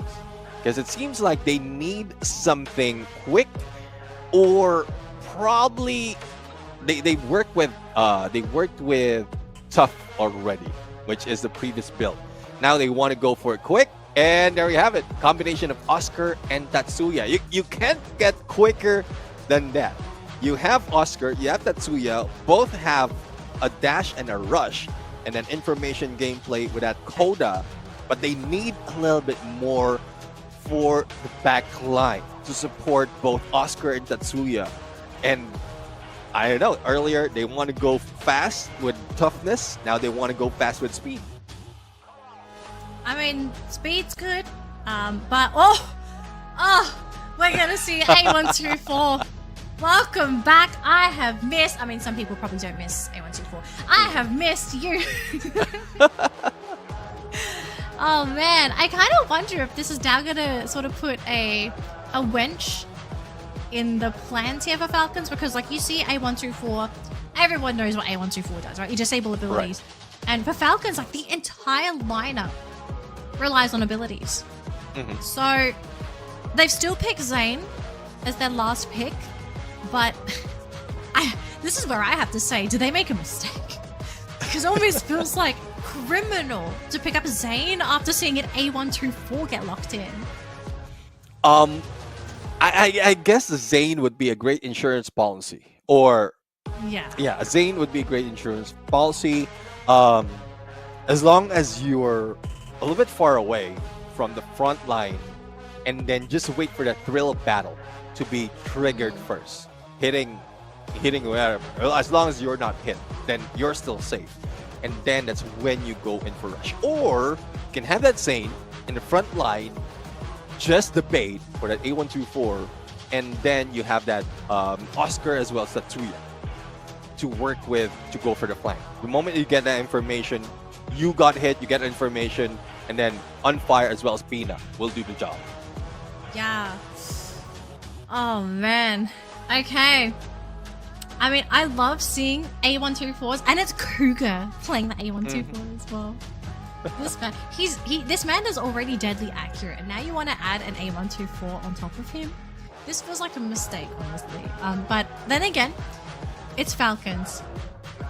Very quickly, for all of our viewers at home, in case you cannot see the names, on the side of Falcons, we have On Fire, who's going to be playing the Oscar, Pina on the Tatsuya, Korora on the Coda, Limit 7 on the Zane, whereas on the side of Twisted Minds, we have Cougar on the A124, Jump on the Ignis, Zensi on the Santino, and the Bass playing the Chrono. To all of our viewers at home, if you are in the chat, let us know who you think is going to win this set. Do you think it's going to be Falcons, or will it be Twisted Minds that will secure a 2-0 victory? Because at the moment, Twisted Minds, they're leading the set 1-0.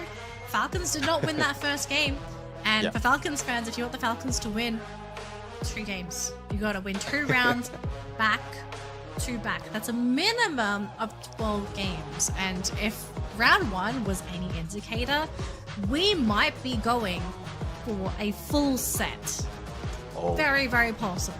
So yeah, it is. It's a lot. It is possible, because if this is something that Team Falcons would be taking advantage of, especially with the speed, I would say, like I mentioned earlier, then yeah, they want to end it quick. But that's the same statement that they gave out earlier.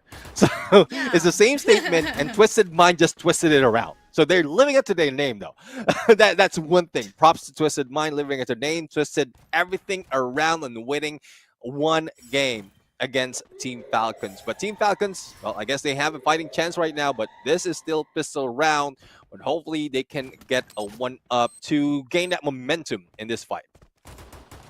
Alright, so let's see who makes that first move. The time turner has already been used. So that's going to be on cooldown. And we do see the mannequin being thrown in the backside. So in case we might be seeing that backwards jump, the opportunity is there. The Bass, though, going to be playing super far forward for the team. We'll be able to retreat in the meantime, though. On fire! First one to go down, caught out by Jump. Cougar, though, is going to be the next one to hit the floor, though. Can they pick up Cougar? Jump has been caught as well. 2 players down on the ground here for Twisted Minds. It's up to Zensi and the Bass, but the Bass is on a fraction of a health bar. And for Zensi, he's very low as well. Pina and Limit, they can absolutely take this game. They get rid of Zensi. So now it's just the Bass all on his own. He's got Pina, got Limit. Can he deal with both? We've seen games happen where someone can 1v2, but this game is not the game. Yeah. Well, let's see though. That game was... It was long. It was long as well. But I guess the Bass, what he's aiming for is for the opponents or for Team Falcons to rush onto him because he does have that sight, if I'm not mistaken. But Team Falcons, no. Team Falcons doesn't want to risk it. They can hit it from afar despite them having pistols only.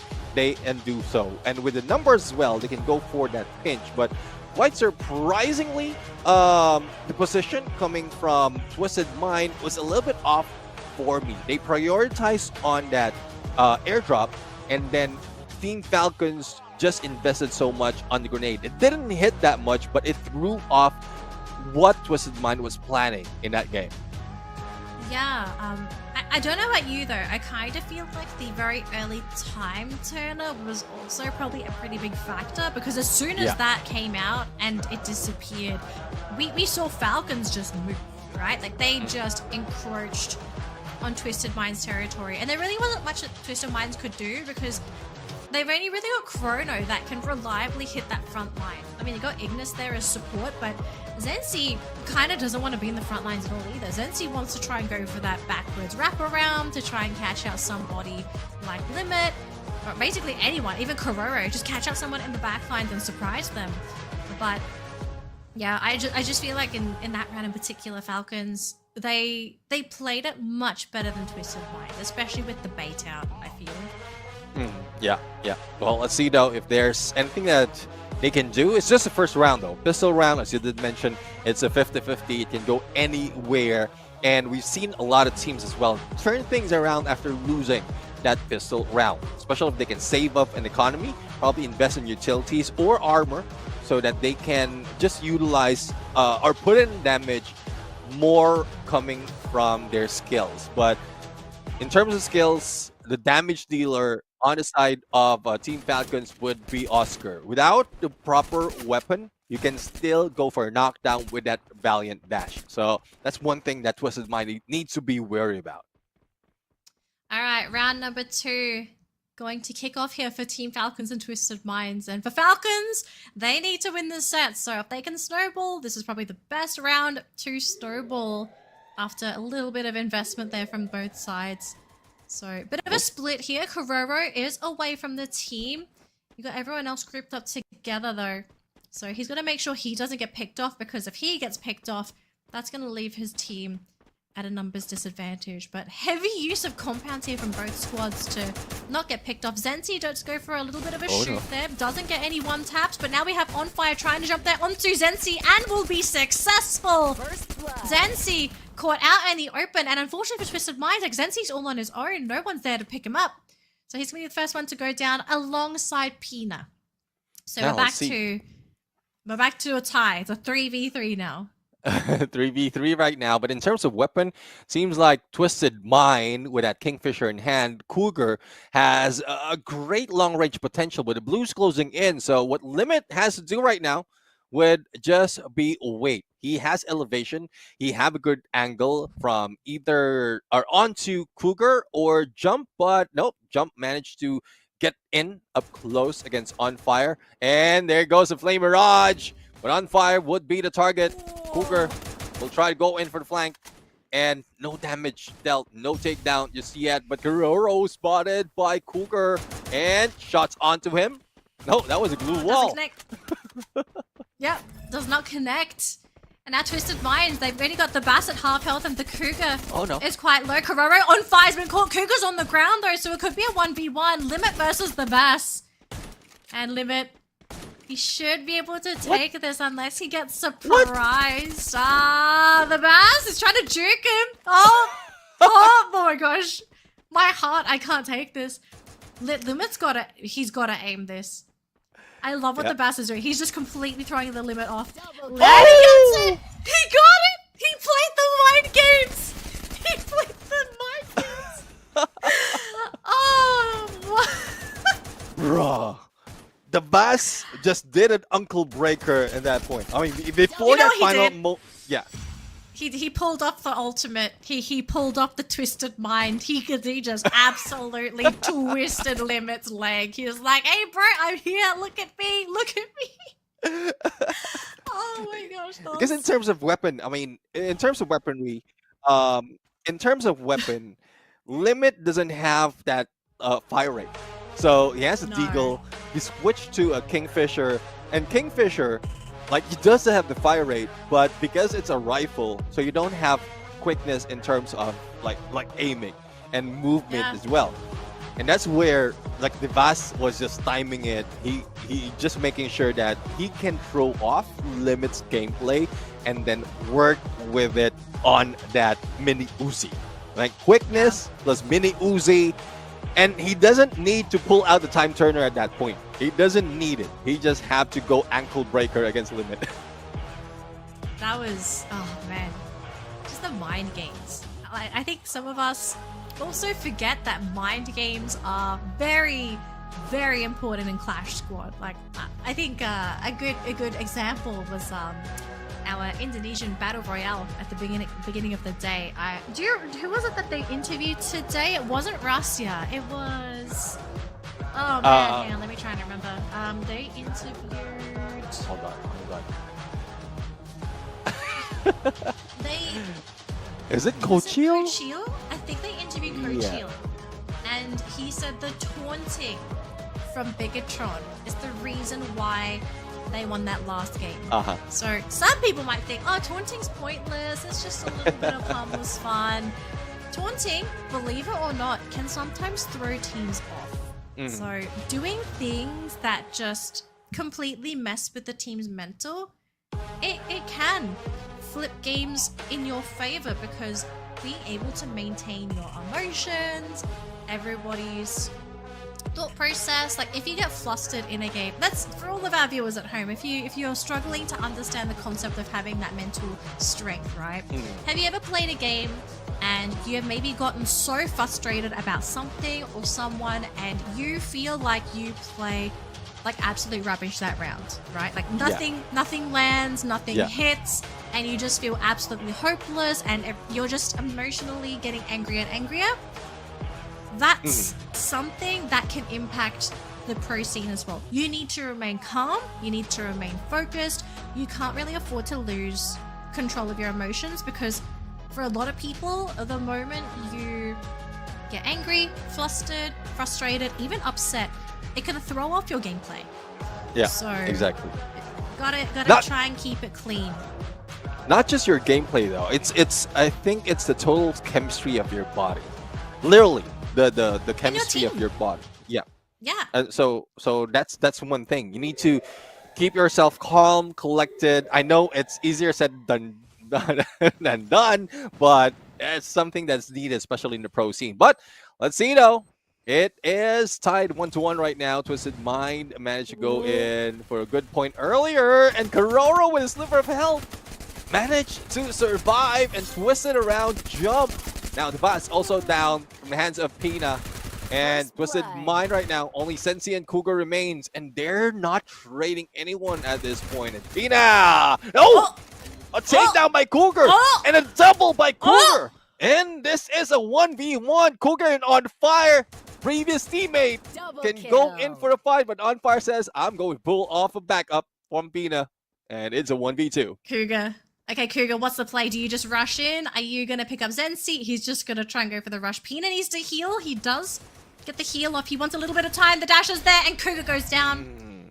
Great decision making there. Just to go for the pickup. You know, sometimes it just pays to have that extra body. Yeah. Now, okay, lots of things could have happened there. I think some people are probably thinking, like, why didn't Cougar just rush in? And I think the problem is that Cougar didn't know how quickly the pickup was going to happen. So he probably thought, like, okay, by the time I get there, there's probably going to be 2 players, so I'll be reloading and the other person can shoot me down, so I'm going to try and do the wraparound. Maybe I can get the 1 tap. Unfortunately, it didn't work. He did get the knock, though, so it was fine, but lots to think about. I think Cougar really just played that situation the best he could with the knowledge he had. Yeah, and doesn't have a glue wall as well. He could have made that pickup on jump while healing himself, go for a pickup simultaneously, and then that's where it can be equalized from both sides. But let's see though, Cougar is already down, and well, let's see if they can respond. Pina also knocked down, but the Baz will be cleared out by Limit X7. Pina will not be picked up. On fire on the flank. And Team Falcons in a 2v1 situation, and Sensi, not much can be done. Kingfisher in hand, and information has been relayed as well as to where he is. And Keroro, all he needs to do is just step in, P90, great fire rate as well as damage up close and personal. Oh, Zensi. Ooh! Oh, on fire's been caught by Zensi. Oh, wait a minute. Hold the phone. Okay, I was looking a little scary there. Okay, it's fine. That's fine. The Falcons are still flying. False alarm, everybody. Oh my gosh, that would have been crazy if Zensi was able to win that 2 versus 1. It was just unfortunate for him, the smoke screen just sort of came in at the wrong time. I was a little bit worried as well. So Sensi does have, correct me if I'm wrong, Sensi is using an iris in this game. So, all right. I was. Is that right? Santino. Oh, Santino. All right, a Santino in this game. So, Santino, I was thinking, how did he manage to get that shot on the other side? Because if it was an information skill, then at least I would know. But I guess it's more of a game sense coming from Twisted Mind at this point. Yeah. But they need more of that because they're down by 2, and prioritization on the airdrop has been done by Team Falcons. They won that, but On Fire will be taken down, but trade-off from both sides. Oh man, Falcons heavily crippled here. It's just Kororo, but it's still 2 versus 1. And that's oh my heart. That was delicious. That was a delicious shot. Man. I think that was a Moko in play. Despite of the smoke, he can still see the where the opponent is and where it's coming off from that door. It was just perfect. Absolute cinema, as Gen Z say it. Yeah. No, I 100% agree. All right, folks, 3-2. So Falcons, they did sort of lead us out of the gate, but Twisted Minds, they're coming back and their economy is starting to look real juicy. So this game, we're almost back to even. Now it's just a matter of who's able to conquer this compound. And at the moment, we're seeing a lot more Twisted Minds in here than we are Falcons. Falcons playing a little outside of the compound at the moment. Maybe trying to go for a bait. They have Kororo around the corner. Limit is quite far back, hiding behind the hedges. Oh, he almost catches jump. Gets half of his health, though. And now On Fire knows. Oh, let's see, though. I mean, that bait didn't work that much as they expected. But they did put in a little bit of damage on Twisted Mind. But in return, Team Falcons also receiving a lot of damage. Thrill of Battle already triggered and On Fire, unable to use any of those skills. And this is what Twisted Mind is taking advantage of. That Thrill of Battle from the A124, but Pina is still fighting back. But for how long? Not too long, and it equalized 3-on-3 on both sides. 3-3. It's game 2, and that first matchup, that wasn't luck. That wasn't luck. There was no accident. These 2 teams, I mean, it's neck and neck. At the moment, anybody could win this set, but Falcons have to win this set, otherwise that's going to be a 2-0 loss. So, look at that. Falcons, heavy investment, and Twisted Mind sitting on a nice pile of money, getting ready to buy their next house. All they need to do is just to keep winning. Keep winning, keep building up their small fortune. Let's see now. Who goes down first? The Bass with the first one to go down inside the time turner. And it's a good stride being done with Team Falcons right now. Splits doesn't connect that much coming from Cougar. Now, they have wasted one nade already. Kiroro just waiting for that opportunity to go for a rush M1887. Spots jump. Doesn't jump right in, but I guess it's more of the timing and finding where the opponents is. And Kiroro sees Cougar. He was not expecting that, but the moment he sees it, he knows that he can take that shot. Yeah, oh, Cougar. He really had no information, so now it's up to Zensi and Jump. Jump's job is to create openings for Zensi to come in and finish off. Smokescreen is there. Jump losing too much health. They will get Pina as well, though, so 2 on the ground. Whoop. But it's just Zensi up against Limit and on fire. Can he get the one taps? He can't get any. Glue wall is up. He gets a little shot there, but not enough to get anyone into that red zone. Oh. Just needed a little bit more there. Yeah. Well, there's not so much that you can do. You're going against M590, and you do have a VSK. Though I do believe that Sensi has accuracy. But if that was a 1v1, there's a huge potential that he could have made it. But that was a 1v2, so there's a distraction factor as well. And that brings Team Falcons to a lead. Now, in this kind of map, there's a huge chance that we will see one of the rushers, either On Fire or Pina, move in for the flank. And then we will be seeing Limit X7 on the snipe. But I guess they want to go straight up. On Fire and Pina already in the front line. And there goes the Valiant Dash, knocking the Bass. And Jump will be the next one to go down from the hands of On Fire. And that takes down 2 from Twisted Mind. Oh man, Twisted Minds, they were doing so well, but all of a sudden just getting run over by Team Falcons. Cougar, oh, Zensi didn't even get a chance to move. And now it's just Cougar, all on his own. Everyone's gone big cat hunting. Kororo on one side, the rest of the team on the other. Flawless victory there for Falcons. They're ready for game number 3. They're not playing anymore. They really, really want this round. They want this this time around. I mean, their match point, and they're very close to ending this. And I guess with this, they have a momentum as well. Now I'm rethinking what happened for your first match. It might have been something that Team Falcons wants to happen so that they can study how Twisted Mind is working in terms of rotation, in terms of how they position themselves. And I won't be surprised if later on, once we go in for the final battle, we would see Team Falcons in a huge lead and not as close as this. Oh boy, this is a match point round. Twisted Minds can't afford to give this away. The Bass is low. On Fire's next to Cougar. Whoop. The Bass has been caught. He tried to retreat. Oh no, I think it's over. Cougar on the ground, Jump as well, and Zensi against a full roster. We're going to game number 3. Yep, game number 3 indeed. And well, a little bit quicker. It is 6-3 on the score right now compared to 6-4 that we had where Twisted Mind won that game. But I want to see more. Especially as Twisted Mind is showing up at this point. This seems like a very strong contender for that championship. And there's just one step to do so. But it's unfortunate that the previous champion of the Clash Squad from previous season is in this bracket wherein they have one loss. So this might be showing that the other teams are slowly being stronger. And this is what we've seen from Twisted Mind, winning that first game against Team Falcons. So I want to see more of this, and let's see if Team Falcons can continue this on or take this to their momentum, or if Twisted Mind would have something in mind to just disrupt the gameplay of Team Falcons. And that's another thing that I want to see more.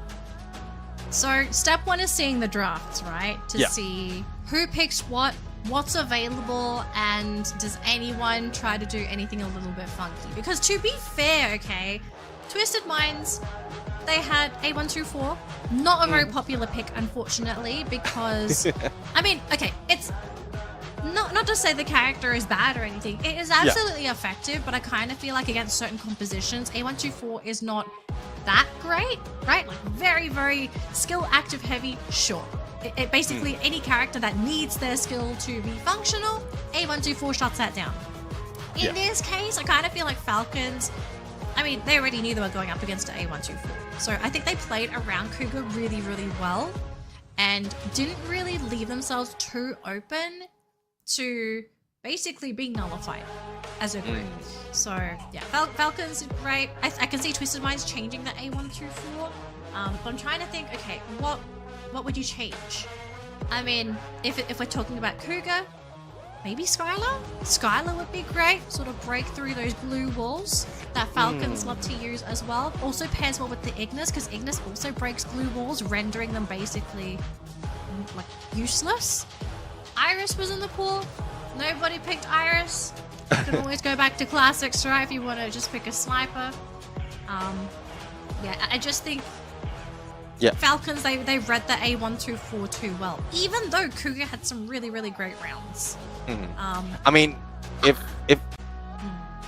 judging from Cougar, given a chance to either use a coda or a clue, he would take it.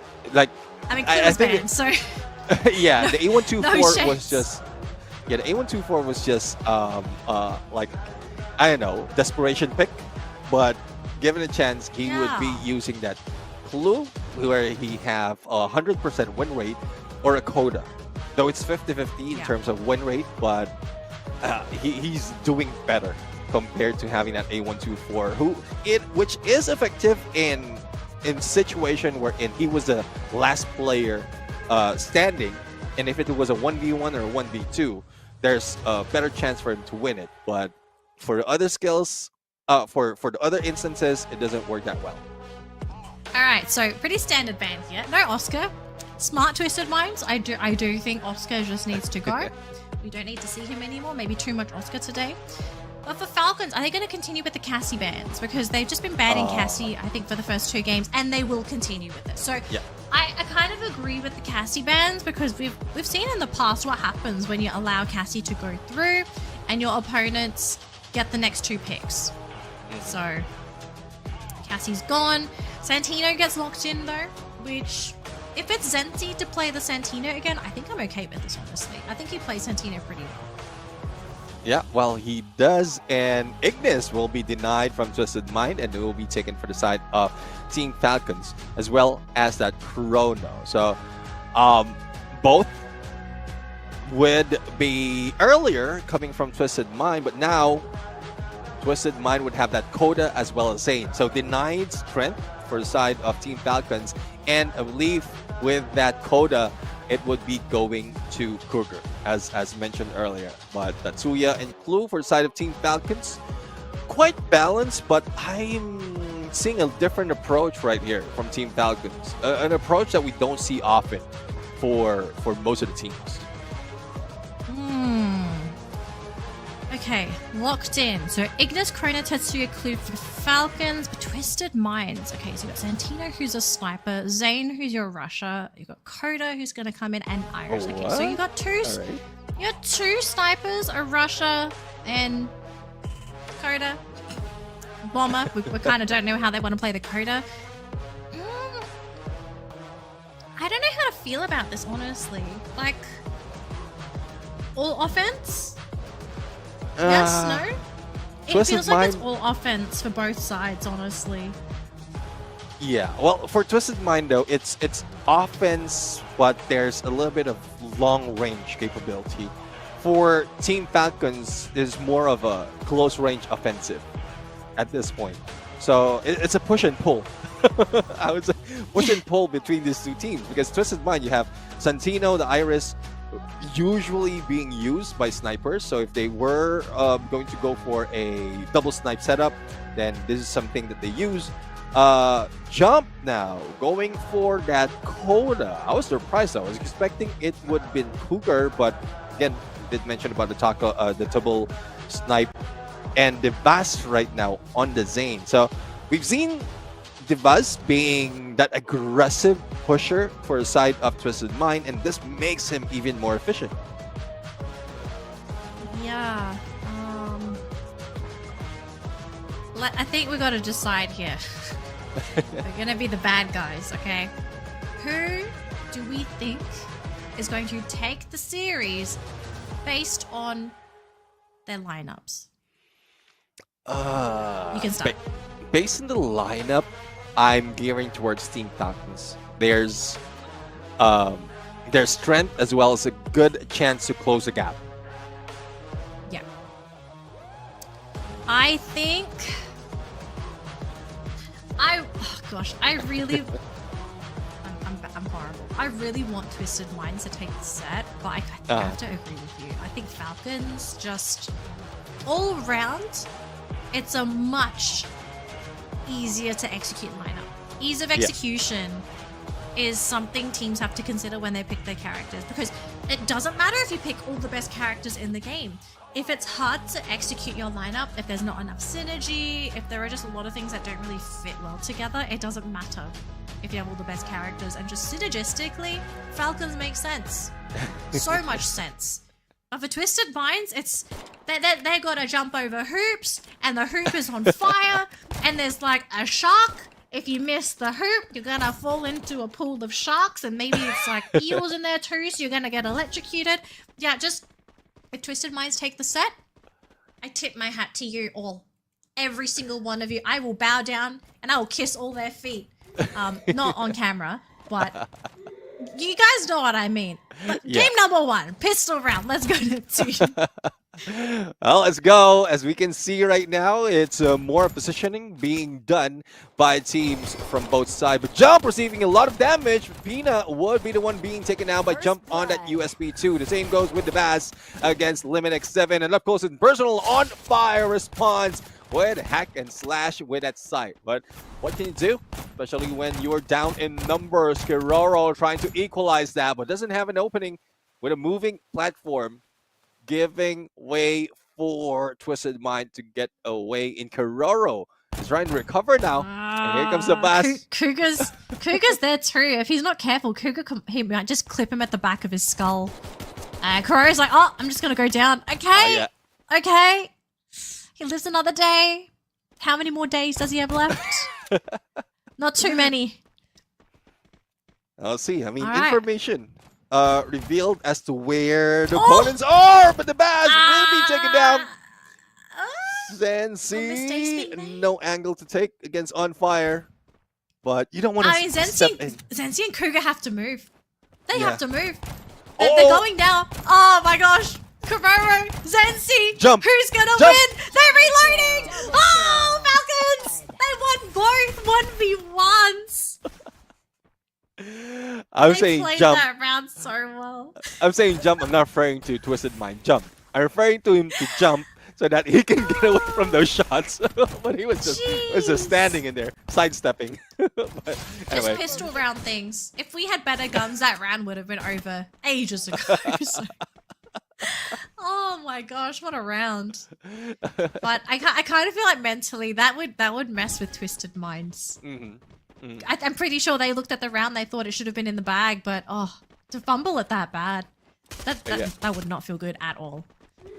Well, it's a good thing the pistol round didn't happen in Grab Labs, because it would be more funnier, like trying to take shots and then missing this because of the loss of gravity. Now, so far it's a stalemate, and it's hard to move despite of the jump height that you have. It's difficult to move because you are dealing with animation, you're dealing with the timing as well. And Team Falcons, this is where they're slowly falling down, even with a push being done by On Fire and Pina. But good thing that accuracy, and they went alternately on that shot. They managed to take advantage of their number situation. Vaz doesn't even have anything to go with against the BSS and the Jump. The only one remaining against 2. Okay, Jump theoretically has the advantage because his name is literally Jump. This is his map. It's his time to shine. And it's gonna beat On Fire and Pina because this man can jump. We just gotta wait and see what's happening. He throws a couple pot shots. Cororo's low. Got some glue walls. The time's ticking. He's jumping. His name that's not quite there. He gets Pina on fire. He misses. Okay, Jump is down. I mean, he's not jumping that often though. Because from that moment, he only jumped once. Wherein he could have jumped multiple times. I had a heart attack. I had a heart attack. I thought they were going to miss Jump, and that was going to be it. Jump would have been king of crab labs. Oh, that was terrifying.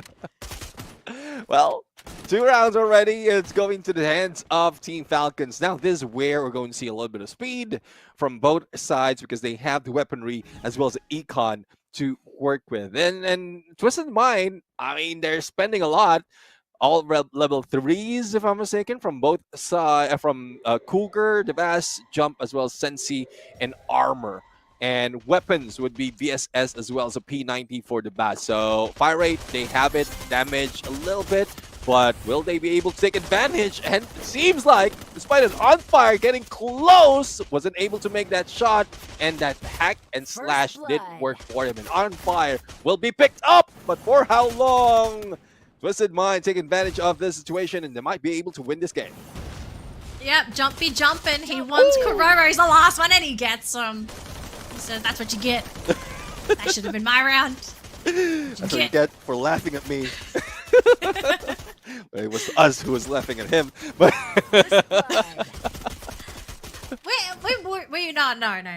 we were rooting for him, okay? We were rooting for him. It just looks as if we're laughing at him. But we're cheering on jump. Go do whatever it takes to win, man. Whatever it takes. Oh, speaking of whatever it takes, the Bass has a level 3 MP5. So he's already deadly in I would say a weaker weapon. But with this fire rate, as long as he gets an opening, he might be able to take down even Limit X7. And he's already crossed the border. If it wasn't a glue wall, Limit has already down. Oh, Limit. Down to less than half health. He is within range of just getting finished off here if he doesn't heal up, which he will. So his health is coming back up. So slight reset there. On fire, just seeing if he can try and catch anything. So thankfully the glue wall is going to keep him up. Although Jump's been caught and Cougar is low. And you can see On Fire, he's thinking, do I want Cougar? Do I want to finish off Jump? So Cougar does heal himself up a little bit. And he's going to go for a wide wraparound. Takes damage again. Gonna be so risky if he wants to try and go for the climb. Limit gonna break through the glue walls. He wants to reach the Bass. He wants to. His head's right there. He didn't take it. He didn't take it. He actually held on to the shot. I mean, it was a timing. Bad timing, I would say, for Limit X7. I think he's waiting. Oh no, he's being nailed! And that's the reason why he needed to take that shot, because Ice Grenade will take him down. Now, it's a 3-on-3 on both sides. And let's see. No. Cougar will be taken down with double pistol, double revolver, and another one on fire with just that M1917. But the moment he deals with the Bass, he goes down as well.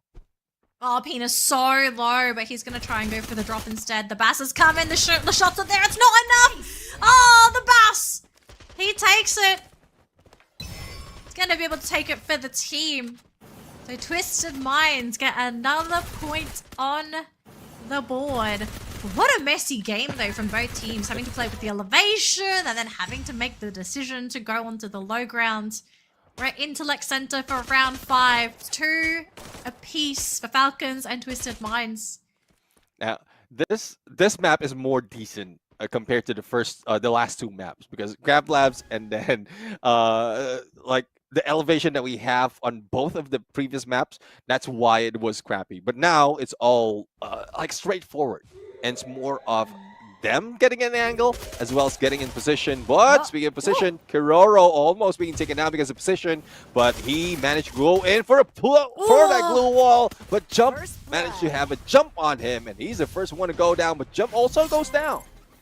Thanks to Limit, so we do have some supporting fire coming in for the team. On fire though, very low. Pina is going to be hit with some bullets as well. Still going to be standing. And for Falcons, I think they're just glad that they managed to stabilize here, but they've got to figure out how they're going to pick up at least one elimination to equalize things, because they're at a numbers disadvantage. And they didn't have Kororo, so Tatsuya's gone. So it's basically up to On Fire and Pina to make those openings, open up for Limit, but Limit's gone! Limit's been caught by Cougar! Your sniper is on the ground and bleeding, and there goes On Fire, being picked apart one by one.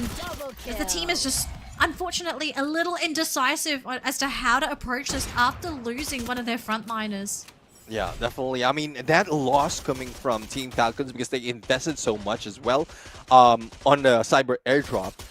And now in the hands of the Baz is really damaging the team. Like, the Baz with that level 3 MP5 just shredding everyone. And he didn't even put so much of effort in getting that. It was from 2 rounds earlier. So he's just using what he have, and what he have is the best weapon of all. Well, maybe they can try and steal it back. You know, that's the goal. You see the weapon, you try and take it back. The Bass is playing very aggressive though, so I do worry a little bit that if he plays a bit too far forward, he could get punished, but Jump's been found out by On Fire. Couple pot shots landing, but Pina's coming in to provide some cover, to provide support fire. Well, it looks like he managed to escape for now, but the Bass, we saw him, he's hunting. Limit's there. Limit's like, no, no, please, no. He's got his teammate there to try and help him out. And I think they managed to get out the Bass. Pina and Kororo, though, has been caught by Zensi and the Bass.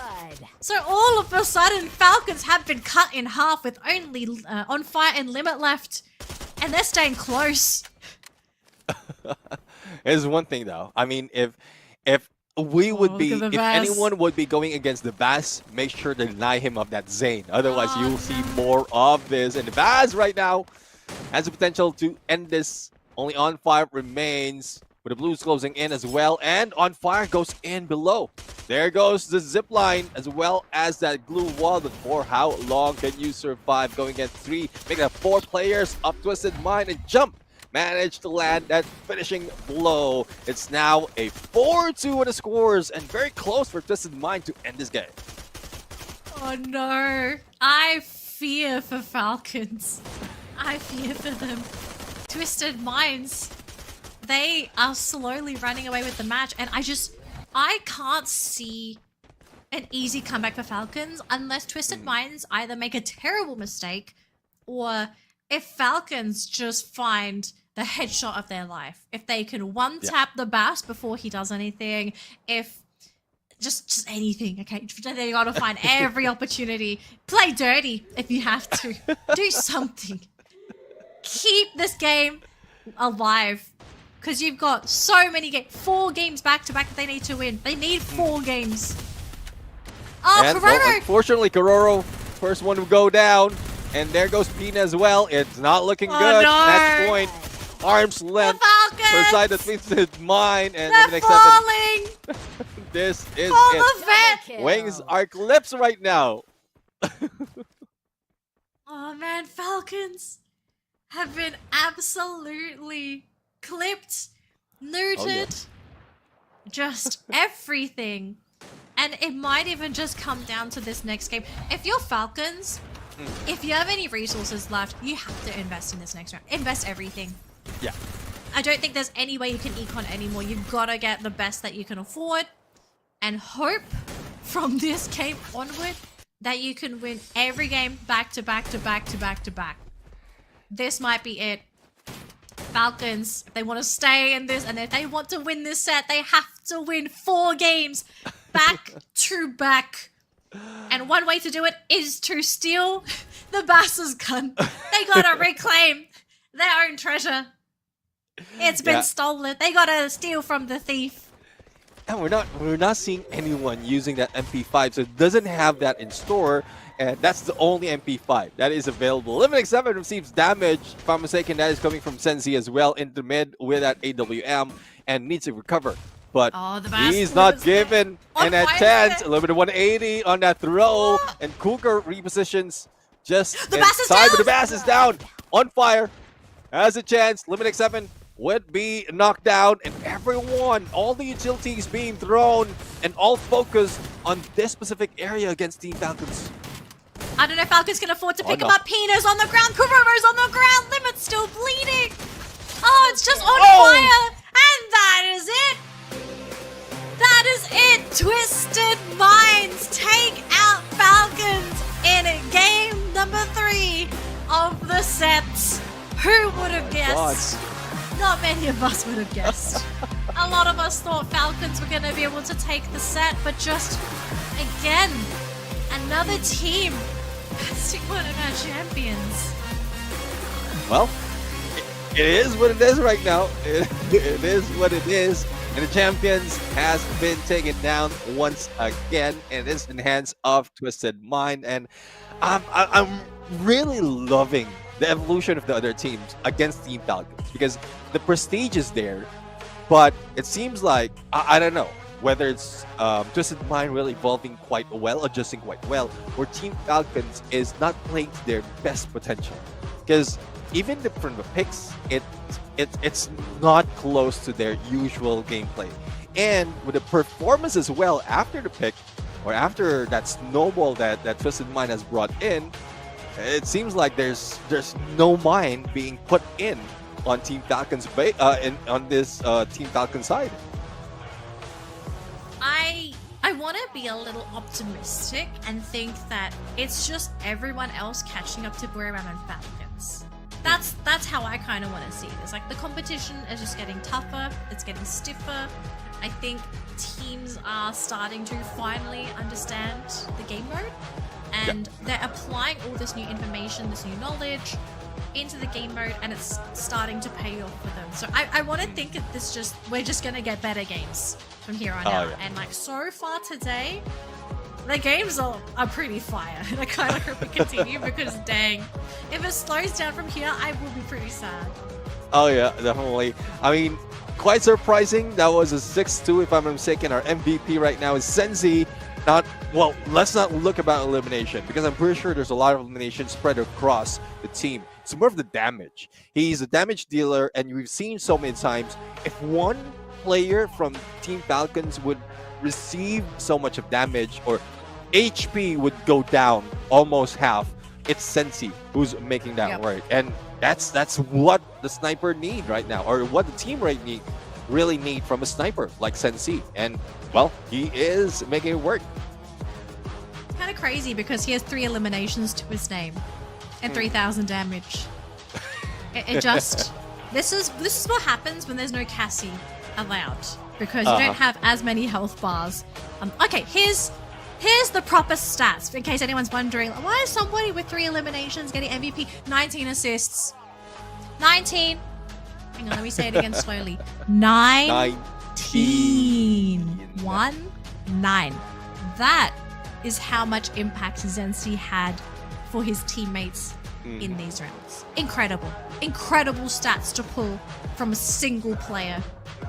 So, Twisted Minds, quick match summary. Twisted Minds taking our first round off of Falcons 6-4. They unfortunately drop in our Bermuda round 3-6, but they do claim the crown with a beautiful score of 6-2 on Nexterra.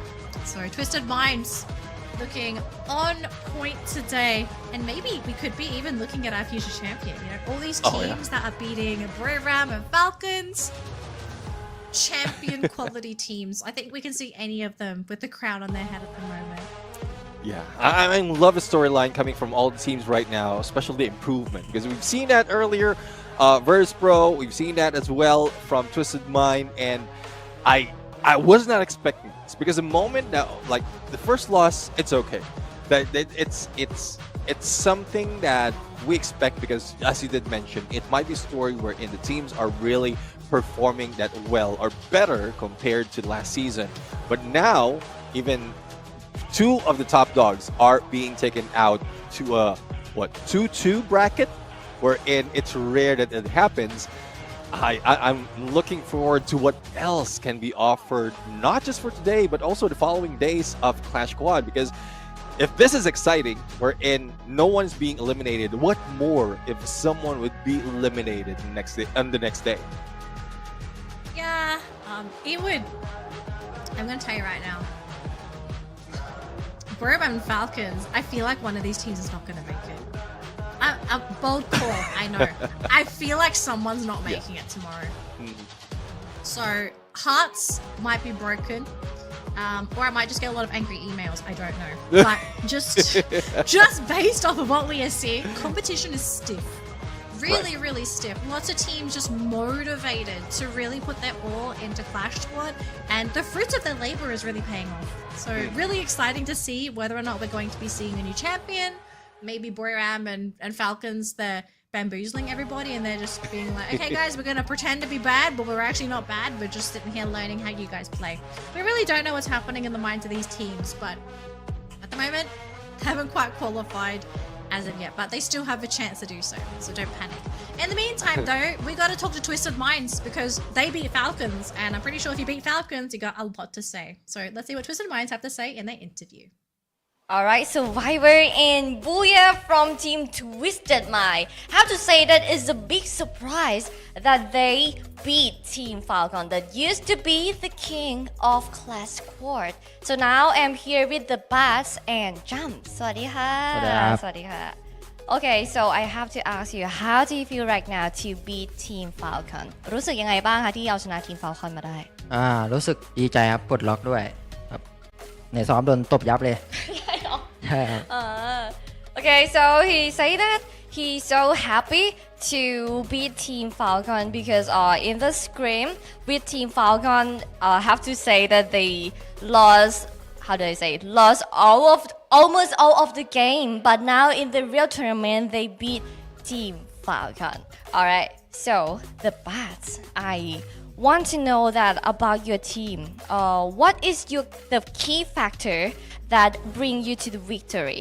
อยากรู้ว่าอะไรคือจุดสำคัญที่ทำให้เราชนะมาได้ค่ะ ซ้อมน้อยๆนอนเยอะๆครับ ซ้อมน้อยๆนอนเยอะๆเคล็ดลับจาก Twisted Mind นะคะทุกคน Okay, the tips of Twisted Mind to get this win is you just don't have to practice like how do I say, less practice and sleep more. So spend your time with sleeping more than practice. Alright, this is the tip of Twisted Mind.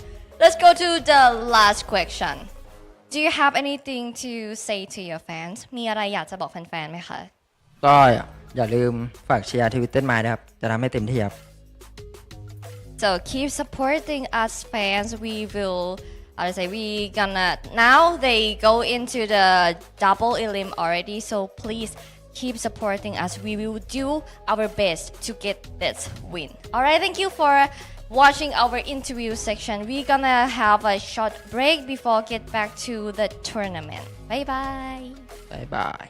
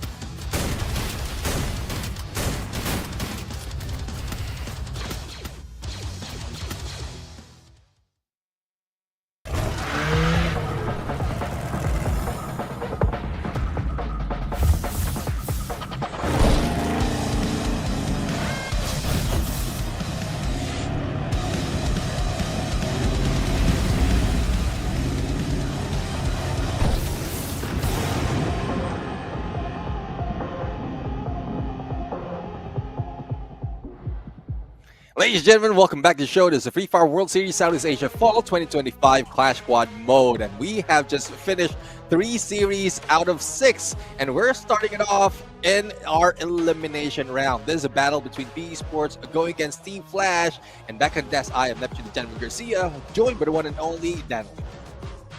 Yeah, so we're now starting to hit those elimination matches. So anybody that lose the games moving on from here, they're out. You're out, you're going home, no second chances. You've lost too many games. So yeah, the stakes are pretty high for everyone for our last 3 games for today, which our first one, it's going to be a bit of a Vietnam show match, right? Because we've got 2 Vietnam teams, and unfortunately, one of them is just going to have to go home. So the stronger one will remain. The other one, you can help wave the flag. You give some moral support to your brothers in arms. So I think it's going to be a pretty exciting match though, because one of the cool things about regional matchups is that we get to see the regional play style, right? Because if you're in the same region, there generally is going to be a regional meta.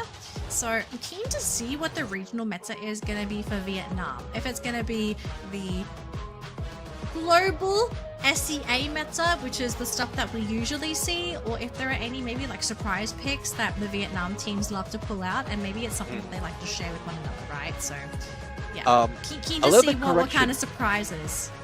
Yeah, sorry, I was looking at the matches, and I mentioned Team Flash, but it is Heavy who is going to play against PE Sports. Yes, against PE Sports, yes. Yeah, I just want to correct myself. We're good. We are good. Don't worry. Those are still the 2 teams I was referring to. So we're Gucci. So still Vietnam versus Vietnam matchup. Yeah, that's going to be exciting. Do we have any data on any like weird picks for any of these teams? I don't believe so. Well, in terms of picks, they have been using the same standard pick for the active combos for Team Heavy. It's more of utilizing that Clue, Ignis, Tatsuya, and Zane from last game that they played against. Which team did he play this against? Against Virtus Pro. For PE Sports, it's pretty much the same. I mean, all standard. I don't think they're risking any weird picks at this point. Yeah, this is probably the last place you want to be choosing risky picks, unless maybe you have like an ace up your sleeve. Because I think if you're at this point of the competition where you're at risk of elimination, I kind of think you got to bring out the trump card. You know, like you've struggled this far, and it would be a shame to lose a set and to be eliminated because you still tried to hide strats. Because there are benefits to hiding strats, but if you hide them a bit too much, you're not going to make it very far in the competition. So we'll have to see who's going to make it out of this best of 3. But for the map order of this best of 3, we're going to kick things off with Nexterra, followed by Kalahari, and then we're going to go back to the beautiful sunny blue shores of Bermuda if we manage to hit a game number 3, which at the moment for today, we've had 1-2-0 and 2-2-1s. So the chance of us going to a full 3 games, I think it is very possible, especially if it's a regional matchup like this, because the teams, they got to know each other. Like, they got to know each other's play styles. You're probably scrimming against each other all the time. So I think there is a good chance we're going to go to the full 3 games. But if we don't, then it's going to be a stop. I think that's what's going to happen. So we'll find out after the draft. Yeah. Now, speaking of draft, well, in the side of PE Sports, so they're taking them out, or Heavy rather, they're taking out Zane, and for the bans, I would say the most bans that being done by PE Sports is Chrono and Oscar. So, well, it's a smart move that they started with Oscar because they don't want to lose that advantage, especially in that latter part of the game. Now, pick though would be Chrono, and the best combination that Heavy has brought in with a Chrono, I believe, is with a Tatsuya. And let's see if that's something that they can bring in, or if PE Sports can give that opportunity to pick a Tatsuya. Yeah, they're going to prioritize Santino though, because that's available, and Koda. Okay, so Tatsuya's available. I think I'm also going to throw Cassie in the pool, because teams also love to run Cassie with both of those characters, right? Tatsuya and Chrono appreciate the support for Cassie. And as you can see, Heavy already highlighting the Cassie, so they're going to have access to that sustain. Is it still Tatsuya? Ooh, Ignis. Priority here for Heavy. All right. It's a viable approach, especially if you want to go up close against PE Sports, but they don't have anything for the snipers just yet. So that would depend on what pick would be for PE Sports. So sniper already on Santino, and then Coda for visibility. They need that rusher. So it's either they go with Tatsuya, still away from Heavy, to prevent the Tatsuya Cassie combination, or they can go with, I guess, a clue for additional info. I'm thinking, like, can Heavy even fit a Tatsuya in their lineup? Because they've already got Ignis, Cassie, Chrono, and they kind of don't want to go for another sniper on Heavy, do you? So I feel like I don't think Tatsuya would even fit Heavy. I mean, PE, they want it themselves, so if they want to take it, that's fine. Last pick, though, I mean, they've got options. They can really do anything here if they really wanted to. Let's see. I mean, an Iris, together with that Santino. Iris. Yeah, I could totally see Iris. If they're worried about utilities, if they watch the previous games, I know Steffi was also an option, but I think Iris is just way more solid here. There you go. Iris for Iris. PE. Well, Dimitri. Okay, I'm not dying. Okay. I will point out every single game I have broadcasted for Dimitri, the team who picked Dimitri's lost. I'm just going to point that out. So, PE, they could be the first team to win with Dimitri when I'm on broadcast, but I'm scared. Heavy in the meantime, though, I'm thinking a sniper pick, but they also need vision. Clue. Yeah. Like, Clue. Clue's a great pick here. If they really wanted to, Homer as well, I guess. What else? Skylar. I mean, they could go Skylar. Yeah, Skylar could be a really great sniper pick as well if they want to stick to meta. A little off meta, actually, for Skylar, but still viable. Wait, what? Recon? Okay, wait, I think this might be a graphical error on the side of PE Sports. All right. Okay, So I'm just. we'll you get an talking. update. Okay, we may have gotten an update. Okay, we're just getting confirmation, but that last pick, that might be a problem. Yeah, that might be a timeout. Yeah, something may have happened. So just sit tight, folks, as we kind of get things sorted. But I think at this point, let's just assume everything else before the Dimitri pick was intentional. Yeah. So everything before Dimitri was intentional. Yeah, I think the Dimitri... I mean, we're both scratching our heads, right? But we're just like, Dimitri? Huh? And then our heads are like 90 degrees sideways.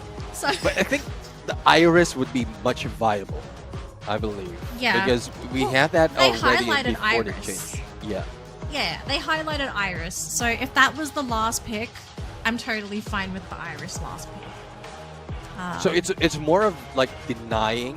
I believe it's just denying their opponents. For any sniper Snipers. build. Yeah. So probably can force it on what? Force it for a Skylar. That is not very.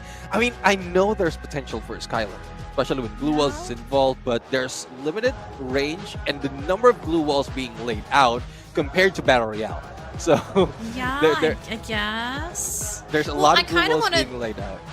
I need to throw this out here as well, though. Like, we also have to remember for Heavy, they don't have scouting options. If they go for Iris, they're practically at a huge disadvantage against PE Sports. So personally, I don't think it's Iris. I really think it has to be Clue or something, or even Homer. Because you can't play this game mode blind. You need vision. So, I mean, I'm just going to sit on this.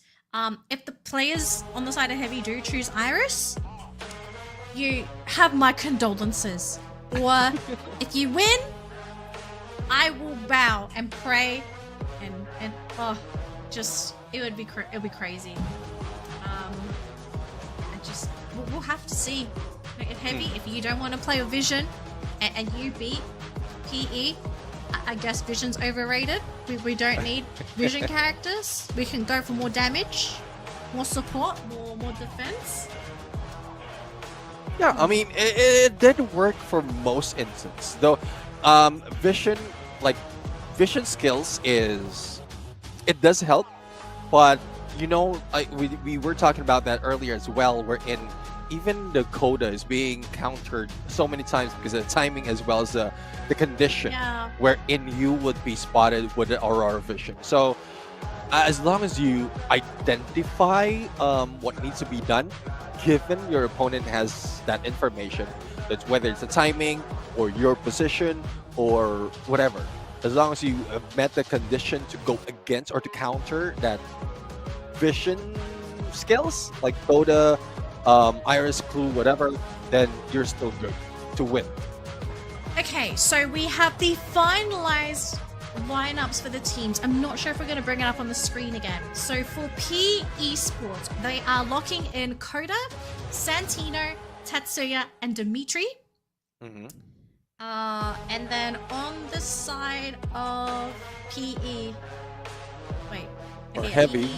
Coda, Santino, Heavy, Chrono, Cassie, Ignis, and we're actually still waiting for the last pick apparently. Yeah. So Alright. we might be putting this on the screen, and then we might be waiting for Heavy to do that last pick, unless someone screams at us that it's gonna be something. Which it's gonna be Clue. It's gonna be Clue.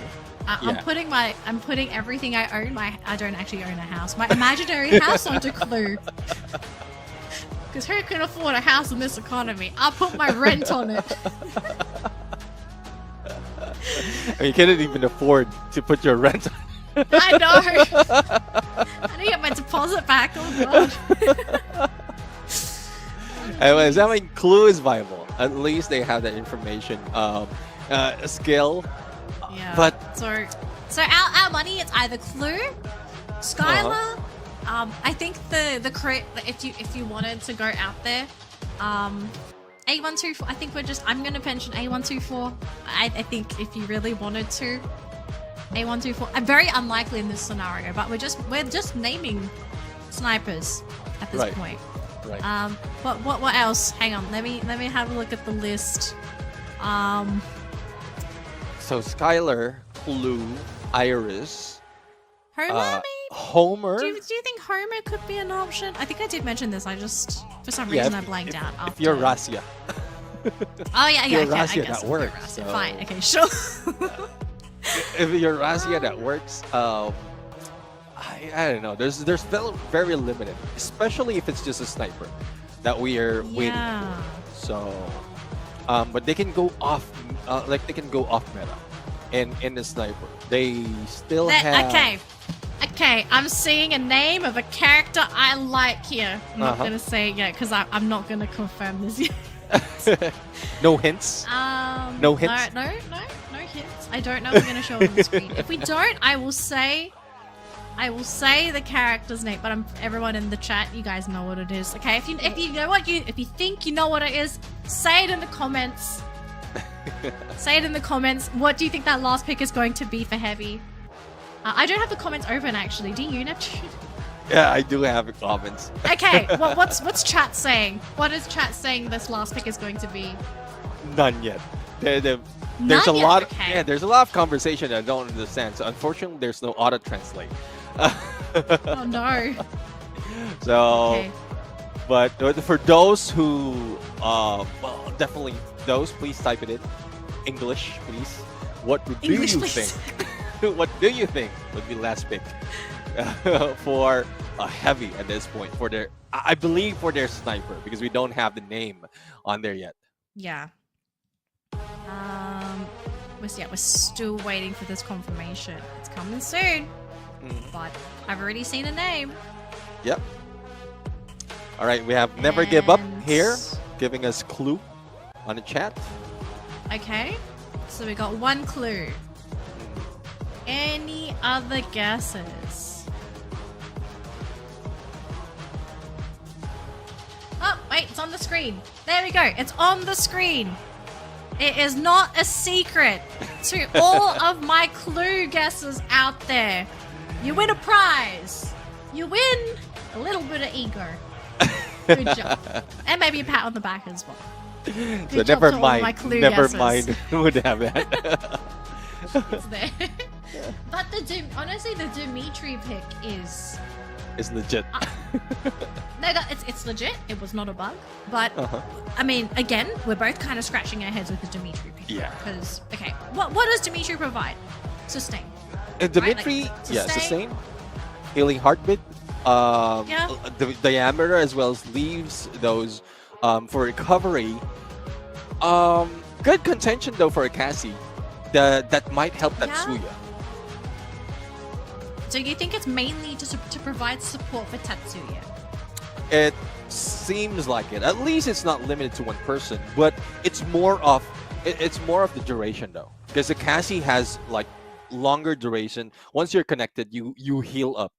But for Dimitri, well, once it cools down, there's still a good chance for you to heal up much faster. But that's why everyone goes for Cassie. Yeah. Look, Cassie's just too solid as a support. I think it's a bit difficult to find a replacement for her. I think the moment there's a new character added to the game that functionally does what Cassie does, Yeah. yeah, I think we've got like the best healing supports in the game. Oh yeah. Even So, I yeah, use even I use Cassie. And I play support in Clash Squad as well. So Yeah. that's why Alright, don't count so- on me to get a lot of elimination. You're there for heals. Make everyone's damage numbers all big because they gotta work hard.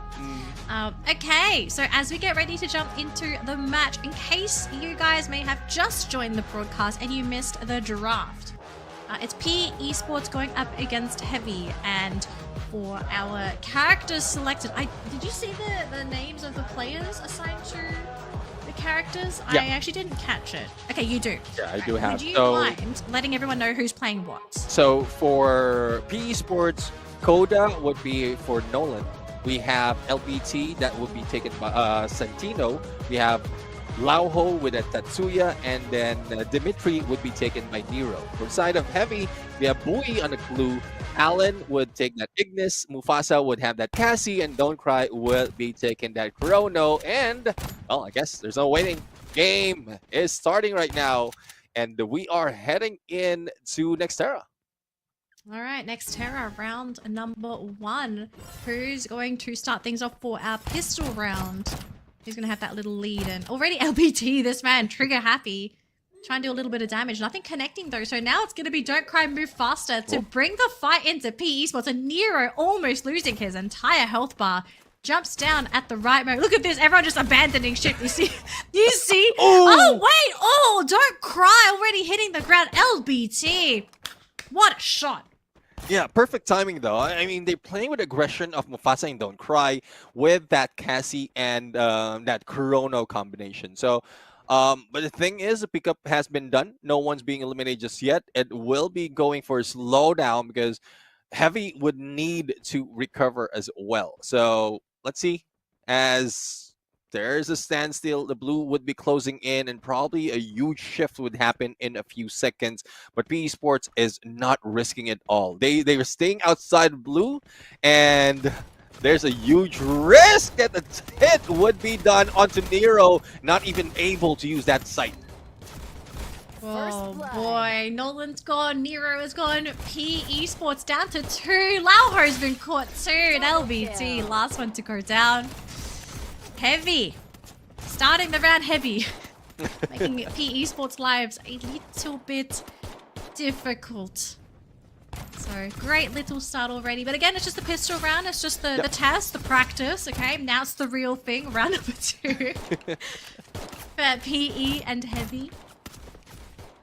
All right, I mean, there's a little bit of economy already going into PE Sports despite of them losing in, and they are bringing in rifles like the G36 right now for LBT and Lao Ho. So from a long range, they will be able to take advantage, but against a firefall being brought in by Bui, so that would be a little bit more deadly. So there might be a slowdown for PE Sports. Nolan receiving damage from that shot, but airdrop would be priority from either side. Nero will be taken down. It's a good thing that Mufasa jumped in together with Don't Cry. And there you have it. 2 down already, or 1 down for each side. Make that 2 for PE Sports. And Heavy seems like a winner in this game. Yeah, and honestly, a lot of their success is just this really crazy combo of Mufasa and Don't Cry. You've just got such a heavy front line. You've got support to heal as well. Mufasa, though, getting caught by LBT, so the Cassie support is down, but Lao Ho just gets chopped up to bits, and LBT... I mean, he was very close to saving the game, but it's just so difficult when you're up against a Chrono. So Don't Cry, he wipes away LBT's tears. It's okay, so... This is our round. You'll have another try. You have another shot. There's another shot for them, definitely. But let's see now. I mean, 2-0 on the score lines, where we were expecting PE Sports to be the stronger team at this point. But you know how it is. It is now set in like after the pistol round, or after the warm-up, I would say, where an economy would be increasing from both sides as well. So I think PE Sports has a good tendency to get back as long as they get the timing. Yeah, no, I 100% agree. So here we go. Lots of glue walls by both sides, and Alan already taken up at LBT. This man is just he's lifting weights for his entire team. It does lose Nero though, so we are down 1 player each. Mufasa on the ground. The Cassie needs to be picked up. Don't Cry. He's trying to get rid of Nolan, but Nolan does not want Cassie to be picked up, and he will succeed in finishing him off. But at what cost? LBT is super low, but they get Don't Cry. They've got to deal with Boy. Last player standing for Heavy. This might be where PE Sports finally get their comeback money. They're waiting for their investment returns. But they gotta make sure they finish this last man standing. And boy, if he can heal up, that'll be a great way to start. And he does successfully heal up, so... I mean, he's not full health yet.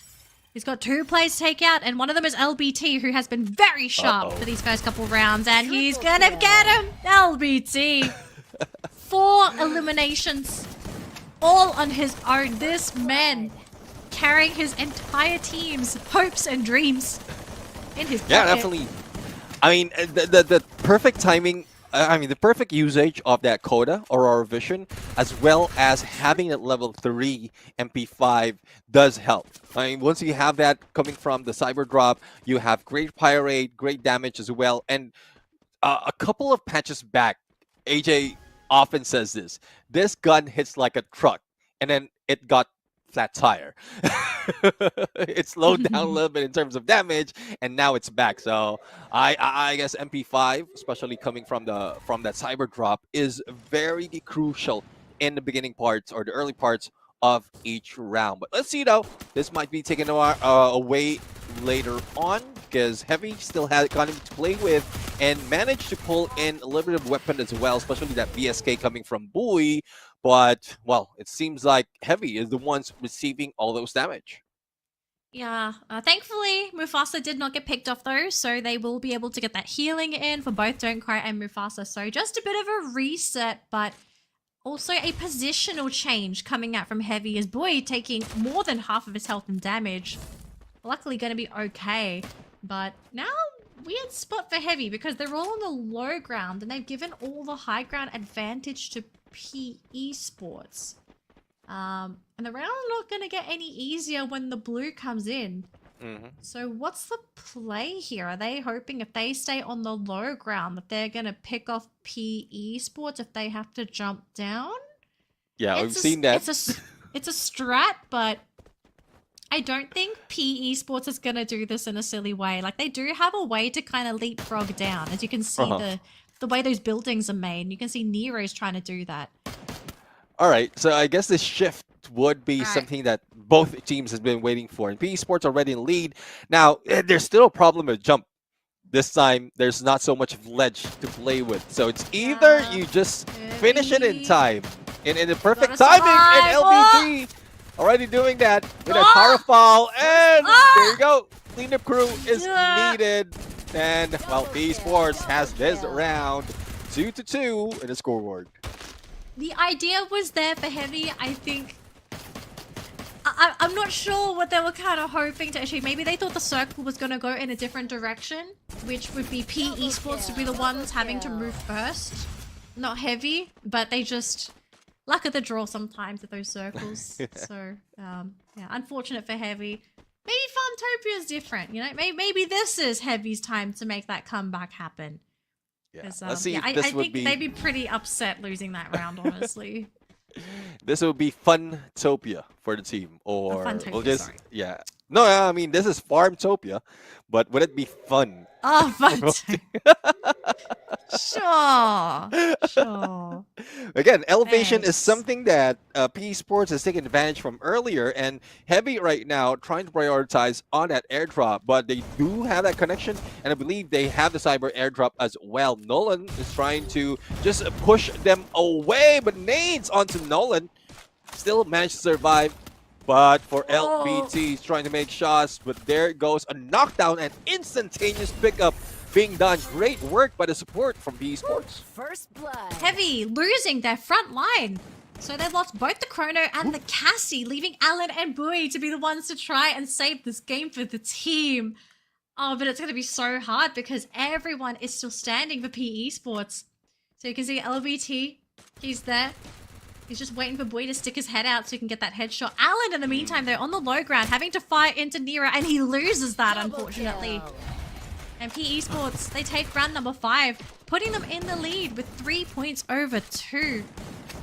So even though Heavy had a bit of an advantage with the first 2 rounds, with both their lineup as well as that pistol round win, PE Sports is proving to be the better team now, going into round 6. Mud site. I mean, if you're a Heavy fan, send them your energy now because they look great, but now PE Sports, I'm worried they're just running away with the game. Look at the economy difference. Almost 20 grand. Ugh. Yeah, that's huge because prioritizing an airdrop as well, and then the turnaround that has been done, you will get more as well in terms of elimination. So LBT already in front line might be able to deal with Mufasa, but it's a little bit risky going on 1v2.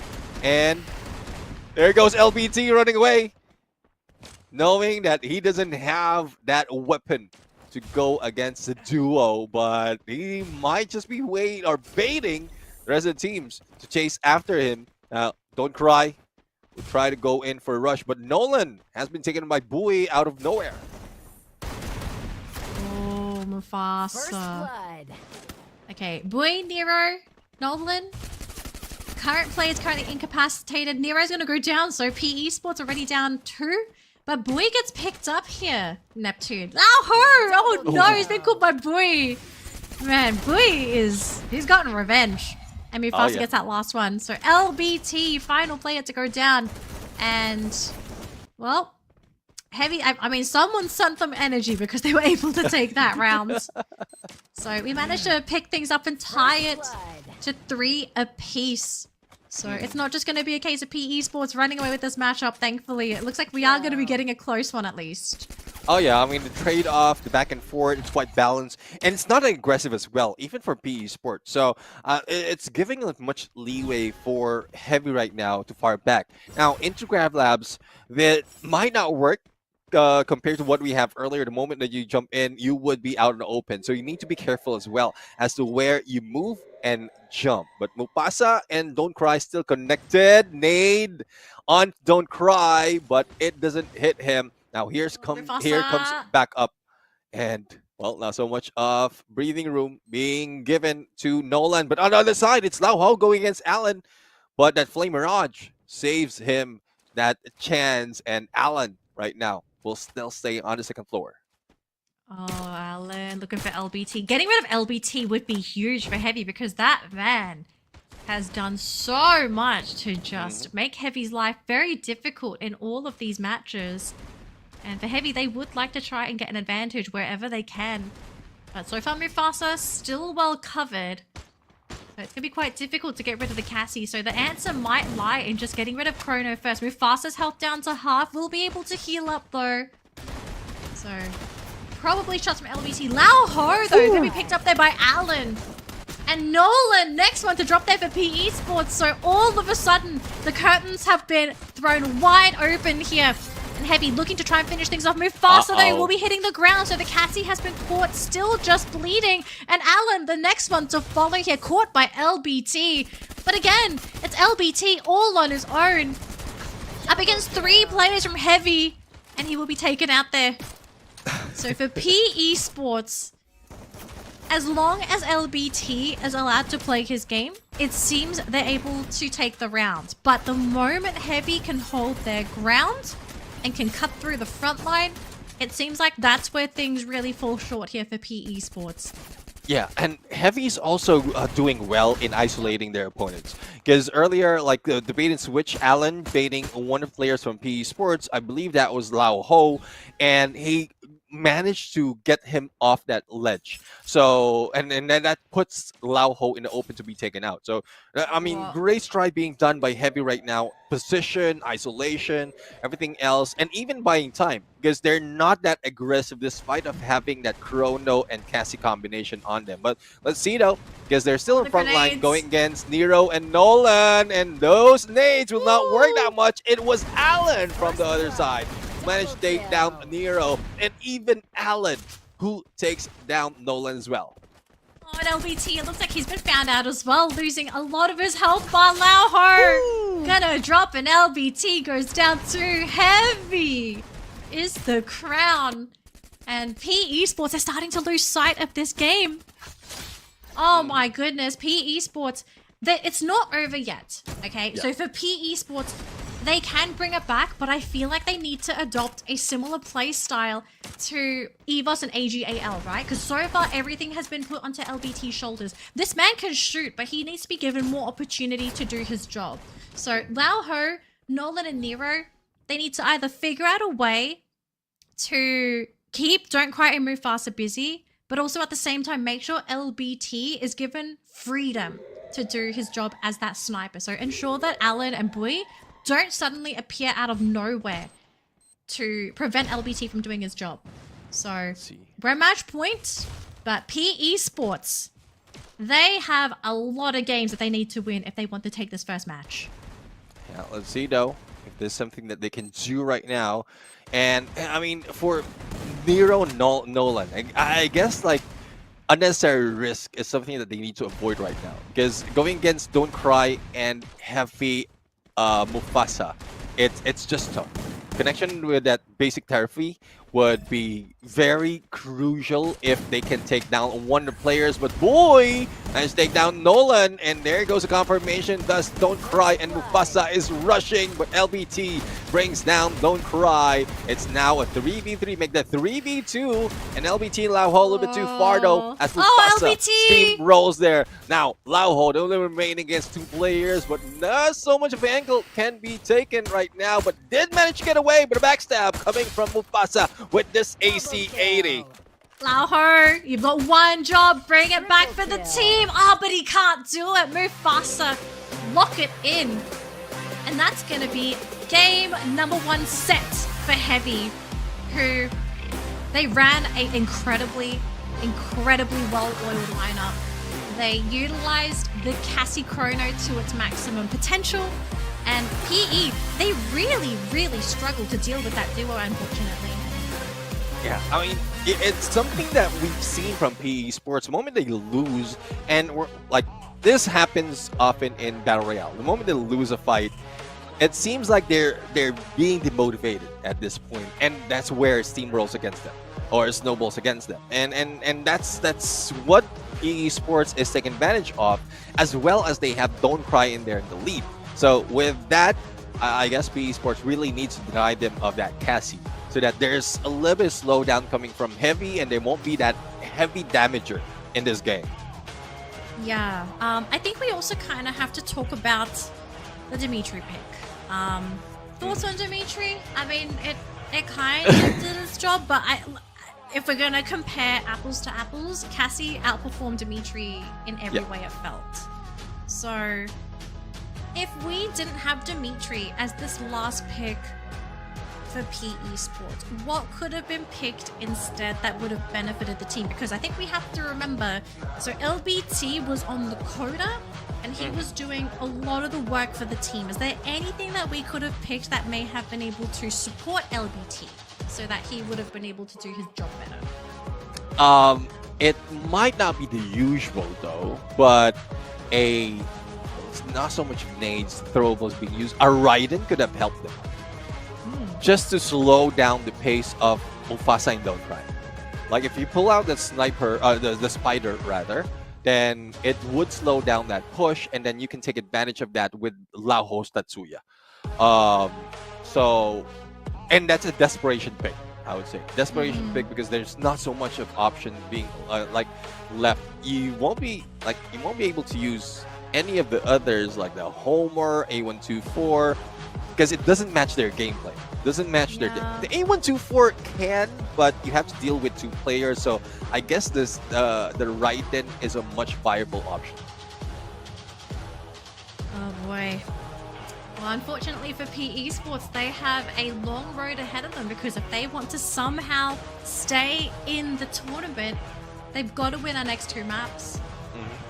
So being down 1 game, this is just going to set them so far back. But for Heavy fans, they're going to be super happy. First matchup on Nexterra, 6-3 is the final scoreline, and Heavy are ahead by a point. Next map, though, is Kalahari. So maybe this is where PE Sports can climb out of this very, very deep hole that they're currently stuck in. And I think if we're going to talk about the hole, we've got to talk about the problem. I kind of feel like the Cassie Chrono's problem here. So what's the answer? Do we ban Cassie, meaning that either Oscar or Zane is going to make it through? Do we ban the Chrono? But that leaves Cassie in the pool, and we just get a different partner for Cassie. I think they can take Cassie for their side because they can also bring in the Zane to match with that. They've won so much. They won 1 game using that Zane and Coda combination. So Zane, Coda, and Cassie, and then 1 for the sniper. But it's tough to call because you're seeing a lot, especially if they have those Zane being banned, and that's what Heavy has done already. They are just denying any counter to that Cassie or any combination to that Cassie because it can either be a Chrono or it can be what else? An Oscar Cassie or a Cassie Tatsuya if they give it a chance. Yeah. Heavy can choose that. You know, another option I think we also saw in our previous matchups if they really needed to. Steffi? We saw some Steffi in there with some of the teams running Cassie, so you've got, I guess, another partner in case the classic ones are not available or not suitable. So Yeah. we'll have to keep that in mind, but picks and bans are ready, and PE are going to be the ones to get the first ban, and Tatsuya's gone. So they are trying to eliminate Cassie partners, but then again, if PE really wants it, they can first pick the Cassie here, but the thing is, if you ban Tatsuya, you're leaving Chrono in the pool. So Right. are PE first picking Chrono? Are they first picking Cassie? Santino's in the pool, Zane's in the pool. So If they don't take Cassie now, Heavy's just gonna pick Cassie +1. Cassie Exactly. Zane, Cassie they- Chrono. they can take Cassie, and it's a little bit overkill if they go for a Chrono Zane. So let's see Actually, though. I can't Oh, see they went for PE Zane. winning anywhere. Okay, I'm happy that they've taken something, but they've given away Cassie. So it's either Cassie Chrono again. Cassie Chrono. Cassie Chrono, okay. Yep. No arguments. I'm not gonna argue. It worked for them in the last game. Take it. Take it. It's all yours. But PE, I think that they knew what they were giving away by picking up the Zane. So I hope these next 2 picks are going to fill a couple of gaps. First one, they need vision. Second, I want them to give LBT a really good sniping option. Yeah. Which Coda worked last round. They could go for Coda again. So they would get vision and they would have a great sniping option. which Coda's the choice. Okay, so Coda for LBT. Ignis, I kind of like this too because it also kind of prevents Chrono and Cassie from being able to play with the time turner and the glue walls. So Ignis is good, Zane is good, Coda's good, but the last pick, I'm keen to see how they round this out because they don't have a proper frontliner. Yeah. Okay. All right. Clue viable. They want to have a counter for that Coda, so it's more of a counter pick. Iris. Love to see an Iris, and there There's you go. Iris. An Iris. No more Dimitri, please, or Orion or whatever. All aggression though. All aggression for PE, and I'm living for it. I think I like this. Just go all in on the aggression. You have everything to lose if you don't try to take your fate in your own hands. So game 2, PE, they're going full acceleration. We're not stopping. There's no such thing as the stop pedal. It's all go. So I hope this is enough for PE, because if they don't win this next match, they are going to be eliminated from the entire tournament. Yeah, I would agree. Now, this is more of viable in Nero's use of that Flame Mirage, because we've seen on the previous match wherein airdrop priority has been done for both teams, and if in case you can pull out that Flame Mirage, make it stop towards just very close on that airdrop, it would stop Don't Cry as well as Mufasa from getting through. And then you can take advantage of that, back away because vision is impaired, and you can use that Coda as well to track the movements of Heavy. So that's one of the gameplay that we want. Or you can go with Nolan in the front line. There's no need to back away once you get that airdrop, and just go and wreak havoc in the front line because he do have the Zane. All right, Neptune. Just based off of the drafts, I think we got to throw in our predictions here. Are we thinking it's going to be PE or is it going to be Heavy? PE looks viable in this, especially with that Zane and Ignis combination. But let's not take it away from Heavy. That Mufasa Don't Cry combo does work, and regardless of what's partnered with, and we've seen that earlier. I mean, the rest of, like, Alan and Bowie was just left behind, and it doesn't bother them that they're left behind because it gives them an opening, or Don't Cry and Fasa is given that opening for them to take those shots. So, but I'm still looking at PE if they plan it right, if they time it right, or quickly make work against Heavy right now. Yep. I think I'm gonna go Heavy again. The Cassie Chrono. If you can't break through the front line, I just don't see you being able to get to the back line either. I mean, I'm putting a lot of faith into LBT as well. To be able to bring it to that third matchup, because he's on the Coda again. I do like his Coda. He played it really, really well. He just needs more openings. Right. And I mean, the fact that you're going all in on the firepower, I mean, the best opening you can have in a game is knocking someone down. So if they can knock Heavy down before they can even reach you, you go. Take the game. Seize the day. Copy DM. So PE Sports, let's see if they can bring it to a game 3. Yeah, let's see though. Copy DM. Copy direct message.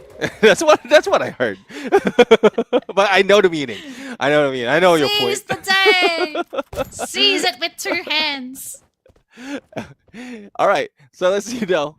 LBT, great position to take point or get information, and it's just a slowdown. I mean, we've seen this earlier. It's a stalemate between these two teams because there's potential that if one goes down, then it would just steamroll onto the other side. So Alan receives damage, he backs away, and not too quick though, but Don't Cry would be going down from the hands of Nolan. Now, Mufasa will try to LPT. fight back against Nero, and it's now a 2v2 situation, but Alan can be taken out at any moment, but no, Bui takes down Nolan as well as Near, or LBT rather, and, well, pickup can be done, and Heavy would be much stronger with full squad, and Bui's not waiting anymore. Whoa! Lauho, he's gotten Alan, and Alan's bleeding. Now the issue is Bui is at full health, and then here comes the full squad. Lauho! Oh, he's got Bui this time. Oh, Alan is down. Lauho? It's not over yet. Lauho wanting to make the call. Ah, not enough. I mean, I think you kind of had to make that play happen, right? Because if you didn't, they would just keep picking themselves up, and there would be nothing to gain there for PE Sports. So, good job, Lauho. You know, considering that was the pistol round as well. And it's one thing as well. I mean, with that basic therapy, it saves you with for the medic. You won't really need that much meds because it heals you up little by little, especially if you hit that focus therapy. So, that's really gearing towards Heavy, but Lauho says nope. Bui needs to go down, but no confirmation just yet. Did find a good hiding spot, and Bui would be picked up. But even PE Sports, Lauho, or Nolan and Nero was a little bit delayed to make sure that Bui would not be recovering. Now, it might be tables turned right now, like PE Sports against Heavy, because they did have that airdrop. And Scary moment here on Mammoth. Both teams hiding in the smoke screen on the spine. Oh yeah. As well. You one wrong step and you're just gonna hit the ground. And that full animation is nasty, especially for any players that are on the ground. If you see someone falling, best time to shoot them because there's nothing they can do. Nero caught by Bui. First blood. And he's going to get picked off as well. Oh. So already numbers advantage. Going to be in favor of Heavy. Don't Cry gets picked, but Nolan also hits the floor. Lauho going to be taken too, thanks to Mufasa leaving LBT all on his own. And his health bar is fluctuating. Doesn't even get the chance to aim. Alan finishes him off. Oh my goodness. Heavy absolutely destroying PE Sports for these first two rounds, especially the second one. Yeah, and the only thing that's evident, really, in terms of skills, is that Chrono Cassie combination. The rest is not being used yet, and the same goes for PE Sports. Well, they don't have anything to use against that Chrono Cassie combo, so it seems like Heavy might have this in bag. They have economy, they have weapons as well, and in spite of PE Sports investing early onto that second round, like it's being given to Heavy, especially with those elimination. But another investment would be that Mag 7, and they just caught Don't Cry off guard. So the combo is already broken. Let's see if PE Sports can take advantage of it. Yes. They are taking advantage of it. Yeah, Nero is doing it. Lauho has been picked off in the meantime, though. LBT was caught. There we go. Exactly what PE Sports needed. Round number 3. Beautiful recovery. Thanks to Nero. So PE Sports, you know, first 2 games, it's just a practice. It's not the real thing. Game 3. Game 3 is the real thing. Now it's up to round number 4 on Santa Catarina. And PE Sports, they would love to equalize the points here. Yeah, I mean, they can. They have an economy. They have investments already. They've still stolen all those weapons from Heavy earlier, and they can move fast. So let's see, though, if Heavy would still be going for the aggressive push. I think Don't Cry and Mufasa would be going in for a sneak peek on that ground floor, but they don't have any opening against PE Sports, and Lauho have a better chance to be taken out. And there you go, shots by Allen, but only a couple of shots with that Deagle, and he falls down. LBT follows through, but Lauho falls to the death. Now, 2 down already for PE Sports. Only Nero and Nolan remains, and that is thanks to Allen. Guide had 4 eliminations already all throughout this game, and Mufasa with that level 3 MP5. So even if Mufasa would go solo, he can take down Nero and Nolan, and then connected with that basic tariff as well with Don't Cry, then it makes this duo a little bit stronger. But a little bit standstill right now. and not so much a pressure being brought in by Team Heavy. They're just buying their time and waiting for the opportunity as well for that elimination. But there's no opening at this point, and it's just a matter of time before PE Sports jumps into the crosshairs of Heavy.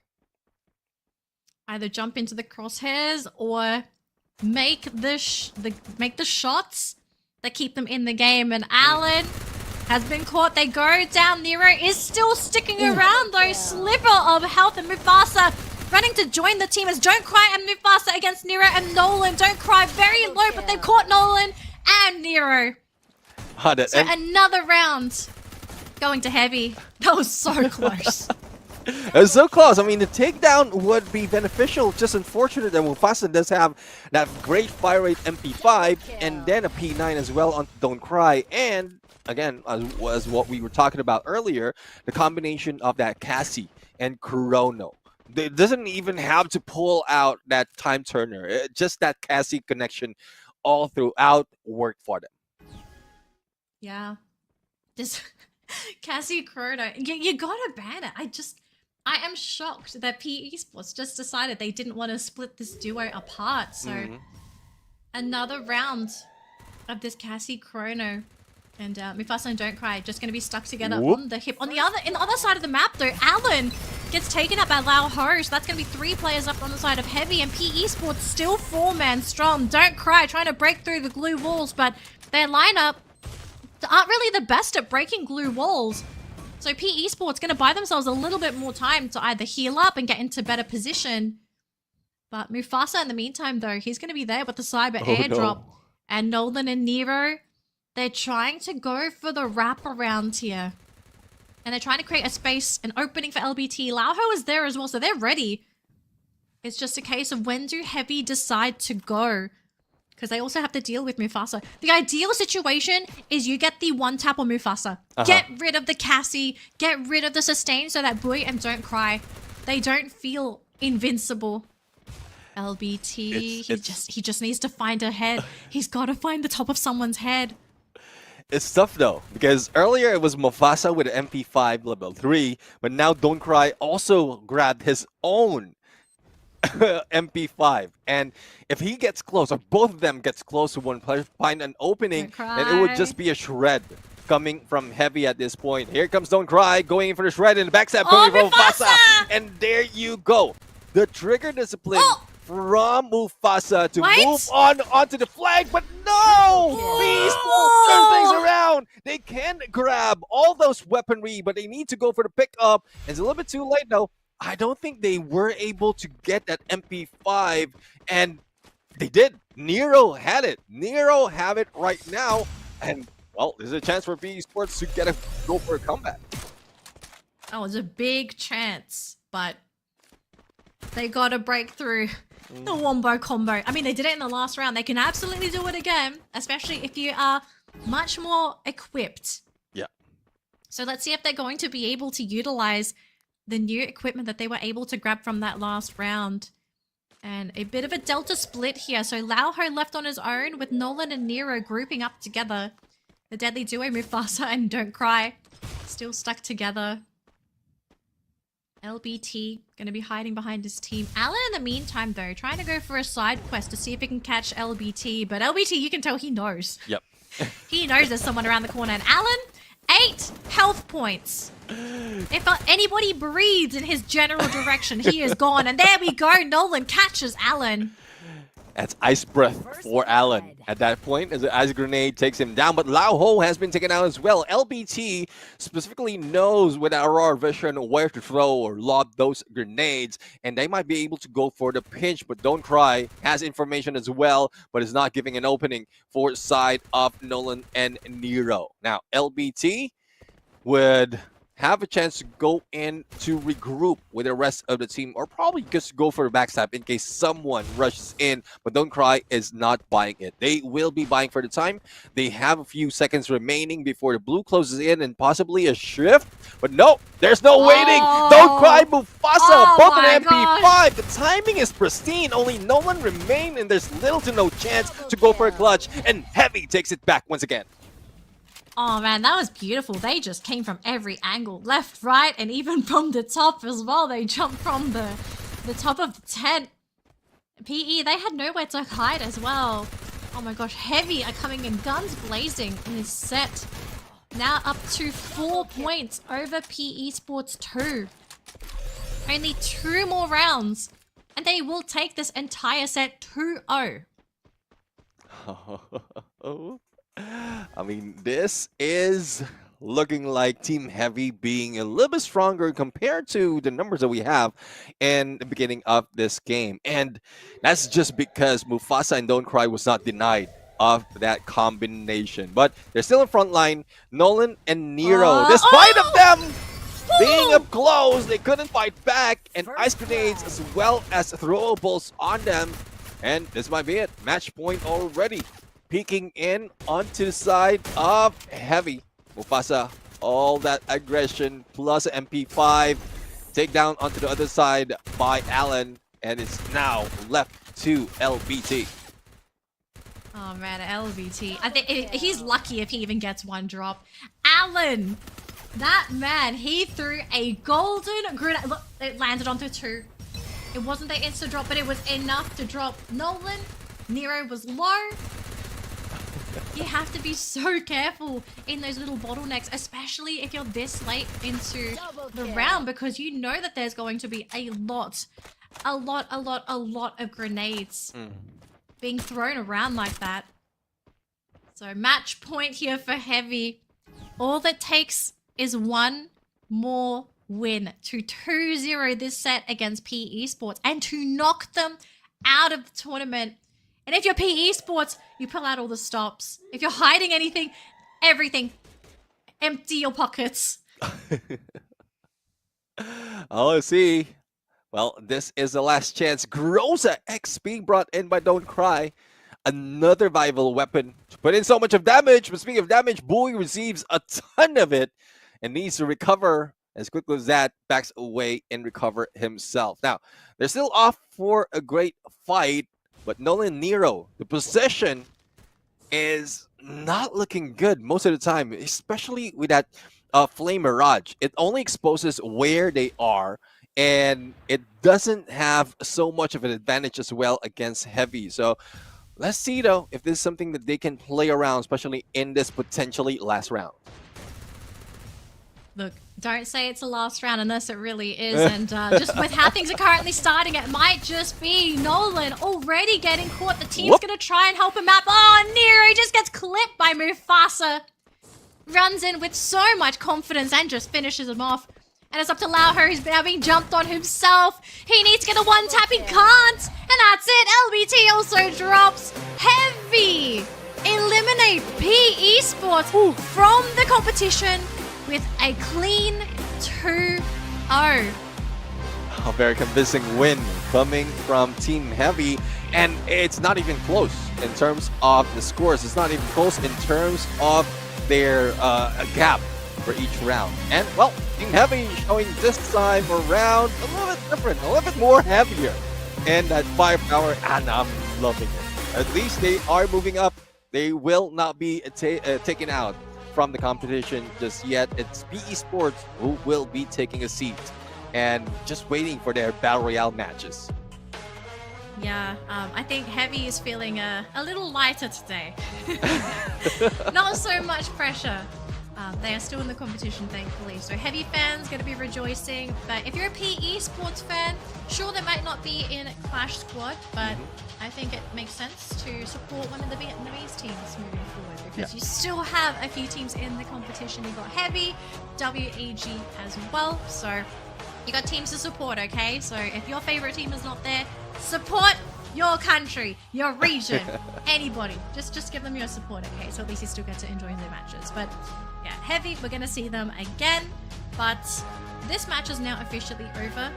We now have one team gone. We still have 2 more teams to eliminate today because we've just wrapped up 4 games. We've still got 2 more to go. 2 more teams are going to be knocked out today. And it stresses me out knowing that, like, we have 4 teams and 2 more are going home. Like, I hate seeing teams go home, but it's just the nature of the competition too. Okay, Yeah, you gotta exactly. find your number one, and to get to the number one, we gotta make some cuts. Unfortunately. All right, our MVP for that match, it is Mufasa. I've been waiting for a long time to say that.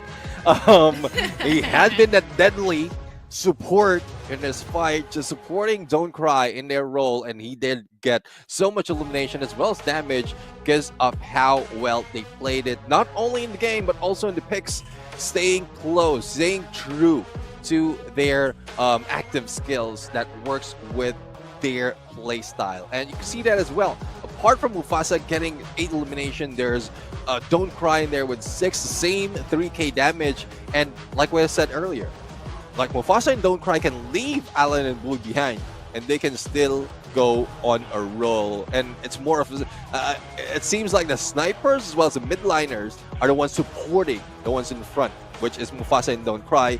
It's just unfortunate that LBT didn't land any elimination, and he was not given any chance most of the time. He's the only one remaining from the team.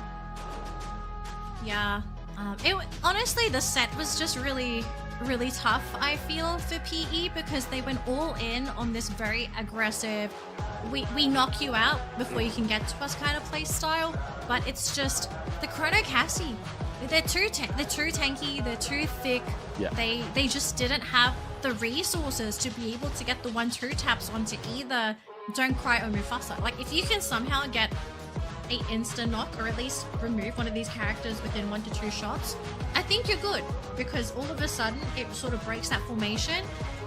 But moving forward, I kind of feel like we're not going to see Chrono or Cassie in the future for heavy games. They're not allowed to play them. Well, let's see though, because in a bit we're going to see the highlights as well, and we're going to go for a quick break. When we return, we are heading in onto the battle of Team Flash and Kagenta, and then later Sodak and RQ. So don't go away, we'll be right back into the next matches.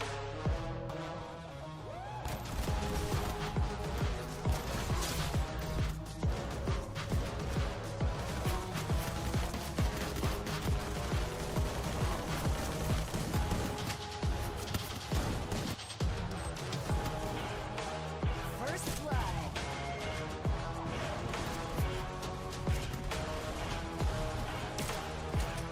Double kill.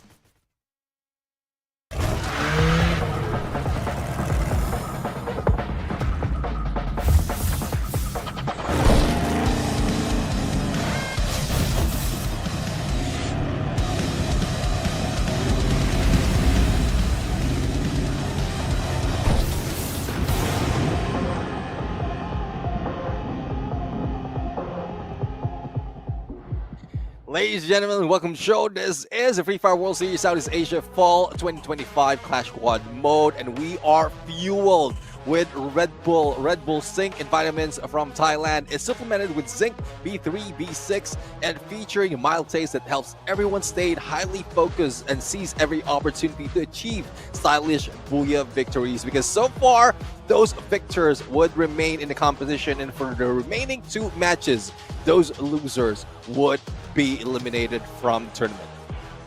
Yeah, and we are getting pretty late into the night as well, so teams really do need to sort of keep themselves energized, because the last thing that you want is to be playing a very late match and to feel tired. If you're at risk of elimination, you can't afford to be tired, sir. So I hope they're all ready. I hope they're good to go. If it's not Red Bull, it's coffee. If it's not coffee, lots of water. Just make sure you're in tip-top shape, because yeah, your tournament life, unfortunately, is going to be on the line for the teams that are playing these last 2 matches. So next matchup, it's Flash versus Kagendra, right? Yep. So we kind of spoke about these 2 teams before the day started, and statistically speaking, like, where are they kind of standing in who they have beaten and who they've lost so far? Well, in the side of Kagendra, they have won against. Hold on, let me just pull it up. They have won against RRQ Kazu. Yeah. RQ Kazu. Quite surprising. Again, this is one of the surprises that we have seen in this competition. And I want to see more of this, but unfortunately, when they went against WAG as well as Twisted Mind, it just falters against them. But for Team Flash, we've seen them fight against several from their region, which is GOW, and that's where they got a win. The moment they went against Twisted Mind and WAG, the same team that beat Kagendra, then that's where they were placed on a 1-2 bracket. So it's quite balanced between these 2 teams, but in terms of who they won against, I'm seeing Kagendra might be a stronger team. You think Kagendra is the stronger team? Okay. Yeah, because they did win against RRQ, and you know how it is, especially when Doots is on Prime. It's rare that we would see him not the MVP, or we would see them not win the game. Okay, so they lost to Twisted Minds and WAG, right? Yeah. Kagendra. Essentially, they lost to teams that have qualified. So, if anything, they're kind of justified in losing to those teams, in my personal opinion. So, yeah, I think I'd have to agree with that sentiment. The fact that like they basically got paired up with like the strongest teams in the tournament thus far. So, well. Okay, maybe there's like one thing I feel like that might hold them back, and it could be how scrappy this team is sometimes. That was a mental note I sort of made when I did broadcast the Kagendra game. So I think I got quite lucky. I was there for the RRQ match. I was there for, was it the WAG match? I think it was WAG match, which was last week. And in their match against WAG, maybe it's not the team, I think it's WAG, they looked very scrappy. Like, very, very scrappy. Like, yes, they can be a very well-oiled engine, but there were definitely moments where the team did look a little uncoordinated. Like, they kind of lost focus on who their primary target was. So, if Kagendra winds up having that same issue today, they might lose a few too many games. So I'm kind of hoping they can kind of rein things in a little bit, get that focus in. If they haven't already, make sure that they've decided on who is going to be making the final calls. Who's the shot caller? Yeah. Don't let everyone make the decisions themselves unless you feel your team is going to be thinking the same thing. Which in a lot of cases, no. There is not a team on planet Earth that has everybody making calls for each other. There's always a captain. There's a reason why there's a captain, and it's because someone's got to have the final say. Yeah, well, let's see though. Let's see if that's something. I'm also looking at the record right now, the track record for the team. When Kagendra won against RRQ, they didn't play Kalahari, and Kalahari would be our first map right now. So this would be an equalizer for Kagendra against Team Flash, if in case that would be their I mean, their usual strategy, if they really fail miserably in Kalahari, this is what Team Flash can take advantage of. So there's a lot of factors as well, but we'll have to see, because it did happen the fourth, it was last week, or rather, no, the early parts, the first week of a Clash Squad mode. That's when Kagendra beat RRQ, whereas Flash won against GOW just from last week. Yeah. Okay, I don't think Kalahari would be an issue for Kagendra, right? Because we also need to remember that Kagendra's from Indonesia. And Kalahari is almost mandatory if you're going to compete with Indonesia to be well versed on Kalahari. So maybe Kalahari is a weak map of this. We'll probably find out in this first round, just seeing their movements and whatnot. But I'm of the opinion, like, because they're from Indonesia, they should be able to play Kalahari to a pretty high level. But again, this is really just a prediction, just based on the regional knowledge that we have of Indonesia. Because, Indonesia, big fan favorites of that map. There's a reason why they constantly win on Kalahari, and it is because if you're going to be a top team in the region, if you are not good at Kalahari, you're not a top team. Everyone is just going to kick your butt on Kalahari. So it's almost necessary. Yeah, it like, once Kalahari is your best map, that's already one box tick as a winning condition for your team. So yeah, I do agree, because we've seen so many game changers as well where it happened in Kalahari, especially earlier, wherein a great turnaround has been done because of the elevation, because of your proficiency of, and one thing about Kalahari is because of your proficiency as a sniper. And there's a reason as well why some of the teams prioritizing on going for double snipes once Kalahari is involved. So they don't want to go a little bit too close. They want to go for aggression from afar. And, well, it carries over from BR to Clash Squad. The same story goes when it comes to this map. Yeah. Double sniper, I'm trying to think, did Kagendra run double sniper on any of their compositions? I kind of feel like they haven't, although they haven't. I think did they run Homer? I'm trying to think, against their RRQ matchup, or was that RRQ that played? All right, so when they played against RRQ, let me just adjust this a little bit. They played Oscar, Zane, Santino, and an A124, and then so that was game number 3 in Bermuda. In Nextera, they played with a Skylar, Kurono, Tatsuya, and A124. So it seems like A124 is a winning condition, because on their loss in game number 1 against RRQ, so they went in 3 rounds. That's game number 1. They lost that game. They don't have the A124. They have an Iris, Kurono, Cassie, as well as a Coda.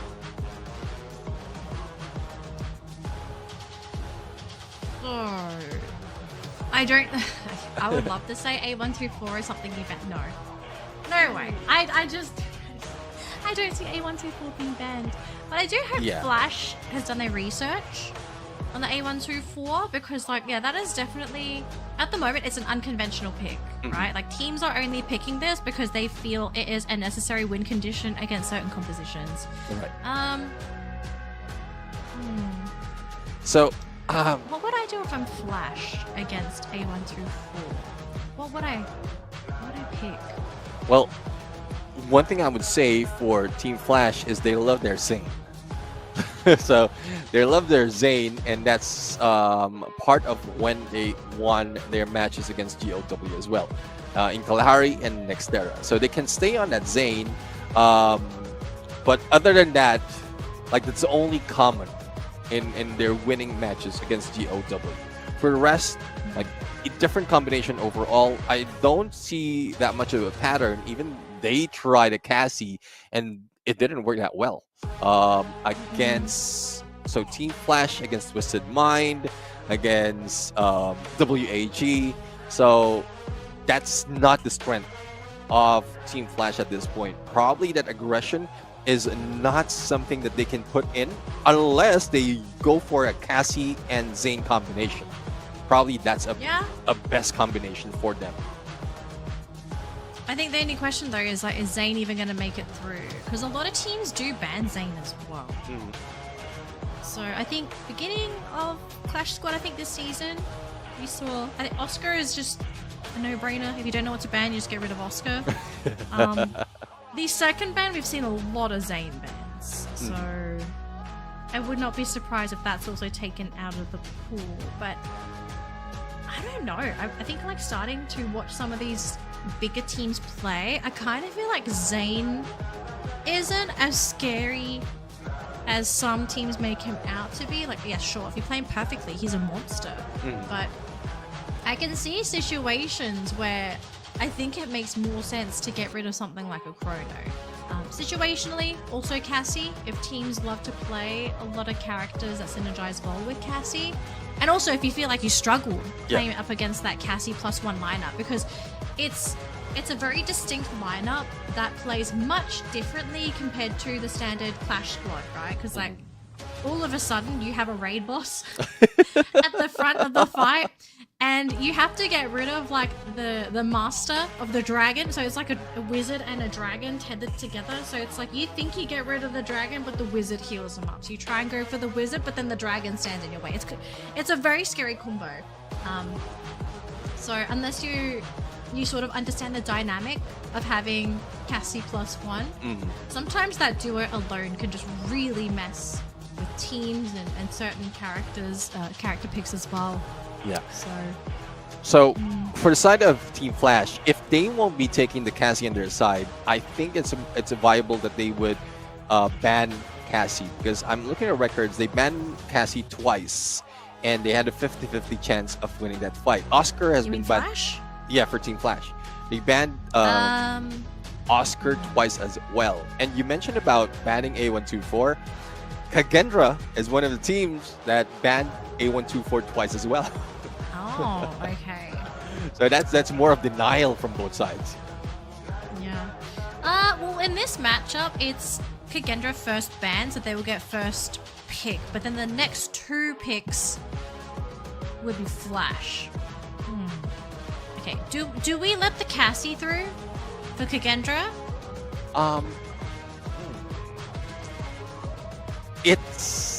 I think they can let it through, because historically wise, it doesn't work well for Flash. So it's either they try and make that work this time, or they just avoid it all throughout and find a different viable option.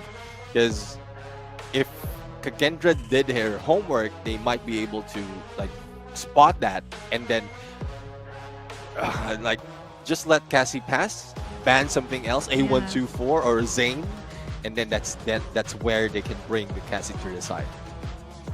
I think we play safe. I think we just get rid of Zane, and we can have this first round as sort of that tester round to see, okay, how does everyone play? What characters are gonna be problematic?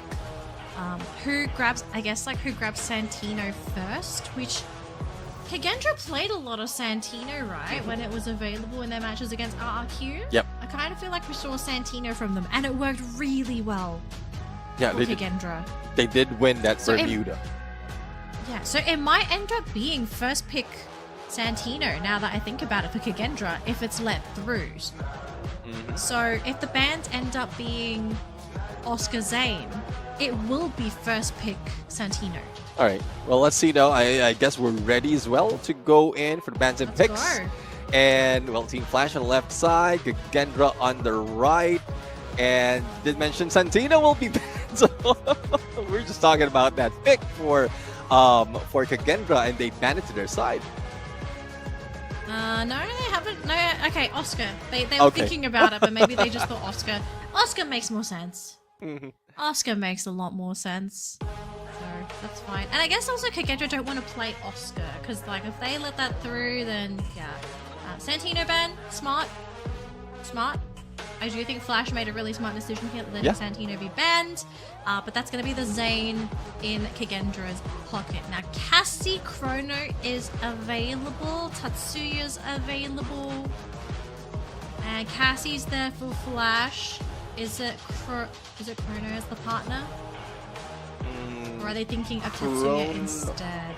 Yeah, Chrono. There's the Chrono. I think they watched the previous game. Who wouldn't watch the previous games? They saw the viability of that combination, and it didn't work. And you don't have to pull out the time turner. It's just on the perfect timing. If you pull it the perfect timing, that's where you get that advantage. So it's a smart move. Ignis and Coda for the side of Gentra. So they want to go in the front line a little bit closer, and then it's a combination of vision denial as well as vision for themselves. But Tatsuya is and Clue as well. So Team Flash looks like they have a much stronger build this time. Solid. Really, really solid lineup. I really like what Flash is running. Kagendra wrap up with Iris. Okay, so Iris for our sniper, Coda to provide vision, and Ignis Zane in the front line. Unless Iris gets changed to something else, because I haven't locked it in yet. Okay, there we go. There's the lock. Okay. This one is not very tough. I am leaning towards Flash. Yeah. I think they have so many bases covered with their lineup. Chrono, Tatsuya in the front. Cassie can link up to any of them. Got Clue, who also fulfills that sniper role, but also from a utility perspective can provide vision for the team. Yeah, I'm leaning to Flash. I really like this lineup. Looks like it. I mean, Team Flash is a much stronger build.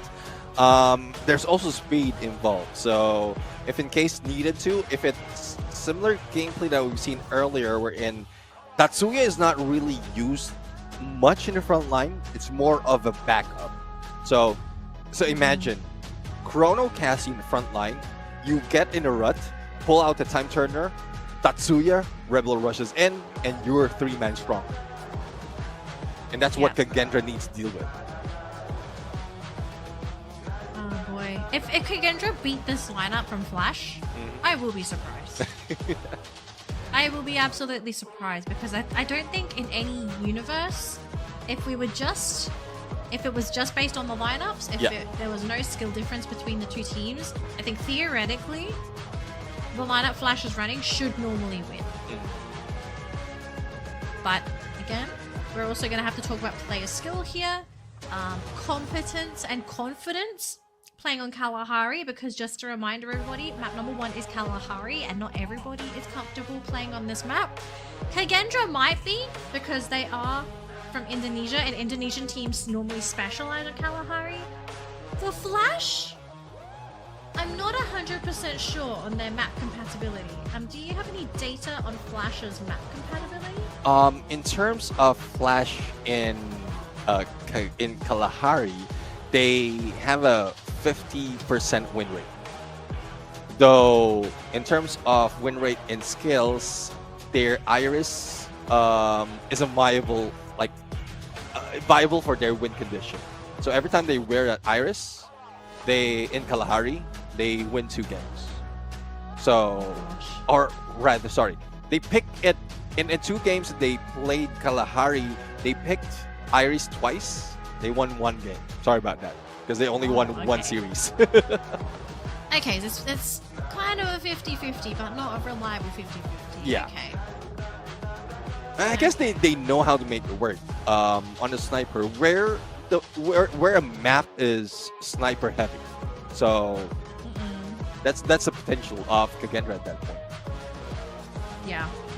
No, I could see that. Alrighty, folks. So as we get ready for this game, this is game number 1 between Team Flash going up against Kagendra.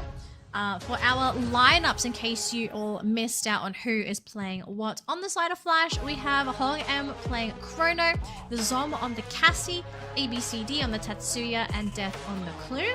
For our Kagendra fans out there, we have CT7 on the Iris, Raz on the Coda, Easy for Dead on the Ignis, and Easy for Raph on the Zane. And our 2 bands, in case you are a little extra curious, it's the Santino and the Oscar.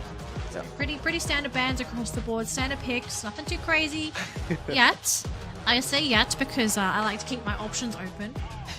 and hope that maybe we get some crazy stuff. I don't know about Kenta level crazy. I think only Buriram is capable of that level of crazy. Only but, Wasana is capable of that. yeah, it's just Wasana. It's not even Buriram. It's just Wasana. I mean, you got the confidence to play Kenta in a basically tournament deciding game. Kudos to you. Your confidence is through the roof, and I'm jealous. Yeah, it's just a confidence though because they lost that match. But No, they were onto something. You gotta give it a chance. Okay, Wasana is onto something.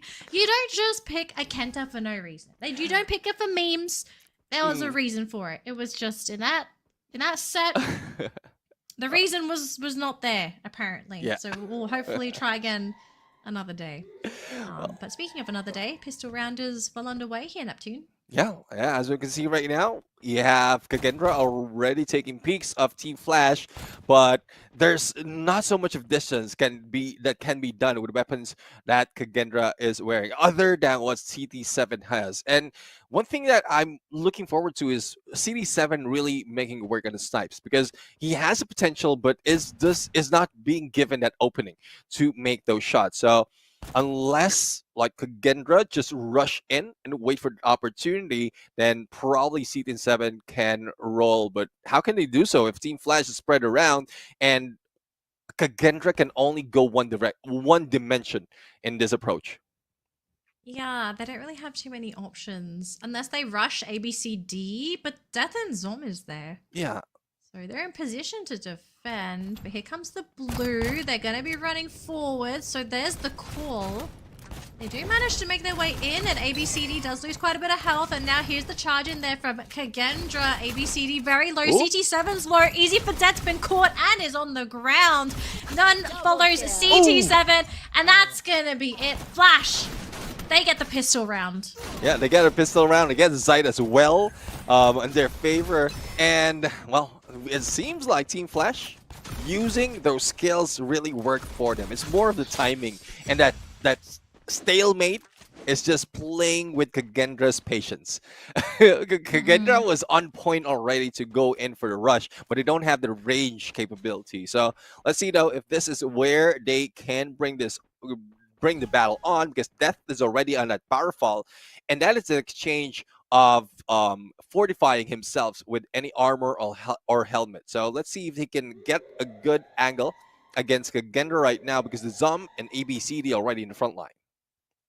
Yeah, all offense here for Kagendra. They say we don't need armor. Helmets are for kiddos. We don't need helmets. We can aim. And Hong he tried to go for the side, but CT7's there, and he does get quite a bit of his health bar. But here we go, the rush is there. ABCD going to be hitting the ground first, followed by CT7. One apiece for both teams, but then there goes Death, who also hits the floor. The Zom's been caught too. It's just Hong left on the side of Flash to maybe try to bring this game back. It's still early enough, so if he manages to get some crucial shots in, he might be able to bring the team back. Yeah. Okay, Kagendra, they just got to play it slowly. Don't rush. And they do finish him off. That's going to be our first point for Kagendra. That's one reason why you need armors and helmets, despite of this being early. Because, yeah, he invested so much in weapons, but there's viable as well in a close range or after the pistol round. From what we've seen, that Mini Uzi, that M1917, like great firepower, despite of not having so much of a fire rate, but, not everyone has great weapon either way, so you can still get a close and personal, and that's what Kagendra took advantage of. Now, on this round number 3, both teams have economy on their side. So you're seeing ABCD as well as the Zom on the power fall. You've seen Raz as well, and CT7, despite of having the VST, it's more of ABCD, just putting so much pressure from above. CT7 still on the ground, nobody in position to be able to pick him up, so that's going to be it for CT7. It's going to be a tough game here for Kagendra, and easy for Raf. Next player to go down. I mean, they managed to get Hong but with 2 players there, they do manage to pick up 2 easy. It's a 3 versus 3. Raf trying to heal up, but Raz getting caught there by ABCD, losing his entire health bar, because that's why you wear helmets. And one thing though, I mean, the position of Team Flash just to block any exit for Kagendra, leaving for Raf behind, and does have a health to go in for a jump. And there's not so much of mids that for Raf has, and there you have it. Easy for Raf will be easily taken down by Team Flash, making the scores 2-1 favoring Team Flash. Yep. Flash looking very, very solid. Whereas for Kagendra, I thought they would have been the ones to be able to take this game, but the only issue was they put so much emphasis on playing on that low ground. They didn't really have anybody on the high ground positions, and it just left Flash to just do whatever they want. You know, you can't really shoot from down there. The angle was not that great, and then you've got the bones working in favor for Team Flash. So hopefully Kagendra can tie things up here. Just forcing a 2-2 would already be nice. Then from there, they can try and build up another lead. But we do have Easy for Raf and Dead grouped up together. But Hongam and Zom are here. So if they go around the wrong corner, we're going to start a skirmish. And CT7 caught by Death. I mean, Death has been hanging in there on second floor for a very long time, despite the opening for Easy for Raf as well. And then far back because he do believe that the Zom has that covered. But speaking of cover, the Zom needs a little bit of cover, but, well, not so long because Death as well as the Zom has dealt with Kagendra quite easily. So it brings us to 3-1, and Team Flash seems to be a much stronger team. Yeah, I mean, so far from what we're seeing, they are seemingly the stronger team. I do want to point out, though, I think it's been two matches in a row where CT7 is the first player to be knocked on Kagendra, and I do feel like that's an issue. Because ideally, you kind of need the Iris to be able to participate in these fights, but if your Iris is the first one to get knocked, you're losing a lot of your firepower. So CT7 needs to be very careful with his positioning. Try if he might to not be in line of sight. And oh boy, Kagendra, Raf and Dead on the ground. Oh no. And it's going to be Raz and CT7. I mean, you've lost your front line. You got to work with the range. Raz, next one to fall. CT7, super low. And in just a moment, should be finished off here. But what a rough opening so far for Kagendra. And one thing I'm seeing is prioritizing. Again, it has been done so many times already that once each team prioritizes on an airdrop, that can be used as a bait. And this is what Kagendra is falling for Death. Team Flash has that chrono, so that time turner. So even if they stay next to the airdrop, if there's no contention, especially within that time turner, they can still pick up all those points and those weapons, and they're just reeling Kagendra in.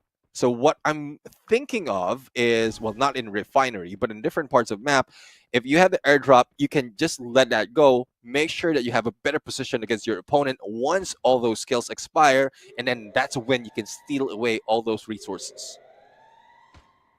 All right, folks. We are on Refinery. And for Kagendra, they need a win somewhere because they are reaching the point of no return. Only having 1 round in 5 rounds. So let's see if round number 6 is going to be it. And so far again, CT7! Team Flash every single time finding the team sniper. And now they've caught Easy for Raf, who's now on the ground. They will finish him off this time. And all of a sudden for Kagendra, it's up to Raz, CT, and Dead to be able to bring this game back and hopefully to put another win in their pocket, but it's not looking too good. Dead is on the ground, and that's going to be it. Dead and gone. Team Flash, match point. Round 7. Yeah. If they win round 7, that's it. Yeah, the first match is done and dusted. It seems like it's quick, and Team Flash is just moving like a flash. They're flashing. Yeah, they're showing off. They're flashing their skills.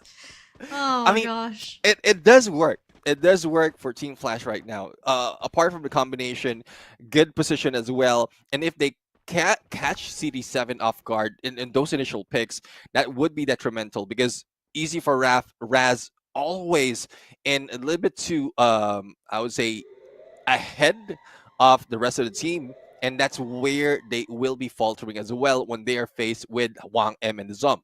So I guess they're following what I mentioned earlier, just giving that airdrop away, though they might not have the best weaponry, but they can get their numbers in position wherein they can take advantage of Team Flash rather.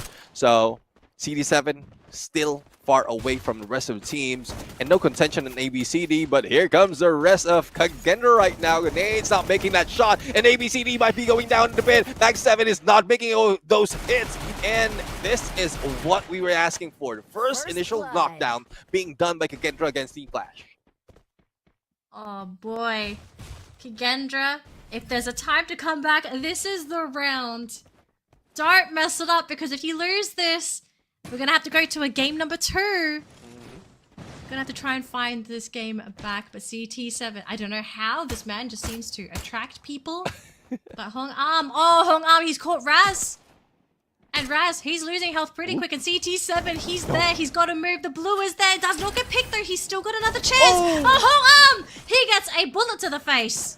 Nice shot from BSK from CD7, but there's no recovery being done right now. No time to recover as well. The Zom is putting that much pressure, and let's see if the Zom and Death can deal with them. But the Zom has been dealt with, and Death would be going solo with an AWM, not a weapon that you want to go in against a Mag 7.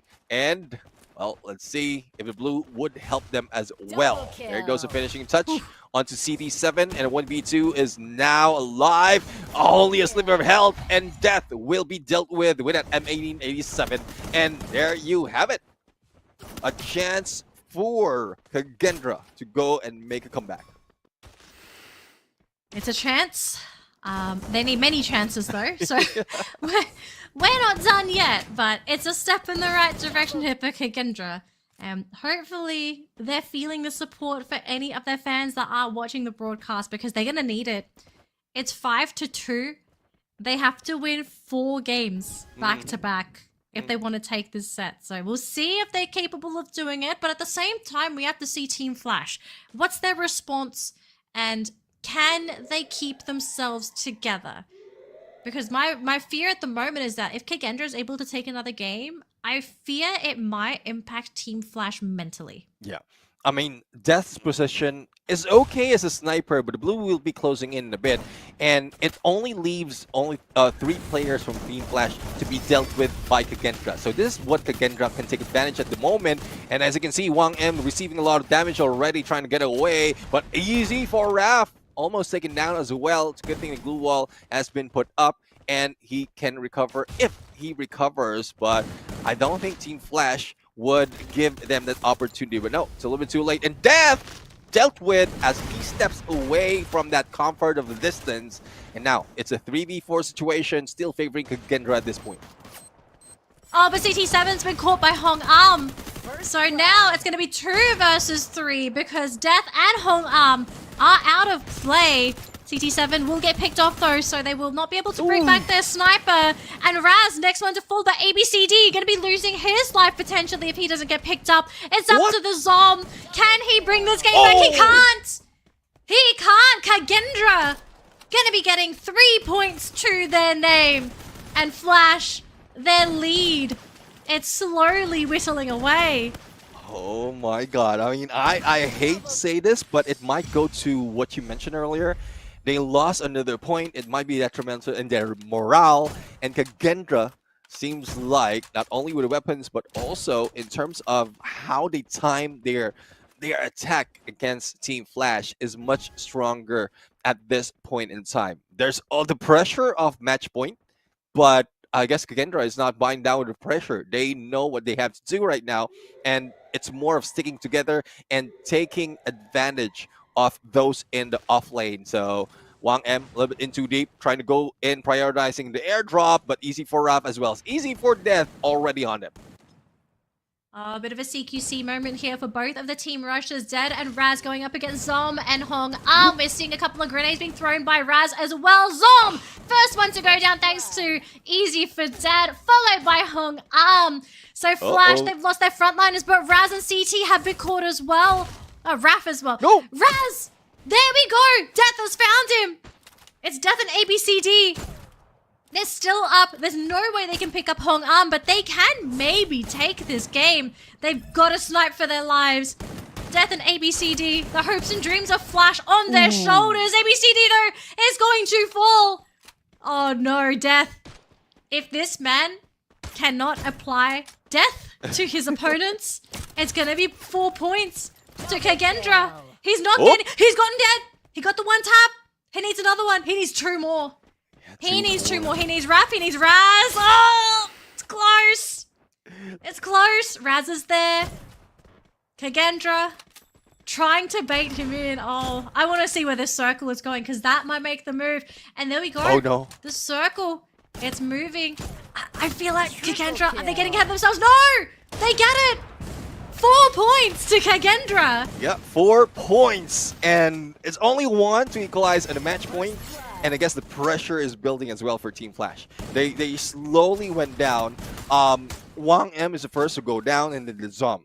And Kagendra is just playing in the isolation gameplay. They are heading in, trying to bait them in the middle, giving an opening for CT7. And even if CT7 doesn't make those shots, it's making sure as well that Easy for Dad would have an opening for a long-range engagement as well. So double snipe setup coming from Kagendra is working. CT7 and Easy for 7 will try to make their best effort to make sure to get those initial frags and then win this game to equalize at a match point. Interesting play here. Really big wraparound to try to catch the duo on the side. But they will slip away for now. So Raz and Dead set on this hunting mission as CT7 and Hong An, 2 players taking lots of damage, but CT7 first one to go down, caught by the Zom. And that's going to be Raz as well. Oh, Is no. this where Team Flash finally break through? They have to deal with Raph and Dead though. And they do manage to jump down Hong An. He is looking for that opening. It's so difficult though, all in the corner. Raz, he managed to get picked up. It's back up to 3 players. CT7 though, still on the ground and bleeding. And I think they're going to have to sacrifice CT7. So it's Raph, Raz, and Dead hanging on so far for Kagendra. But that was the best time for Flash to finish them off. So shocking that they couldn't quite get in there. Yeah, I mean, the tight space as well as a glue wall into the doorway doesn't give a chance for Team Flash right there to go in for a takedown. But Easy for Ref Watch your head. might be able to go Watch your in head. for a shot. M18A7X in his hand. And in spite of the double shot, he might be able to go in for a 1-tap, but Death has been taken out as well. So 3v3 situation unless a pickup will be done. But I think Death can be picked up that easily, but no. He fell down onto ABCD, and they're still a 4-man squad. Oh, look at the circle. Look at that circle. Both teams moving. Dead is going to hang in there. No. So, this circle.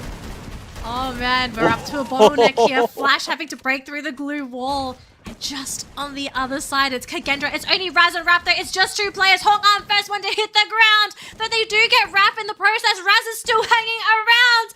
Death last man standing. They get Raz.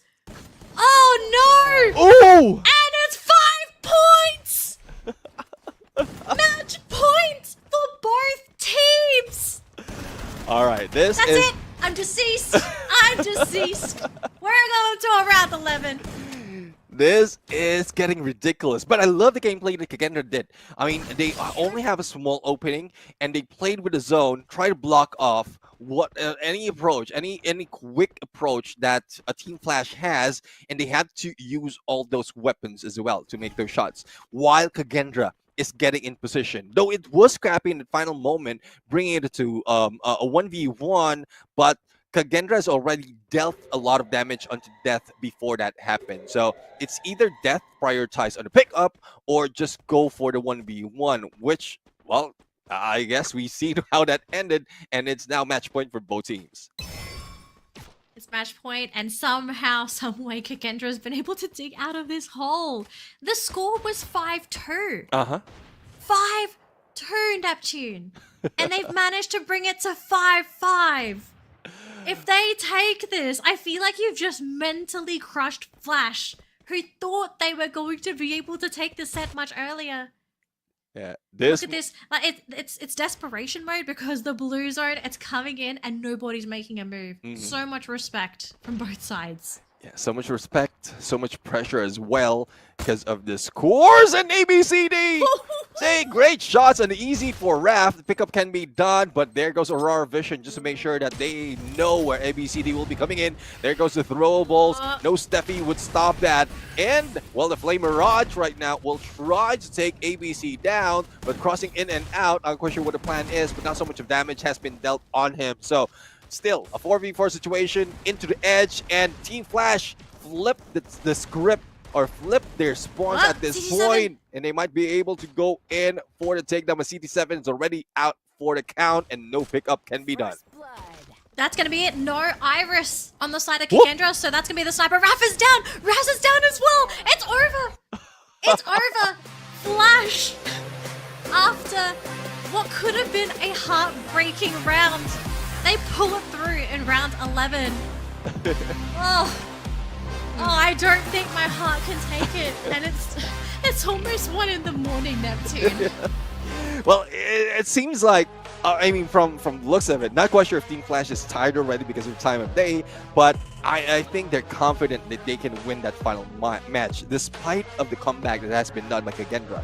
But it was surprising, and I think they followed the winning condition. If CD7 falls down, that's where Team Flash is winning. And most of the time, when they're scored, CD7 is the first one to go down. So I guess that's how Team Flash played at it. Yeah.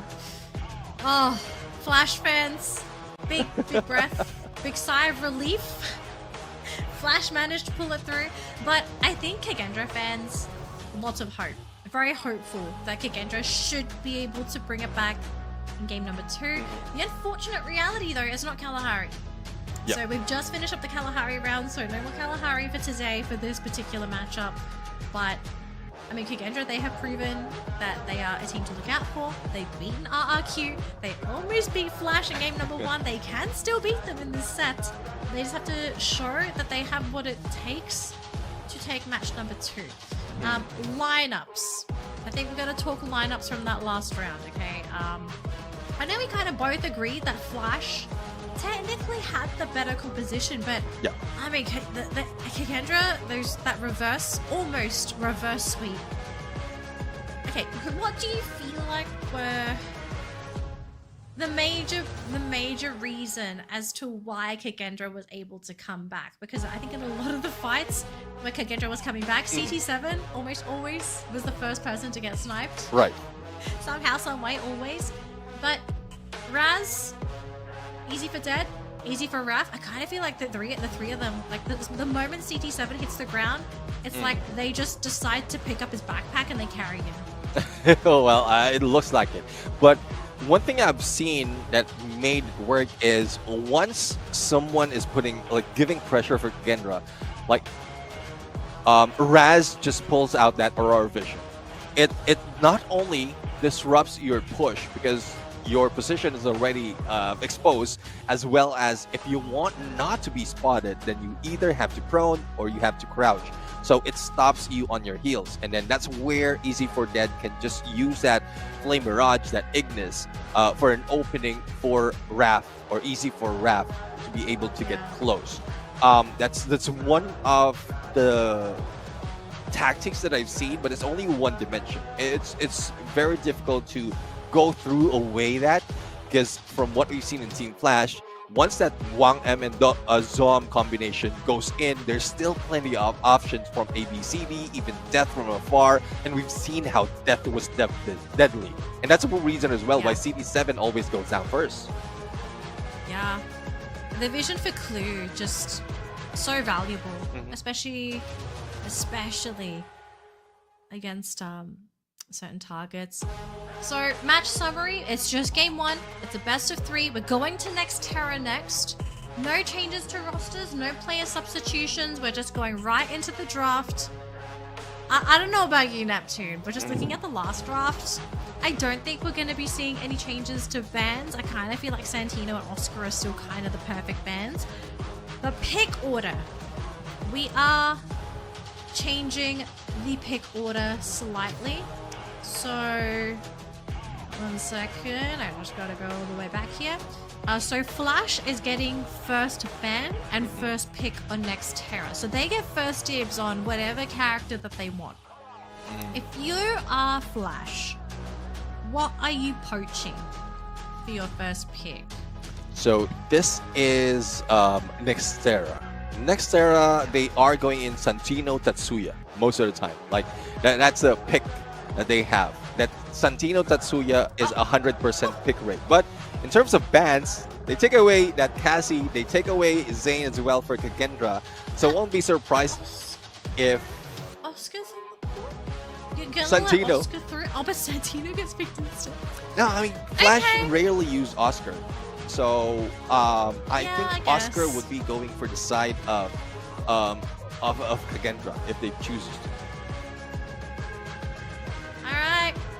Are they gonna take the Oscar? Sorry, it's only the Ignis. If they don't take Oscar, I will be scratching my head. I'm not joking, Kikendra. Take the Oscar now. Take it. No. They take the Coda. What? What? Twice they played, twice they played, once they lost. And there you go, the Oscar on the other side. So They've given it away. it's a much They've given it stronger away. build once again for Team Flash. If they lock in Oscar and Chrono, okay, what do you pick if you're Kikendra? What do you pick? Okay, wait. Flash is. They're thinking they might not want the Chrono. I say make the Chrono. Yeah, Just lock it in. a Chrono would be much okay. Clue. Well, at least Death has a pick already, because it might be denied Okay. later on by Kagendra. Homer Chrono for Kage? For Kikendra? They need a sniper, unless They have Homer Ho- is they've for the got sniper. Homer. All right. I think it's Homer Sniper. I mean, they can even use the Coda as the sniper if they wanted to. A few teams have pivoted Codas as the sniper to pick. So it could be either, but Homer gets picked up, so it's up to Kagendra what they want to do with the Homer pick. But I do like the Chrono. I kind of feel like if you left the Chrono in the pool, it would have been very awkward, and Flash would consider picking that up too. Okay. Okay. What do Flash want? They flashed the Iris. Yeah. Tatsuya? All right. Really? All right. I mean, it's viable. Clue's the 'cause sniper. Clue is a Clue sniper. or Santino. Yeah. So dual Clue and Santino. snipe can be used by which one? Death, as Or well Flash? as for Flash. Death and Death and ABCD. ABCD. Because Hong Am should be Tatsuya, I think. But then what would Zom play as the support? I kind of feel like he'd be playing the Clue, actually. ABCD and Zom might be going for that Oscar Tatsuya. They would still be in the Yeah. front line. So they would still be in the front line, and all they need is a backup from Death. And Death has been Yeah. very crucial in the previous match, so I think this is viable. But there's not so much of tankiness for Team Flash. No. I'm Their health bar is literally a Flash. You just look at them and they're gone. So in terms of like a moth to a damage, flame. like it's Kagendra. There you go, ABCD and the Zom. Front line, Long Okay, M there with we go, Santino, Death with Blue. All right, all right. Sure. I don't think I have any comments at all. I think they've picked the best possible outcome for their lineups.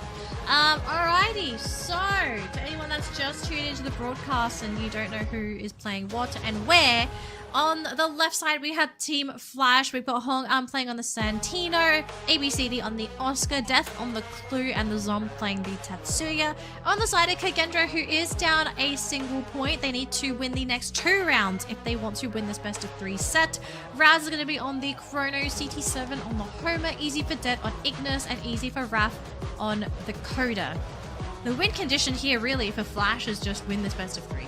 So yeah, just win this round, 6 points, you're good. And Kagendra is out, which just seeing both of these teams play, I don't want anyone out. I don't want Flash out. I don't want Kagendra out. They are so fun to watch.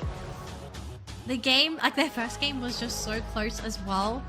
And it was a matchup where it's like, it's 5-2 and you still bring it to game 11 by bringing it to 5 apiece.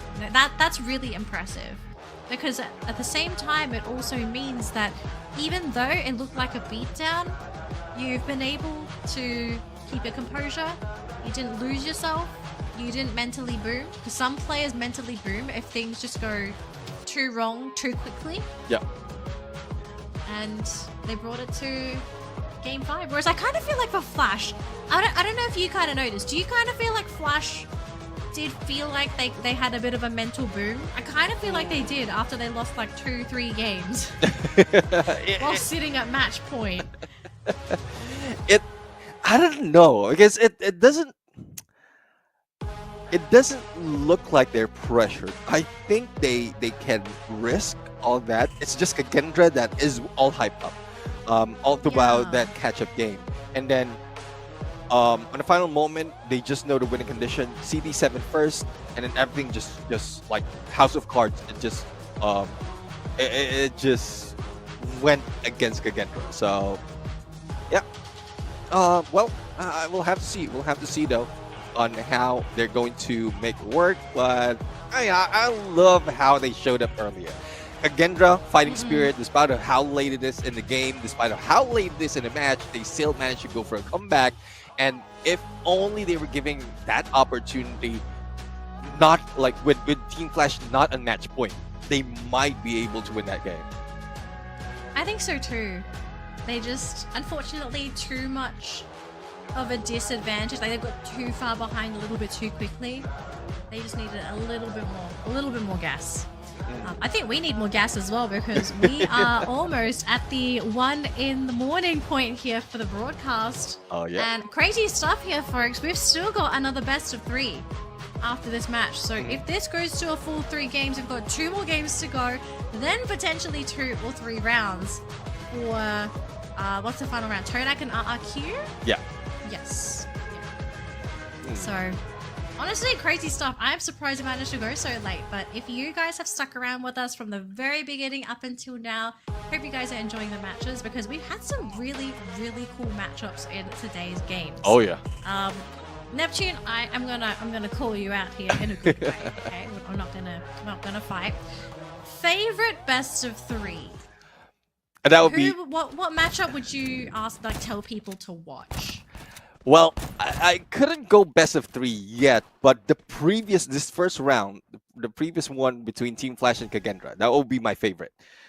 That round. That okay. round, that one round, because like Sure. the comeback, the turnaround, the cliffhanger towards the end, that was absolute cinema at this point. Well, let's see if they can continue this on, or if Kagendra can deny them. But easy for Raph. Didn't make it that easy to survive, and seems like 3v4 as early as this. Yeah, so already 3 versus 4. Not the start you're looking for if you're Kagendra, but comebacks are definitely possible as Hong Arm. He almost ran to a room of 2 players, but CT7 getting caught. Raz as well. Now A, B, C, D, he will be losing his health bar too, but does it really matter? No. Team Flash, they blitzed through that first round. Definitely. I mean, it might not be that quick, but you've seen how well Team Flash survive as well as recover every time they are receiving damage.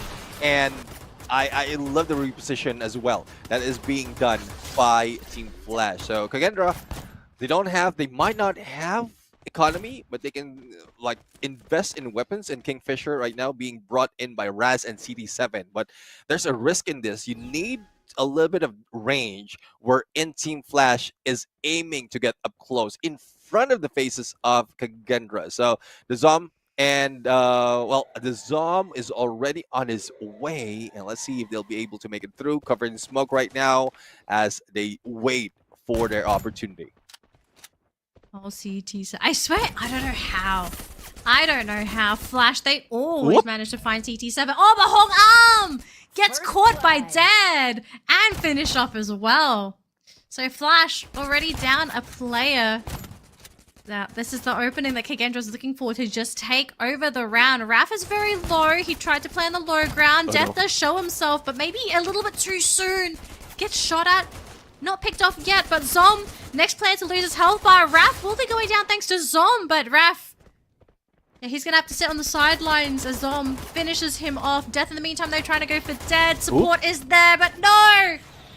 Death gets taken out. Death and Dead, both players with similar names. But ABCD, he's going to be knocked by a skill, leaving Zom all on his own against CT7 and Raz. And unfortunately, that's going to be it. 1 point apiece after round 2.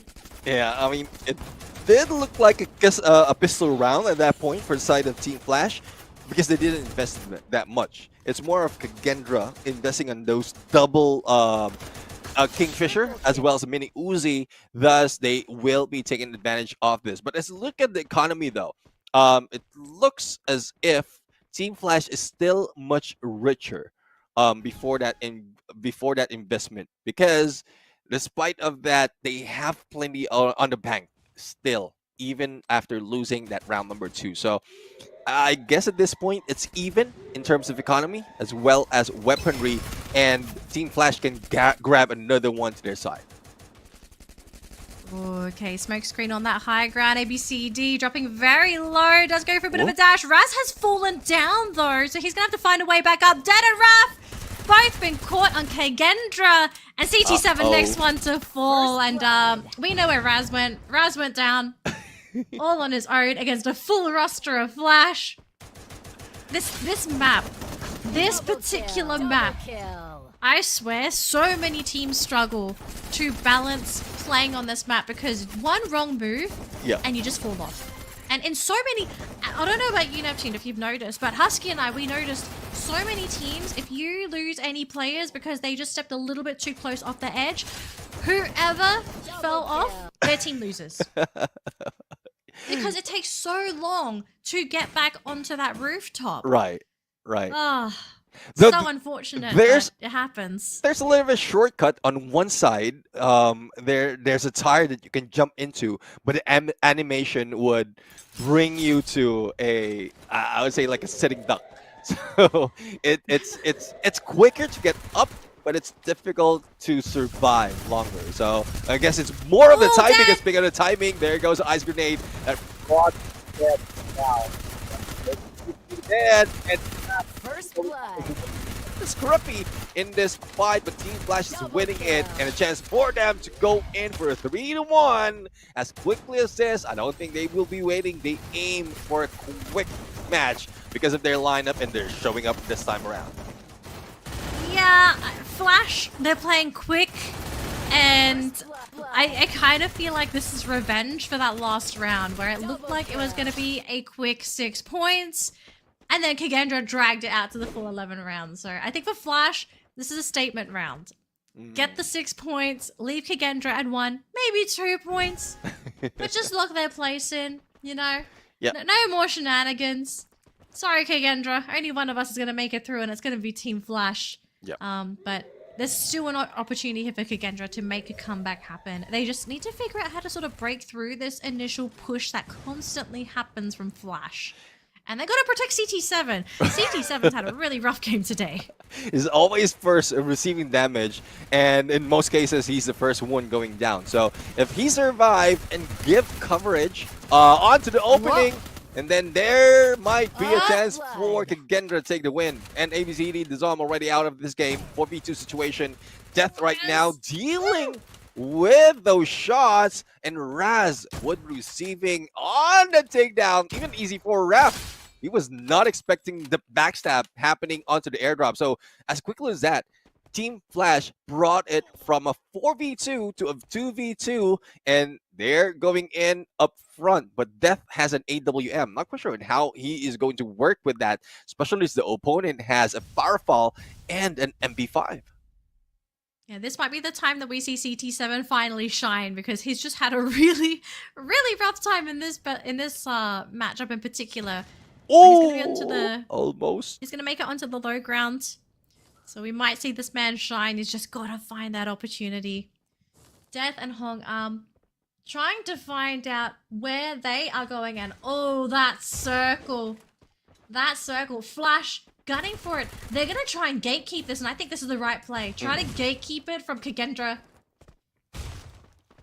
Yeah, Wang M has the weaponry to go for gatekeep up close and personal, and then Death has a good angle if in case he can catch CD7 off guard. And there you go, 1v2 situation, easy for Dead. Will be dying because of blue as well, and another point goes to Team Flash.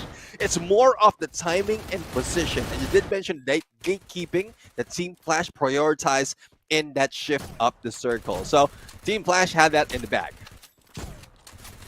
Gotta keep it in the bag. The cat's in the bag, the Kagendra's in the bag. Keep him in the bag because we saw what happened in that first round. Make it nice and quick here for all of our Team Flash fans. But Kagendra fans, you got it if you need to. Energy, email, kind messages. You only have now to send it because you might not have any other time to send your support over to Kagendra because they're gonna need it with only 1 point in this round and being down 1 game already. Lots of work to do, but not impossible, especially after what we just saw in that previous round on Kalahari. It's just a matter of Kagendra finding the perfect initiation.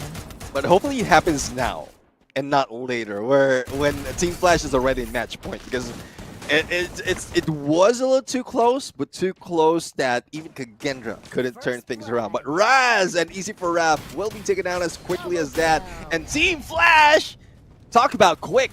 The moment they go for that initiation, they made quick run against Kagendra. And it's not looking good for our Garudas at this point. No, unfortunately the birds, they're crashing, they're falling. They need 5 games back to back. That's a lot. I mean, we said they needed 4 games back to back. Yeah. They managed to pull 3 in that previous round back to back, but you know, this is a new challenge. But if Kagendra can do it, they will solidify themselves as the most promising upcoming blood in the world of Clash Squad. But Flash, they're not making their life any easier. Dead, taking quite a bit of damage, and you can see Flash trying to group up as a team because Raph is on the low ground, tried to go for the backstab, but he just didn't quite get that lethal shot in. And now it's going to be Raz and Death to try and hold down the fort for this frontal push coming in from Team Flash, and they're going to go in, Neptune! Oh, let's see. It's a 3-man push right now. Zom has been taken out, but Raz and Easy for Dead will be taken down. And it's just because of the airdrop. Those prioritizing in it is a 3 versus 2 on the high ground. CD7 will be knocked down as well. Only 1 remains. And there we have it. Team Flash brings it on the 2-0. There's no more waiting for the scene. They want to end it, and they ended it well. I really feel like it was just them not happy with how round number 1 going and saying, alright guys, we're gonna show everybody who's boss. Round 2, that's ours. No extra 4 games to be given away to Kagendra. This round is ours. So, well done to Flash. I mean, they really proved themselves that they were honestly just the better team, I think, in the overall set. The better team. Their drafts were very great as well. I kind of feel like just for both games, I kind of feel like they got away too much with the drafts. But then again, we can also say like it was Kagendra that were the ones to sort of give away some of the character choices too. So it's a bit hard to say if it's a Kagendra problem or if it was Flash being the ones to draft the best to line up for both games. But yeah, Flash, we're gonna see more of them soon. But unfortunately, to anyone that is trying to keep up with Kagendra in the tournament, they are now officially knocked out of Clash Squad. So we're not going to be seeing any more of them, unfortunately. But if you do want to support Kagendra, I actually have no idea if they have any social media platforms. I do suggest you check them out, and if they do, give them a follow and let them know that you're going to be supporting them as well. Because I hope we get to see more Kagendra in the future. Definitely. I mean, more Kagendra in the future for Clash Squad as well as Battle Royale, because they're still part of that contention. They're still part of that battle, and they've shown so much of promise in that as well. But we'll have to see on how much they can bring in. But speaking of bringing it in, the guy that raked in a lot of points as well as damage would be Wang M. 10 elimination, 3,240 on the damage, and he doesn't even need to get up close. He just needs to be on standby for what the Zom as well as ABCD has to offer. And I love his use of that Santino, because he's part of that 3-man or 2-man push, or make that 3-man push, but he had an exit strategy with that Santino to help out with death as well in case needed. Yeah, so moral of the story, consider banning Santino. There's a reason why so many teams ban Santino, and I think he just sort of proved why we very rarely see this character be let through, because every time it's let through, it's first pick. First pick is such a good character. The mobility is too valuable. Can play the sniper role extremely well. I mean, I think Santino is like the only mobile sniper we actually have with Clash Squad. So the fact that he's so unique and he features two roles that, if you think about it, kind of go against one another. Like, you don't want to have a sniper that's mobile because it sounds a little bit too OP. Yeah, Santino doesn't follow the rules. He says, no, I like mobility, but your sniper can play me as well. So Santino, if he's available, it's going to be sniped up. But very quick match summary here. So we unfortunately did not make it to a game number 3 because Team Flash secured a clean 2-0 up against Kagendra. Almost not clean, especially with what happened to Kalahari for that first map. 6-5 in favor of Flash, but it could have been a little bit earlier, but Kagendra just decided, okay, we're gonna have a little bit more energy. You know, we want to play some more Kalahari before we give the game to you guys. So we did bring it to a final round, but that second round, clearly Team Flash winners. It's 6-1.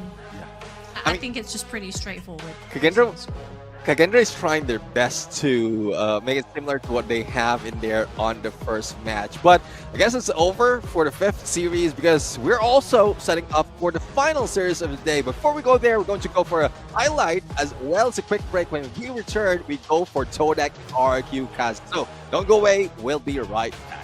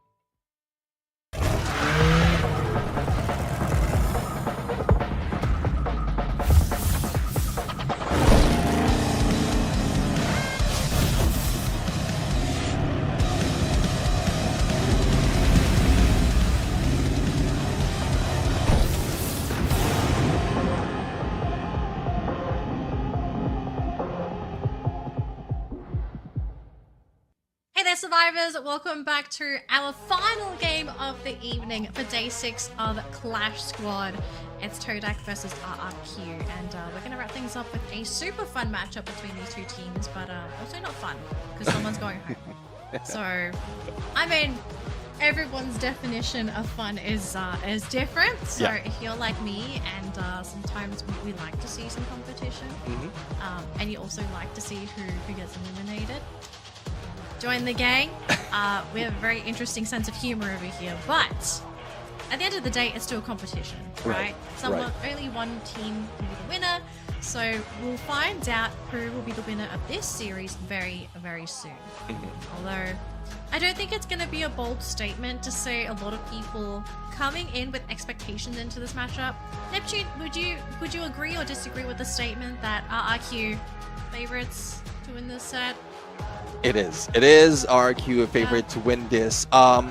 It's also part where in Kalahari is I believe the second match, so that's already an advantage for RRQ. We know how it is in the snipers, Maal on a snipe, and then there's a potential that dudes can also bring in that pressure from a long range.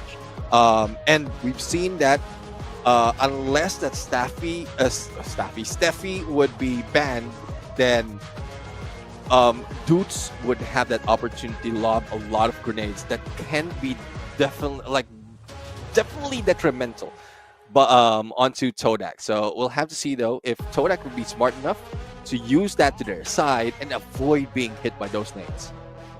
Yeah, because I don't see Steffi being banned. Picked, yeah, situationally decent pick. Vance, no, there's a lot of other characters that probably do deserve a little bit of a ban hammer, but yeah, it's pretty late in the evening here for all of our teams, so I am very glad that they are sticking around as they are getting ready for the matchup. So, as you said, Neptune, Kalahari is game number 2, but we are starting things off with Nextera first. So, Nextera, Kalahari, and if we get for game 3, Bermuda. But I hate to be the bad guy, but I do think it needs to be said. The odds of even making it to a game 3, quite low. This is not to say that Todak are a bad team. I think a better way to sort of describe the situation is RRQ are in a different class compared to Todak. I think that's probably the better way of sort of explaining in terms of like the skill level of these teams, the experience, and how long these players have been playing with one another. So if Todak are able to take one game off of RRQ, that's a big statement already. If they beat RRQ, RRQ are probably gonna have to reevaluate how they approach Clash Squad. Yeah. Well, that's all I'm gonna say. Let's see though. There's no more waiting right now in terms of bans and picks. RRQ will be banning Tatsuya. So this is the first ban, I believe, that RRQ. This is the first time that RRQ has banned Tatsuya. For the side of Todak, they love banning Cassie as well as Oscar, but I think they would try to go for Oscar first, and then denying that pick for RRQ because it's possible Oscar will be banned, and then there's no more rusher for the side from either side. So let's see, Cassie what might be valuable, but I think RRQ would be going for the Coda. I mean, Coda's a pretty good opening pick too, because you're not really showing too much of what you sort of want to run the Coda as yet until the next 2 picks. So Todak is sort of in the dark as to where this Coda is going to be and who's playing it. So if they lock it in, that's also going to be the main source of vision for RRQ unless they want to go for double vision. I know some teams do like to run double vision. They'll maybe run like Coda and Clue. Homa for the Indonesian teams, they do love to run that alongside Clue. Not so much Coda, I feel. We've seen more Clue, Homa. But we'll see what Todak want to go for as their 2 picks. Are they going to go for the Wonder pair? That's not the Wonder pair, but they are popular picks, Zane and Santino. I was kind of talking about Cassie +1, but you know what? Zane and Santino first 2. Okay. Yeah. Okay. this pick or this combo is, or active combo is, I would say their winning factor against Onyx Olympus. So it's a good reference as well because they won it against Onyx Olympus and Xterra, and that was the third game of the match. So, and the score line was 6-1. So if we're going to for different factors like region, so I guess that is what they are taking advantage at this point. But RQ right now, Kazi as well as 8124. Not a usual combination that we often see, but well, Tatsuya and Oscar is out, so why not?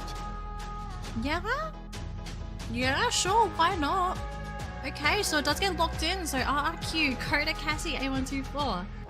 That's their first 3 picks. I kind of wonder how they want to round things out for that final pick, because they don't have a classic Rasha. Like the only one that's coming to mind is Chrono, but Todak is already highlighting the Chrono. Yeah. So if that gets locked in, then what's left? Tatsuya's not available, Oscar's not available. Then Chrono, basically the next 2. Ignis, I guess. I don't know. I kind of feel like with Ignis, I feel like it's not as reliable, unfortunately. Well, we Unless know. Todak steal Chrono Ignis now. Oh, we don't. They don't have a sniper yet, so an Iris would be for RQ later on. Yeah, actually. Yeah. So Clue would be for the sniper or Santino, and then Iris. Maal would be choosing that Iris, I believe. Yeah. Let's see. Find out in a second. Is it Iris? How about Skylar instead? Because look, there's basically 3 Homer. Okay. Homer All right. With Coda and A12. Rasia gameplay. Disabler. Okay. You know, free fire at 1 in the morning is pretty interesting. I heard. Actually, for the Indonesian teams, is it midnight? I know for us in Malaysia, it's 1:20, so it's, I believe it's a bit so. later for Todak. I believe so. Yeah. 1 hour later. All right. Yeah. So I guess this is it. They're locking it in now. For those of you wondering who our choices would be for Todak, Faiz definitely would be on Santino, unless they change it, similar to what we've seen in Team Flash earlier. And then Clue would be for that sniper. But for RQ, it's evident A124 would be Dutz, Homer would be Maal, Koda and Cassie. I can't put my finger on which player would be choosing that. I think we just leave it to the players at this point. They might throw us off, considering it's so late at night. Maybe they have a different plan. Because we also have to remember too, we are in the elimination phase of the tournament. Yeah. So even though you have a great draft, I do feel like some teams need to spice up a little bit. Like, don't always go for the standard picks.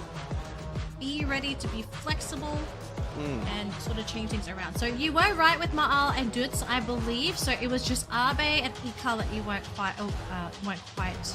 familiar with what they would pick. So Abe, Cassie, Ika, Coda. Do you have any qualms with the choice of character for these players, or are we kind of Gucci with what everyone's picked? Yeah, I guess we're good. I mean, it does go with their playstyle.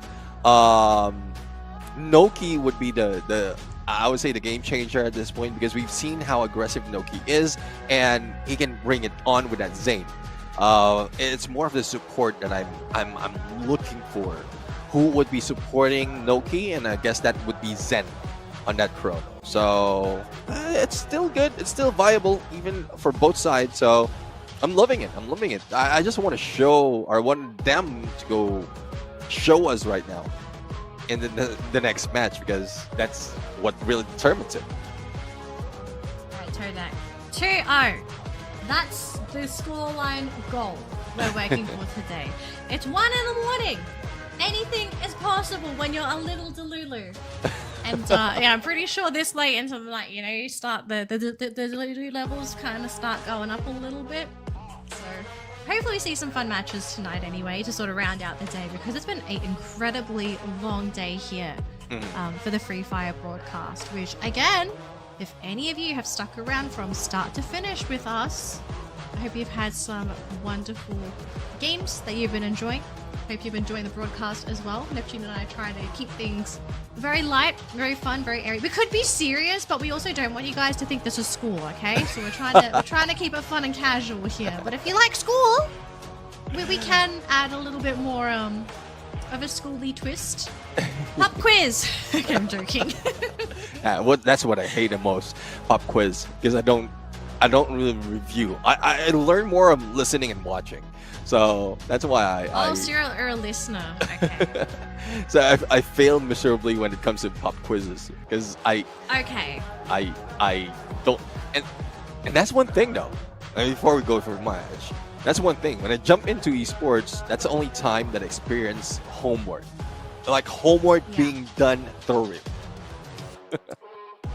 Oh, we could kind of say this applies to life. You know, if you want to get good at something, you need to know how to study. Yeah. But pretty interesting to hear that you're a listener. Like you're a listener, you're a reader. Unfortunately, I'm one of the unlucky ones. I'm a doer, so for me to learn, I kind of gotta do stuff, and I gotta suck at it. So yeah, that's fun. So yeah. We will be starting the match soon though, folks. So to anyone that is sticking around with us and chatting with us in the comments, let us know who you think is going to win game number 1. Do you think it's going to be Todak, or do you think it is going to be RRQ? And I would love to see people mention Todak, because I do feel like, yeah, unfortunately Todak, it's not a team that can consistently perform at the top of the leaderboard for Battle Royale. But I also kind of feel like Todak, they have potential if they really wanted to shine in Clash Squad. Yeah. I mean, if they really wanted to, because it's like a completely different battlefield. Right. I mean, in some regards it's similar, but there's a lot of elements that are different, and you know, sometimes you need a different environment to really shine. And maybe this is where Todak shines. You know, you step 1, you beat RRQ. Step 2, you win the entire tournament. But Step 2's got like 10 steps in between, so it's like it's a longer 2.1 road. to 2.10. Yeah. Let's get to step 1 first, which is beating RRQ, because that's already going to be a challenge in itself. It's a long road for both of his teams because like they did end up on a 1-2 bracket, so it's tough. I know there's a lot of factors. It's not just like their performance, especially for those on like transitioning from Indonesia, transitioning from playing in a home and then switching over onto studio. So that's one factor to change it off. And the latter part is what might be a winning factor for them, because they've done it so many times in tournaments just like this in Southeast Asia. But Grab Labs right now, as Todak would be exposed because of that Aurora vision, and Zen was just trying to get away and going for the flank with traps, backs away, and I guess that was a homer being put on them, slows them down a little bit, and no engagement happening just yet. It's kind of crazy that Grab Labs ends up being the pistol round for this map too. So Abe already getting his first knock there onto Fies, who does get finished off there thanks to Abe. And the next one, it's going to be Noki. 2 jumps was all it took, and Ikal was the one to finish that up. And Zen, next player to fall on the side of Todak. It's all up to traps, but against a full roster, there's only so much you're going to be able to do. So, yeah, all according to plan here for RQ to take out the pistol round. Yeah, Ikal and Bay combination. I mean, the rush is good. Similar to what we've seen earlier. If you combine that Cassie +1, so it's either a Chrono or a Coda, you don't have to use that active skill for the for the partner of Cassie. As long as you are being healed, that's good.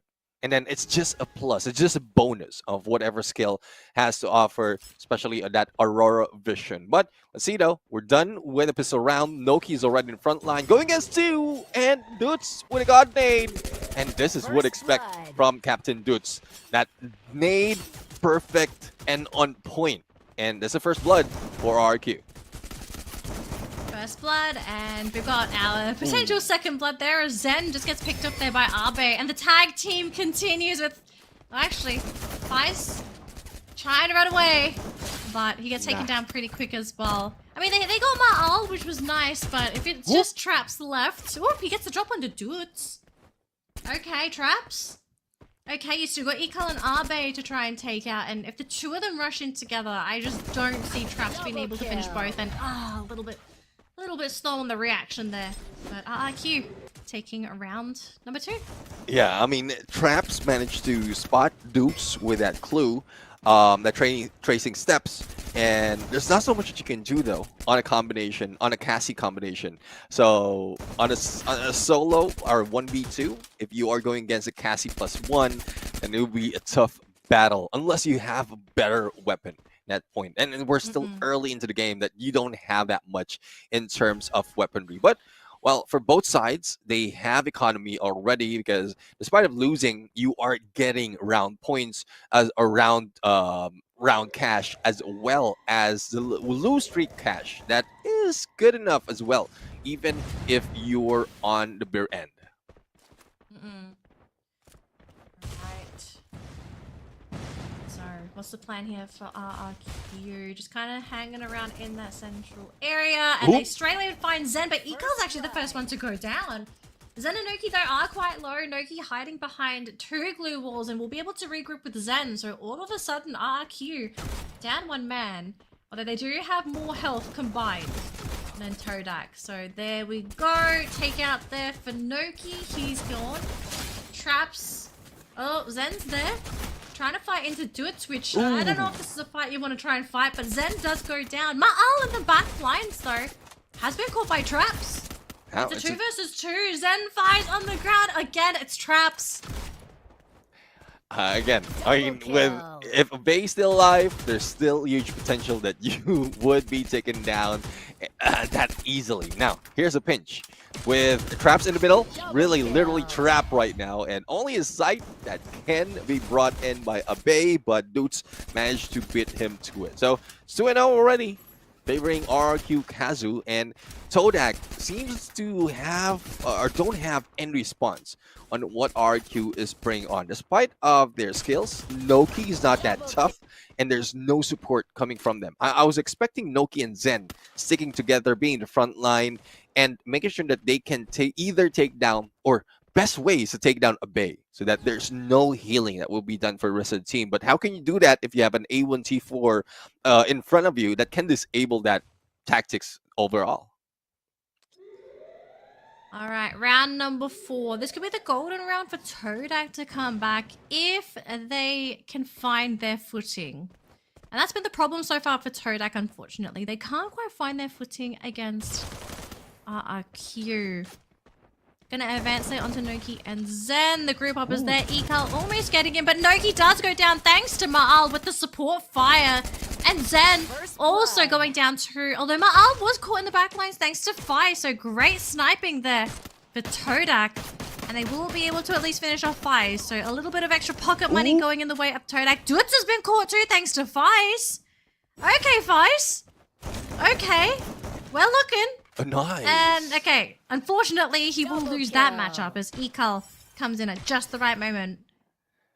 Yeah, Faiz has been a threat against 2 players of RRQ, so Ekal just says, I'm going to take you down and then deal with traps. And from what we've seen earlier, traps is not so much of a threat, especially with VSK in hand, but will he be able to land 1 shot? A good headshot is what needed by traps, or probably just bring just pick up Faiz, but that's just a bait though. Don't fall for the traps.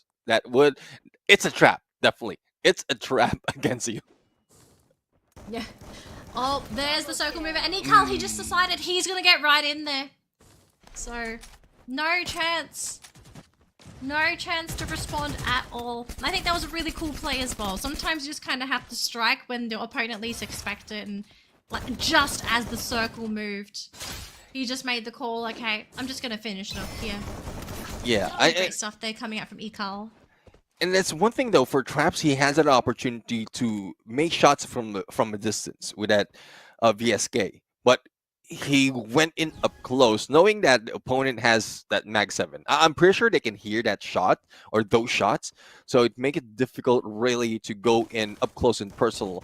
And that's one thing they need to fix, like identify what needs to be done based on the weapon of the opponent and just make work on that. But Noki, well, there's no extreme encounter being pulled in, and RRQ is already have 1 point into the name of Noki. Now, Faiz damage and not healing no, up, and will be Faiz. taken out by Maal. And now it's a 2v4 situation where RRQ is just warming onto Zen and Traps once again, the only one remaining. Oh, what a disaster round here for Todak. It looks like it's going to be a clean round here for RRQ.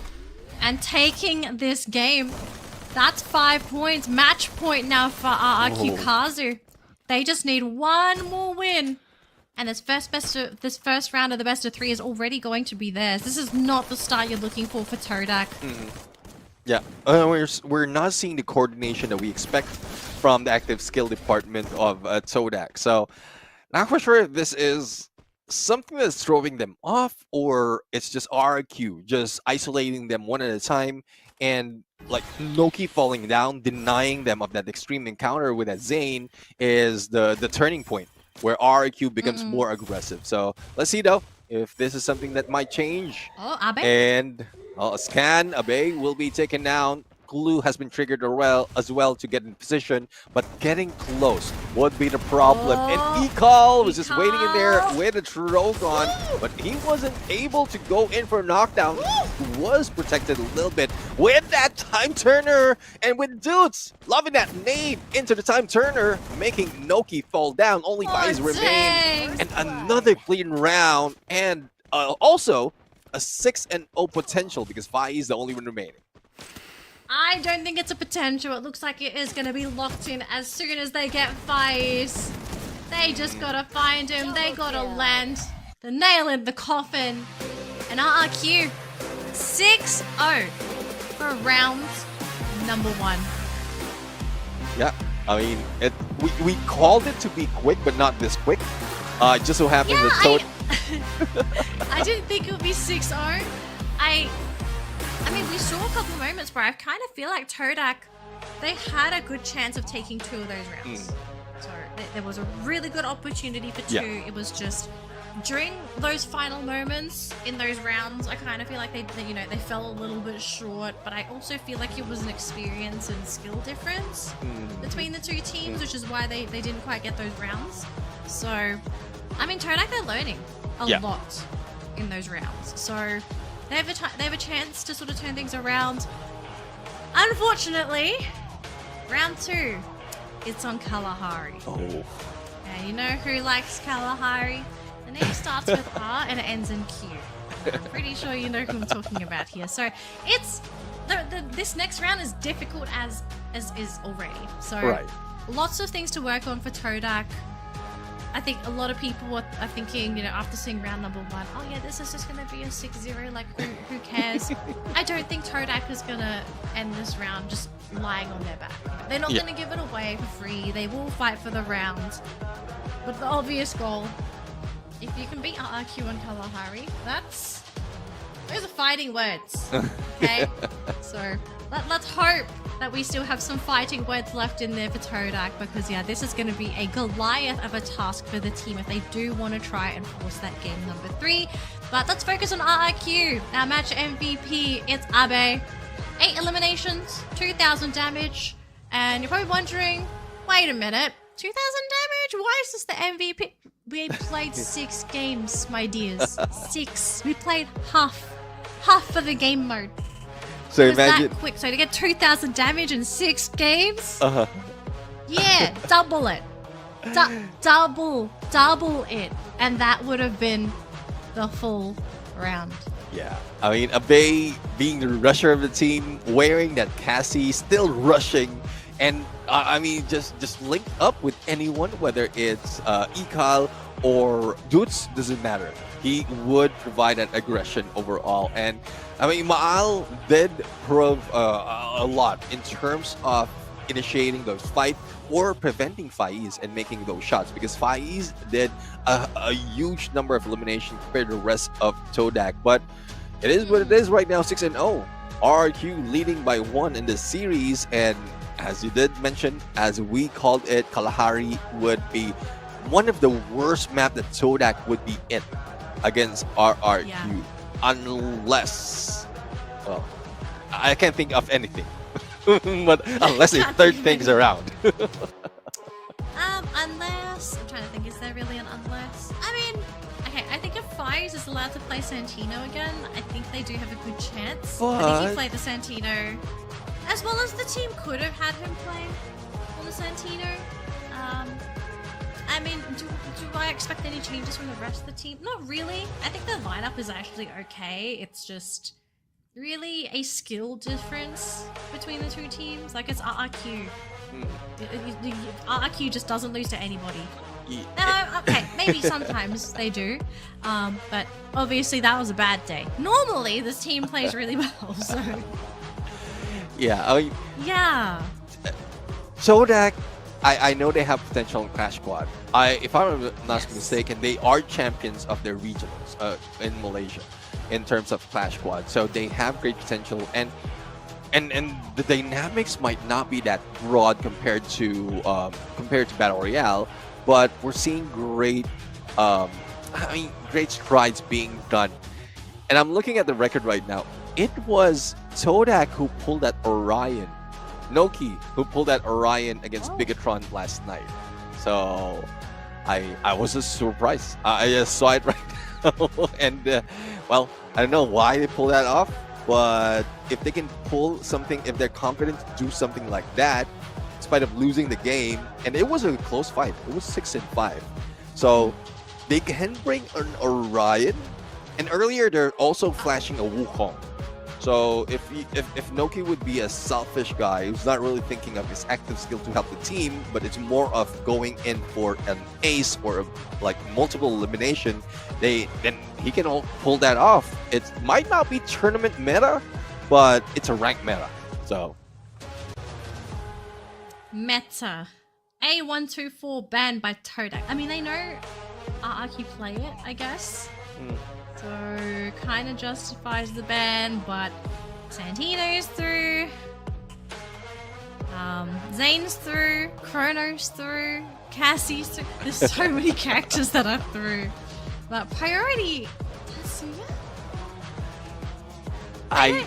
yeah. I'm not a fan of teams that actually pick Tatsuya first. Unless there's a reason why you want Tatsuya over something like Zane. Well, if you're a proficient... Like even Santino, they actually could have first picked Santino for Fires if they really wanted to. But it didn't work that well, though. I assume that's one reason why they're not prioritizing on it. So it didn't quite work that well, and so yeah, they still have a chance. Santino, Zane, so a much stronger front line. Let's see though, what would be response coming from RRQ. So they have a clue would still be there. A Homer can still be brought back in, and what else? An Iris. I was thinking, yeah, did they want an Iris? Yeah, I mean, yeah, this if I'm not Kalahari. mistaken, did RRQ play Skylar? Was it RRQ that played Skylar? I feel like it was either them or Kigendra in their first match. I remember seeing quite a lot of Skylar in that first game. Skylar, I think it was Kigendra, if I'm not mistaken. Yeah. So, I'm just looking at that match as well. Right, technically, if RRQ want to kind of run it back, they could just go Homer, and they're stealing the clue away. Oh, they've gotten like all of the Vision characters. They got Homer, they got Coda. They're just like, all right, you're playing blind. What? If you're Todak, what options do you have left? Steffi? Well, I mean, Steffi was not my first priority for Vision, but like, if you want to fight, okay, be a guest. If you're going against RQ, Steffi should be there. Because you've seen, like, what, a couple of nade elimination coming from dudes? Yeah. They need that. But it won't work if you're spread around. Like, spread too thin, similar to what we've seen Todak do. So, it's either you go in the front line, join Sane, join Tatsuya, and then just leave Santino behind, who can join you in a bit if it is activated perfectly. So we'll have to see. I mean, I'm seeing viability, I'm seeing potential in what Todak is picked right now. The only potential I'm not really seeing for this lineup is aside from Santino, who else is sniping? It's just Santino, isn't it? Which, I mean, okay, you got Steffi for defensive capabilities, you got Tatsuya to open, create space. Zane also kind of functions similar to Tatsuya. Yeah. I don't know, I kind of feel like RRQ with all this vision, they're just gonna be like, it's okay, we're gonna see you before you see us, so we're gonna get rid of you before you even reach us. That's one thing. I mean, Clue, kind of the vibe I'm getting. if I'm not mistaken, Dutz use Clue so that he can spot on where he can lob those nades, and that Steffi was just a counter for that. And then just get close to Zane, because since they don't have information, at least they can just play with where those nades are coming through or coming from, and then that's where they can rush on Dutz. And then Cassie's always in front line, so it's expected that they will meet up with Cassie and Koda, or with Abe and Ikal. So it's tough though, because from how I'm seeing it, it's a 3-man front line that is much stronger for RQ. Yeah. No, I think for a lot of these opinions we're gonna be quite similar in how we think. Well, to be fair, I think a lot of us are sort of thinking the same thing, but you know, it's up to Todak. Can they prove us wrong? Can they make things exciting? Can they bring it to a game 3? Because yeah, if we bring it to a game 3, that's exciting. You know, forcing RRQ to like bring out all the stops and kind of telling them off and being like, hey, you can't take all the vision, share. That's really what's happened here, right? Like they took everything, and Todak was probably thinking, oh yeah, we can get the clue for the last bit. No. No. This makes RQ Vision 1010. Was it 2020 Vision? So, yeah, it's 1010 now. It's much clearer. They can go micro. It's too clear. Too many pixels. They can zoom in. Blind, I can't see. Oh my gosh, you can zoom in. I mean, information, that's what's needed. Definitely by Dutz. I think that's one thing that is deadly for Dutz. If you have that Clue or a Coda, because that's where he's playing around in terms of where he loves those nades. And like gunshots as well, Dutz is one of the guy that we can say matches Jonah in so many different ways. He can take different roles. Whether as a bomber, whether it's a rusher, a sniper, he can take that. So Dutz is one of the guys that you need to deal with up front. And then here comes the rest of the teams from RQ, like Abe and Ikal, that we've seen earlier was so deadly as well. Oh, Todak. I'm sending them my energy. I think they're gonna need it for this round because so many things are going up against them. But we'll have to find out, is the energy that we're sending them going to be enough to bring us to a game number 3? And look at this, Todak, they're playing hyper aggressive. They say, hey, I think the best thing we can do now, since we have everything to lose, is we just run at you. Yeah, they're going defensive. Yeah. They're going defensive, and their best defense would be a better offense. So they're just going head straight. And Fai is the first one to go down, though. Surprisingly, mostly hiding out, but he hid out in the bottom of this temple. And Dutz trying to deal with one player with that M500. This is what I'm talking about. Dutz needs to be dealt with first, and then Abe follows. And if that can be done by Todak, then it's a winning condition for them. But Zen would be in trouble as well with Sliver Health. But it's still a 2v2. Traps, and only a few HP as well, goes down. Hang on. And, well, Maal is still alive that can deal the final bullet. So, almost. It was very close. So close, yet so far, unfortunately, for Todak. Just really needed to get some of those stocks a little bit quicker so that they would have been able to take that round. But, you know, you still got a few more rounds to go after this for Todak to make that catch-up happen.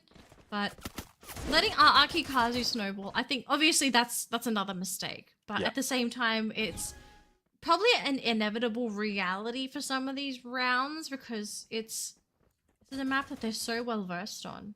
Mhm. So they know every angle, every hiding spot, every window that they should be looking through. And this is a map they're experienced on. And Fai's first one to go on the side of Todak.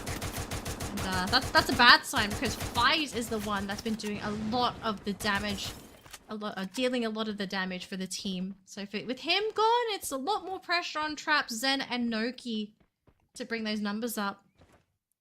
And we know as well that Todak needs information. The sniper is the ones bringing the information without those active skill. And now, with Faiz out, that's another denial for Todak. So what they're doing right now, sticking together, but they're just waiting for that nade to be lobbed. And there goes Doots being taken out by Zen. And cleared out, so 3v3 situation, Abe for a takedown from above against Noki, and Zen might follow through, and there you go. Only traps remain once again. No pickup can be done, not even Diva can help them with that millisecond, and RRQ grabs another point. Not even giving them a chance to recover. RQ. Just all business in the front and the back. With game number 2 being on a map that they just... This is where they live. I think if there's a map and you had to say like, okay, Kalahari. Who's the first team you think of when you say Kalahari? For me, it's RRQ. Yeah. This is the team I think of whenever I envision Kalahari. So, yeah, they're defending their honor here. Hoping to try and get another clean round up against Todak. And so far, all is going according to plan with a score of 0-2. But we'll see if Todak can somehow be able to take at least one game for themselves. Well, quite surprised though. Both teams put in the smoke screen, but RRQ was given a chance to go for the airdrop. So Todak didn't even push through and trying to find that opportunity, but unfortunately for them, the airdrop has been done. The site is already on their side of RRQ, and even if close and personal, they might be taken down that easily. 2v3 situation right now. Faiz managed to take down Ekal as well from afar, and not so much of a challenge up close and personal. So Noki and Faiz on both ends of this map. So it's a good spot for them to take if they want to go for shots against Doots and Abe right now. But if in case Maal has an opening on either side, that will be another knockdown against Todak. Noki's about to be flushed out by the blue. He will leave, and he's just going to get shot down by Abe. Just blocked him by a couple of bullets, and for Faiz, yep, next one to fall. So round 3 going in favor of RRQ, helping them lock in 3 eliminations. Just another round, another day in the office here for RRQ Kazu. Todak, though, still trying to find their footing in this best of 3 matchup. It's getting tough. It's getting tough right now for Todak to really get back. I don't know. I mean, in most cases, the isolation that RQ it's working quite well against Todak's game style, because all they need to do is Faiz, or what they're doing is Faiz would be far away from their team, and it's Noki in the front line. If not, it would be Traps who would be left in mid line, but you know how quick he can get away. So Noki received a lot of damage. Ekal as well as Abe still in front line, and you can see the recovery given that Cassie. So that could have been something that they prioritized for Todak earlier, banning that Cassie to give themselves a little bit of advantage. Yeah. Well, Todak's still sticking around. They are about to lose Faiz, and RRQ, they are still 4-man strong, as they've also managed to find Zen. Noki and Traps. Whoop. I mean, there's only so much you can do, and yeah, I mean, they managed to get the knock there onto Abe. Ika's on the ground, but the damage has still been done. 0-4 after this round. 2 more wins for RRQ, and they're going to be able to continue their run in the tournament. But for Todak, They're going to have to at least permanently retire themselves from the current tournament, as this is a elimination match. In case anyone did miss out on that information. Loser of this match, they are out of Clash Squad, and we will not be seeing them again. Well, probably next season. Well, yes. Okay, well, I was trying to be a little dramatic, but thank you, Neptune. Thank you. You Maybe can't it's go a little dramatic. bit too This is the late last to be game. dramatic. This is the last game, and we're a little bit late into today as well. So let's. Alright, you just Sorry. wait. So next Just time me. we do the broadcast together, I will make sound effects. I'll bring sound effects to prove my point. Anyways. All right, let's see now. Who's hearing the sound? And it seems like the bell is ringing as well against Zodak, but the Bay has been taken down. Noki needs a recovery, but Toots right now, MP5, quick fire rate, but Zen will be taken down by Maal, and Faiz is now targeted. Isolated from everyone else. All they have to do is wait, and they will be taking them down. But a little bit of a shot onto Maal, but Doots knows that all they have to do is step in and might be able to take down Faiz, and he did that. It's now match point for RQ. Match point. One more win to go. And RRQ securing the, I guess, the smoothest win today, because we haven't had any teams get 2 6-0s for their round. So this one would be the, I think we're going to have to give this an award, a smooth as butter award. For being able to take their matches so cleanly. It's just unfortunate for Todak. They have to go Wrong in opponent. for Kalahari. Well, Wrong opponent, apart dude. from wrong opponent. If you could choose, I would not play RRQ.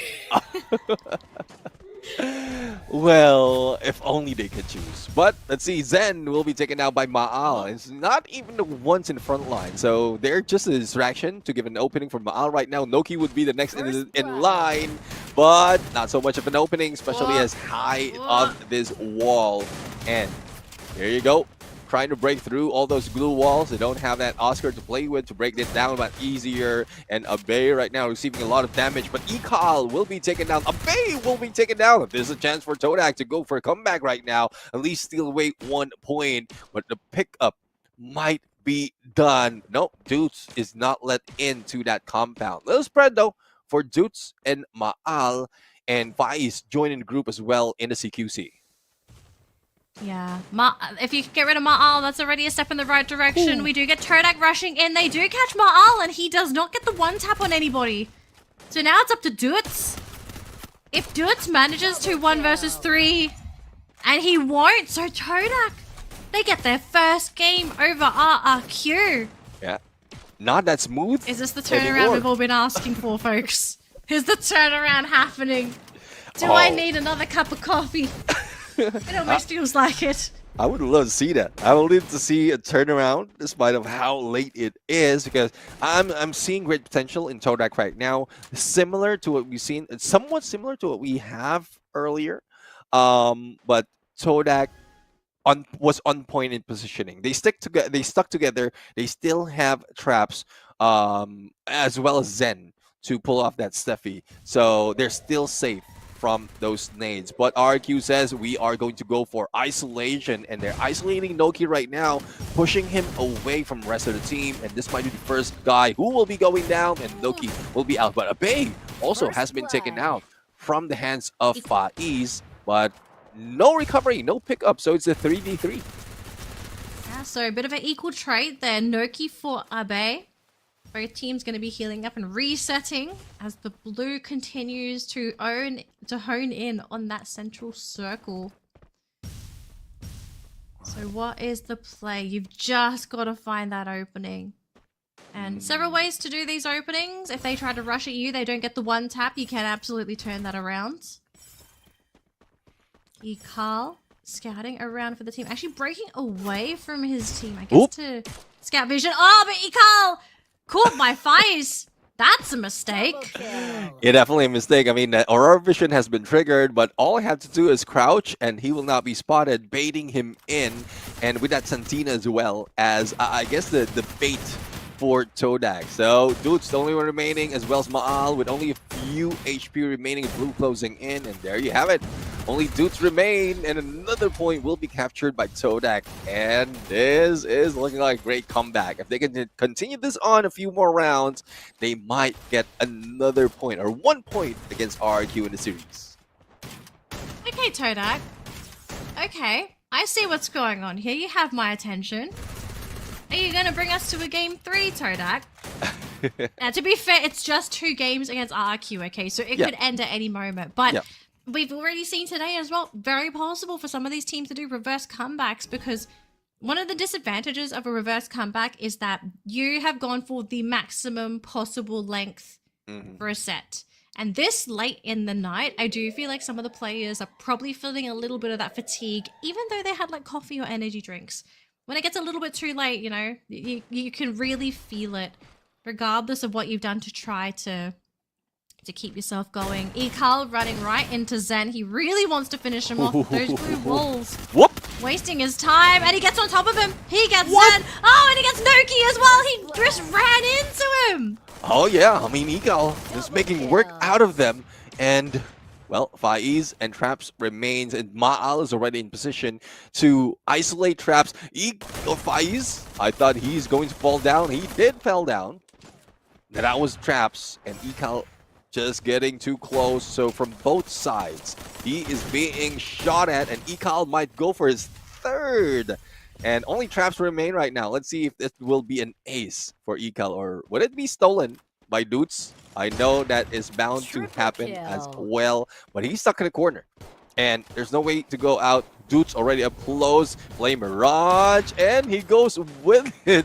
But can he fight back against Ekal, or would it be an ace for the guy? Ekal goes down. Maal has a good opening as well. Take down Traps, and what? Traps! Maal! Damage as well. If the one tap happens, Traps no wants nades. to play Traps. Oh no. Traps. What's the play? Kill. Oh no. All right. Maal's so low. Triple Clutch. So low. Come on, clutch this, Traps. Maal was recovered. Okay. AWM. He's thinking. M590! But Maal! AWM up close and personal, beating that M590. Timing was precise. Timing was perfect. Dudes was not even bothered because he trusts Maal that well that he can make that shot. I mean, I'm looking at Maal, like I love how his teammates reacted to that way more positively than he is. Like, he's in a little bit of disbelief. He's like, oh guys, oh, that was a little bit too close, and everyone's celebrating. So RQ, smooth entry, smooth 2-0. Not a clean one, unfortunately. Not a 6-0, 6-0, but look, a win's a win. A win's a win. They get to play for another week, or at least another day. But for Todak, unfortunately, for anyone that is rooting for them, they are out of Flash Squad. But they put on a pretty good fight, especially for those last couple of rounds when they showed RQ like, hey, okay, you might have gotten a 6-0. We're still going to put up a fight. And some of those fights were really, really cool to watch. Especially the last one. Yeah. Could have gone for another round, but Maal was like, nah. Elbow to the face. I mean, that was quite surprising. I mean, Maal was only surviving a sliver of health, recovered, flanked, and slowly get close to Traps at that point. And the angle that that Maal took, I didn't even see this. I didn't even saw the swing. I just saw him just move, sidestep, and then make that shot. And that's how quick Maal can go for the quick scope. I don't even know if he did even scope in. Yeah, that's actually a really cool. I think we got to ask him at some point. If any of us ever run into Maal, we kind of have to ask him, like, hey, for CQC, do you scope in or do you just kind of shoot? I mean, we kind of saw his perspective. I kind of feel like he didn't scope. He just shot his shot. So, well, yeah, good job, Maal. Good job. 4,500 damage. He worked for that last round. Man just shows why he is such a fearsome player on the team. And like we were counting as well in terms of damage earlier for Abe, but now I think it's more of Ma'al really doing the work. Ikal was also doing so much in the front line because Abe has already taken the spotlight earlier, but Ma'al just just broke the record at this point in terms of damage. 4,579 against not even close to 3,000 for the rest of the team. So, well, it's just Ma'al doing Ma'al things in Kalahari, and this is where he is proficient. This is why RQ is best in this map. Yep, this is... If they could pick a hometown, I think it's Kalahari. They're that familiar with the map. Although it's probably a little bit hot, actually. Maybe they'll pick Purgatory instead, because I don't think it would be that hot on Purgatory. Little warm, little cold, nice little breeze. But it's, yeah, I think if you ever end up in a Clash Squad match against RRQ and you see Kalahari in your map pool, if that Kalahari is not game number 3, you're in trouble. You are in a lot of trouble, because if you don't win on that Kalahari map, that is not an auto win, but it is going to be a very hard matchup for you if you are not proficient on Kalahari. A very quick summary here for our match. We have Todak going up against RRQ, and our last matchup of the day, it's an elimination matchup, and unfortunately for Todak, they are out of the tournament after RRQ cleaned them up in a very clean 2-0 fashion, with RRQ securing Nextera 6-0 for game number 1, and then for Kalahari securing that matchup 6-2. So really rough matchups for Todak, but it's RRQ. I don't think anyone blames Todak for struggling against RRQ, as they are one of the premier teams in the entire Free Fire scene. Yeah, and there you have it. We have 3 teams advancing already. It's Evos, Birds Pro, as well as Twisted Mind, and 3 teams being eliminated. P Sports, Kakendra, as well as Todak. As the 2-2 bracket is now set as well. So Bigatron, Heavy, Bigatron and Heavy going against each other. Team Flash going against Brim United, and RRQ against Team Falcons. That last match feels like a finals already, if I'm not mistaken. No, I think I 100% agree. That is a matchup I think everybody is going to want to tune into. So make sure you come back for our matches. Technically it's tomorrow, but you can also say it's today, because fast it's already the next day. But you definitely need to tune into these matches. I kind of feel like the results for matches today, I have a feeling we're going to see some more surprises, because we already have a lot of people in the chat surprised that Falcons and Buriram still have not qualified, that they are still playing their matches, and we already saw who is playing in these games, right? Like you've got Falcons still playing, you've got Buriram still playing, you have RRQ, and Falcons and RRQ are in the same bracket, so someone's not making it.